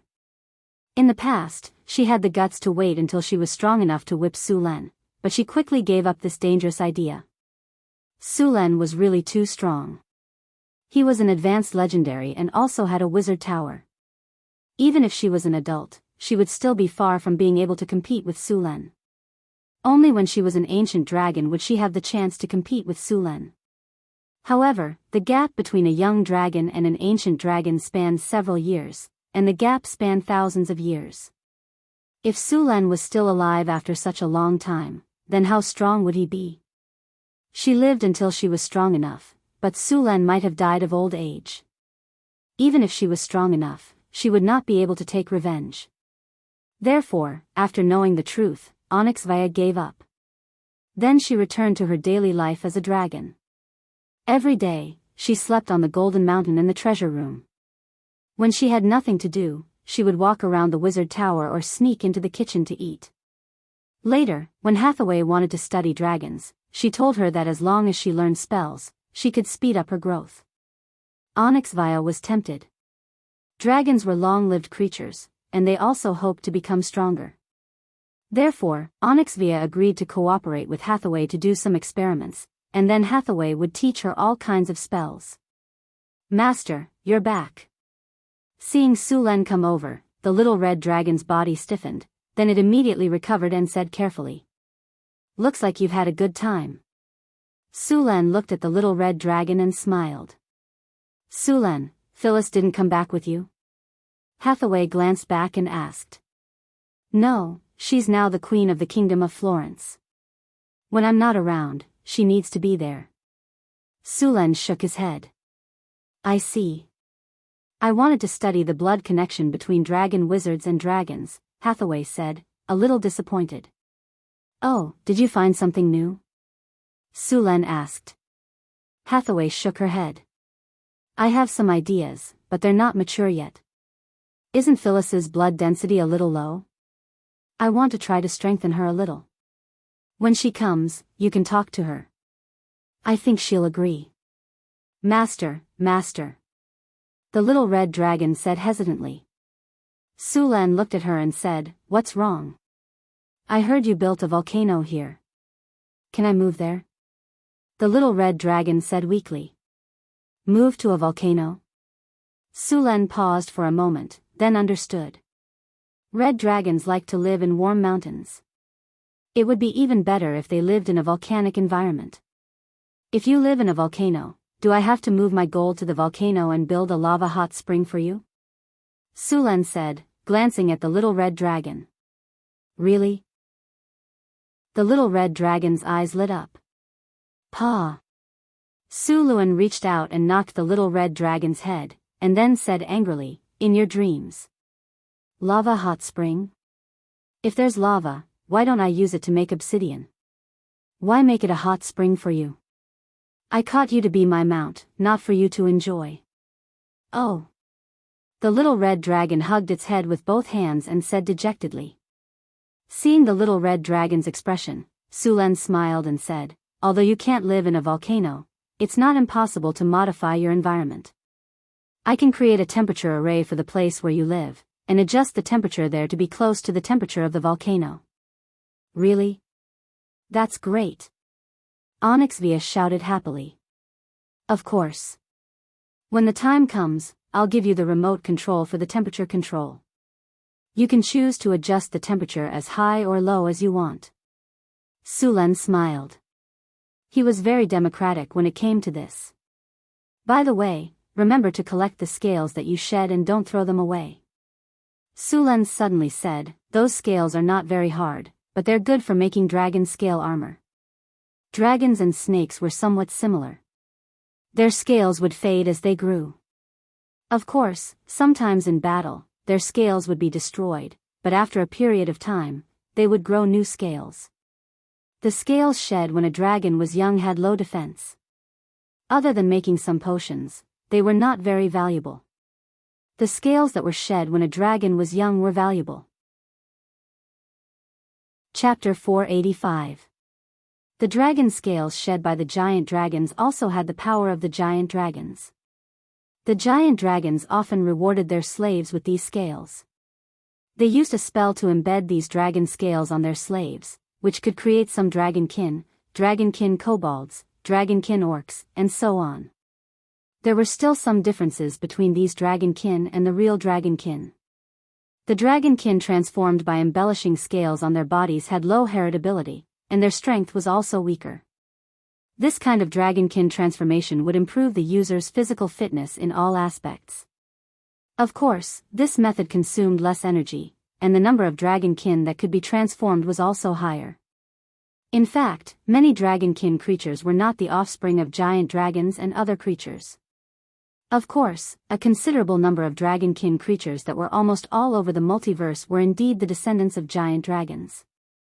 The giant dragons had a special radiation ability around their bodies. This radiation was not destructive, but it could subtly dragonize other creatures. Living in this environment for a long time, the body would even show some dragonization reactions, such as growing some small scales like dragon scales, and so on. Sulan and Hathaway came to the treasury together and made a temperature control array for the little red dragon's sleeping place. At the same time, they strictly limited the area to ensure that it would not affect other places. The energy of this temperature control array was also provided by the elemental pool. Now the elemental pool of the entire wizard tower was still full of energy. The elemental pool that Hathaway originally designed could be used to upgrade the wizard tower into a floating space tower. Of course, this elemental pool could only maintain the floating space tower's flight for a period of time. To truly become a floating space tower, the elemental furnace technology was still needed. After making the temperature control array for Onyxvia, Sulan and Hathaway returned to the palace together. At this time, Alex also returned from the Eagle Fortress. During this period of time, she had been paying attention to her people. After this period of upgrading, several more harpies had successfully transformed into winged people. After seeing Alex, Sulen pulled Alex together. That night, Sulen stayed in the palace and gave Hathaway and Alex a checkup. So far, Hathaway's body had improved a little, but she was still no match for Sulen. During this time, her bloodline awakening was very stable. As her strength increased, her bloodline would awaken bit by bit. Although this bloodline power gave her great power, it was also a kind of restraint. Luckily, she was a wizard. When the bloodline potential was exhausted, she could still rely on the power of a wizard to continue to increase her strength.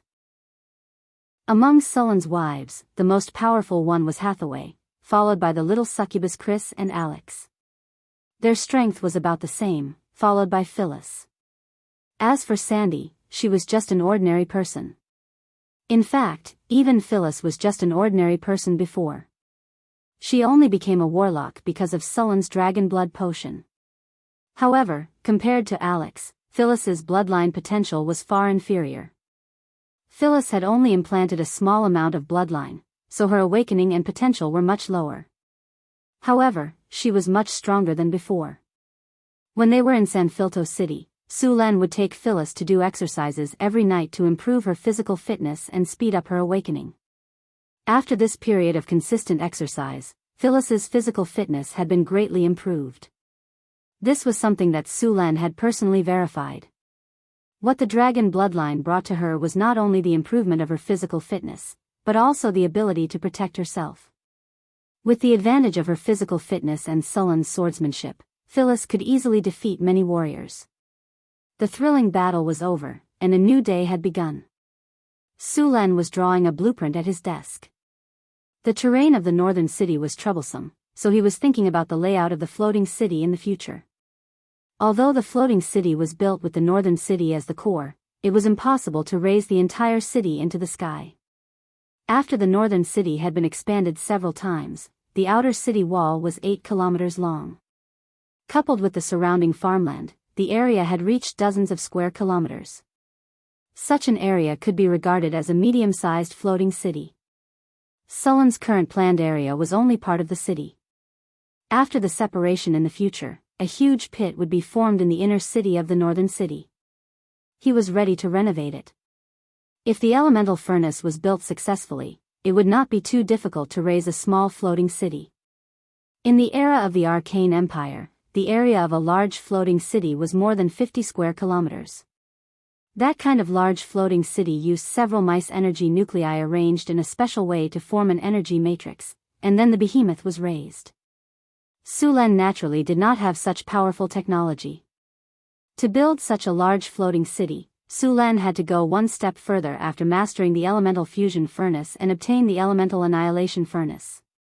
Elemental annihilation was a technology that not many people in the era of the Arcane Empire knew about. It was said that this technology had not been developed and was still a conjecture. Of course, no one knew the specific situation now. However, Sulen did not have any information about the elemental annihilation technology, so it was impossible to talk about it. There was a light sound of footsteps, and then the door of the study opened. Chris's figure appeared in the room. She was wearing a black bodysuit with hollowed-out patterns today, showing off her curves incisively and vividly. The figure of a succubus was very exaggerated. Her breasts were high, her hips were round, and her waist was slender. It was a perfect figure, and because of her race, the body of a succubus was very soft. This flexibility was far beyond that of humans, so they could easily perform many positions that humans could not. At the same time, they could also use some offensive methods that humans could not use in battle. Sulen had prepared a large number of materials for Chris and asked Hathaway to make equipment for her. The black leather coat she was wearing now was one of them. He had made a total of 5 of these coats using the toughest and softest leather from Hydra. According to standards, they were high-grade magic items and were only a little bit away from being Tier 4 magic items. These leather armors were very soft and did not affect Chris's agility at all. Moreover, their defense was very good. Sulen had accumulated a large number of materials and asked Hathaway to make them. Many of the equipment Su Len and the others were using were made by her. Master. Chris was like a beautiful snake as she wrapped herself around Su Len. Did you miss me? Slap. Su Len slapped Chris's perky butt, which was like a full moon. The sound was crisp and pleasant. Her butt shook slightly, and the elasticity was very good. Behave, now again. I'll deal with you tonight. A small flame rose in Sullen's heart, but he forced it down. Chris pouted and pressed his head hard against her body, letting him have a taste of suffocation. Only then did she get up. Master, is there something you need from me? I've prepared new equipment for you. Su Len took a deep breath. The suffocating feeling just now was too strong. New equipment? For me? Chris's eyes lit up at the mention of new equipment. Of course it's for you. Su Len rubbed her head. Let's go. Soon, Su Len brought Chris to a room. There were many stone platforms in this room. These platforms had been sealed by magic barriers, and pieces of equipment were floating on the platforms. Su Luen took her to a stone platform and gently inputted a magic password on the stone platform. The protective barrier on the surface of the stone platform disappeared, and a piece of equipment appeared in front of them. This weapon is called Poison Fang. It's the strongest and sharpest tooth I took from the Hydra's head when I killed it last time. It has armor-piercing, anti-magic, sharpness, poison, and paralysis effects. Try it and see how it works. Su Len took the dagger and handed it to Chris. Other than using a whip, Chris also used a dagger. Her dagger energy was very strong. Chris grabbed the dagger with one hand and did all kinds of fancy things with the other. She was very familiar with the dagger. Very good. That's good. Hathaway turned around and took a delicately made belt. This is the giant's belt of strength. After wearing it, your strength will increase greatly. You need to get used to it in advance. Hathaway made 2 giants' belt of strength. They were made from the body materials of the Frost Giant Chief and the Swamp Giant Chief. The 2 giants' belt of strength were basically the same. The only difference was the color of the belt. The Frost Giant's belt was blue, and the Swamp Giant's belt was yellow. This kind of giant's belt of strength had very few uses. Its purpose was to increase strength. It could give the wearer the strength of a frost giant or a swamp giant. The best belt of strength in the material plane was the Frost Giant King's belt. It was said to be made from the skin of a Frost Giant King. It could increase the wearer's strength by 8, and the highest was 35. The 2 belts made by Hathaway could increase the wearer's strength by 4, and the highest was 30. There were restrictions on relying on external forces to increase the body's attributes. For example, attributes added by equipment, such as strength, could not be stacked and had a limit. The second kind was the increase in strength from spells. At the same time, the attributes added by spells could not be stacked and would be covered. The third kind was the eruption of the body's potential. The most common was Berserk. The attributes in these 3 states could be stacked. Chris took the belt and put it on. As she put it on, her whole body immediately surged with a heat full of power. Chapter 486. How do you feel? Su Len asked with a smile. My body is full of power. I think I can punch through the wall here. Chrissy said eagerly. Do you want to give it a try? Su Len said, looking at Chrissy with a teasing smile. However, Chrissy didn't notice at all. She nodded and agreed. Su Luen took Chrissy to the training ground of the Wizard Tower, and then the 2 stood in the middle of the training ground. Chrissy was a warlock and a part-time assassin. As soon as she stood still, she attacked. With a flash of cold light, a dagger appeared in front of Su Luen. Su Luen blocked it with his long sword. Although he was not an assassin, Su Luen's agility attribute was much higher than Chrissy's. The battle between the 2 was very fast. In the eyes of others, there were afterimages quickly appearing on the battlefield, and only when they collided did sparks burst out. Chris surrounded Su Luen and kept attacking. Every attack she made was aimed at Su Luen's fatal points, which made people tremble with fear. Bang! Su Len blocked Chrissy's attack again. The cold light on the dagger was less than a centimeter away from Sullen's throat. However, a huge force came from the dagger, and Chrissy's body flew backward at an even faster speed. She then smashed into the wall beside her. Ouch! It hurts. I'm done, Chris said as she rubbed her aching back. I'm an assassin, but my dexterity isn't as high as yours. Moreover, your strength is more than one level lower. Why should I torture myself? Chrissy sat on the ground with a depressed expression. Su Len smiled and walked over to help her up. Now that you have the strength belt, your strength has reached the standard of an ordinary frost giant. You're much stronger than other assassins, Su Len said with a smile. The best strength belt was made from the skin of a frost giant king or a cloud giant king. It allowed the wearer to have the strength of a frost giant chieftain. I've also prepared other equipment for you. More equipment?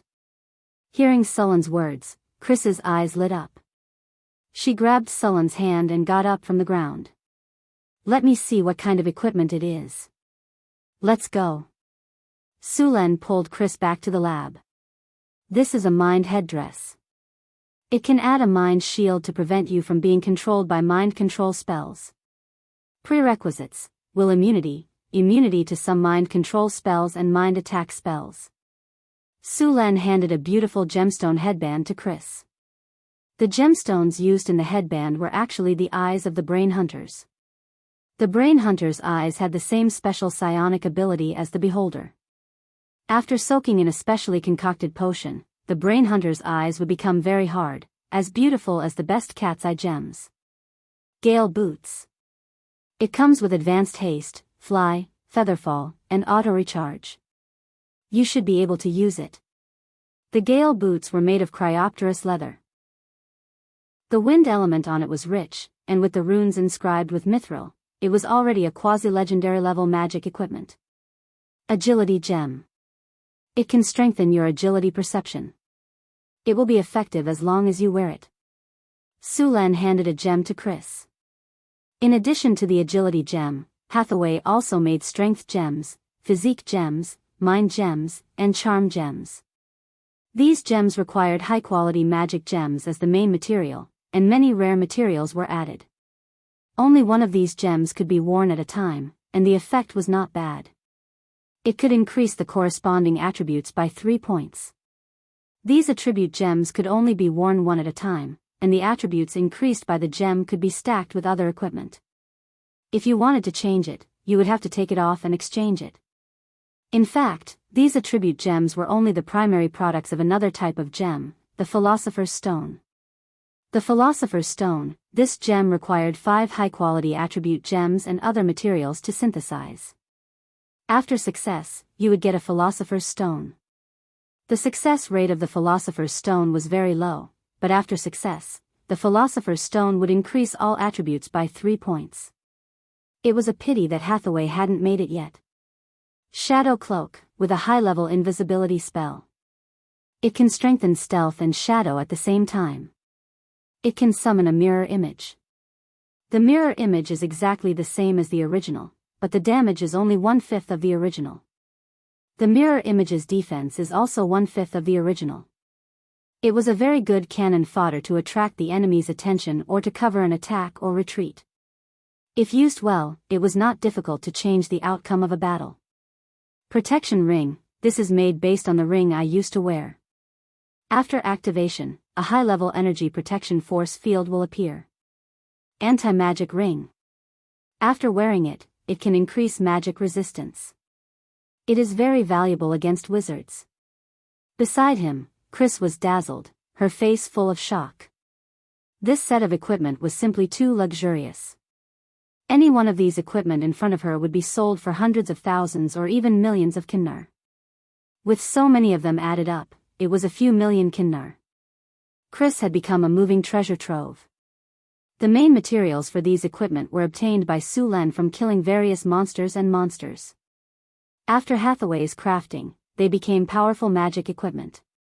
As a member of the Chinese family in his previous life, Su Len had also inherited the fine traditions of the Chinese family. For example, he was obsessed with the construction of cities, roads, and other infrastructures. For example, Su Len was like a squirrel in winter, hoarding large amounts of wealth. These things in front of her were accumulated bit by bit. When he was playing games, Su Len liked to accumulate large amounts of materials and gems. Then he would upgrade his equipment every once in a while. After giving all the equipment to Chris, Su Len went to find Alex. Alex was flipping through books in the library. When he saw Su Len coming, he put down the book and said, "How come you have time to come here today?" Su Len stepped forward and grabbed Alex's arm. "Come with me, I have something for you." Su Len pulled Alex to the lab. In the lab, as soon as Alex entered, he was attracted by a luxurious mage robe. The appearance of the equipment made by Hathaway was basically designed by Su Len. Su Len combined the various patterns he had seen in his previous life. After some deletions or direct plagiarism, the pattern was much better than the original pattern in this world. Of course, some impractical patterns were also deleted by Su Len. This is the Starry Sky robe. The main material is the skin of the Hydra. It's made from the softest skin of the Hydra's abdomen. The gold and silver threads on it are made from adamantine and mithril. Although the skin of the Hydra's abdomen is not as tough as the other parts, it's still tougher than normal fur. The softness is also very suitable. It's a good material for inner armor or wizard robes. The wizard robe in front of Alex was in the style of a windbreaker. It was very luxurious, and the tall Alex looked very beautiful in it. Is it beautiful? It's so beautiful. Alex stared at the wizard robe in front of him without blinking. Try it on. Su Len smiled. Okay. Alex did not refuse. He stepped forward and put on the wizard robe. This wizard robe is called the Starry Sky robe. It comes with spell maximization and mana reconstruction, metamagic abilities. At the same time, it can greatly increase your mana recovery speed. Magic resistance is 25. There are also advanced chain of accidents and spell sequences on it. It can increase the casting speed, reduce the casting difficulty, and shorten the casting time. Many spells that would take you a second or 2 to 3 seconds to cast will take a lot less time with this Starry Sky magic robe. Some spells can even be cast instantly. Chain of accidents and spell sequences will need to be input and set by you. When the time comes, you just need to prepare according to your fighting style. The wizard robe also comes with flash spells, advanced invisibility spells, flight spells, advanced mage armor, and advanced energy defensive force field. There's also the life-saving spell, Banish. Banish was a spell that did not have any attacking power. The only use of this spell was to instantly send an object into a different dimension. In this different dimension, the object would not be able to move, and at the same time, it would not be able to be attacked. It would only come out of the different dimension when the time came. This Banish was very similar to the Time Dragon's Time Banish. It was said that this spell was made to imitate the Time Dragon's Time Banish. Time Banish, the Time Dragon's innate ability. It can directly throw the enemy out of time. The creature will completely disappear and be unable to move. Of course, others will not be able to attack it until its existence is recaptured by time. In other words, it will appear in the near future. During this process, the existence of the opponent can be said to have completely disappeared. During this time, everything about the subject will be stopped, and even their thoughts will be stagnant. Of course, Banish was not so powerful. It could only send the person into a different dimension for a period of time.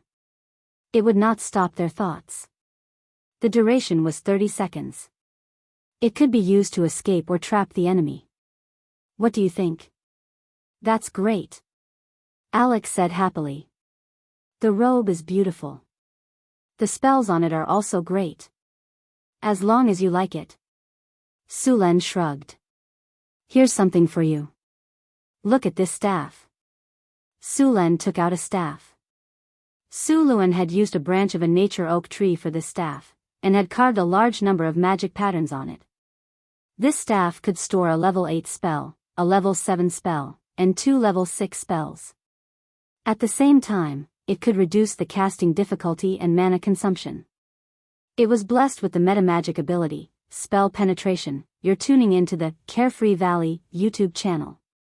Don't forget to subscribe and join us on this journey to catch the most captivating stories.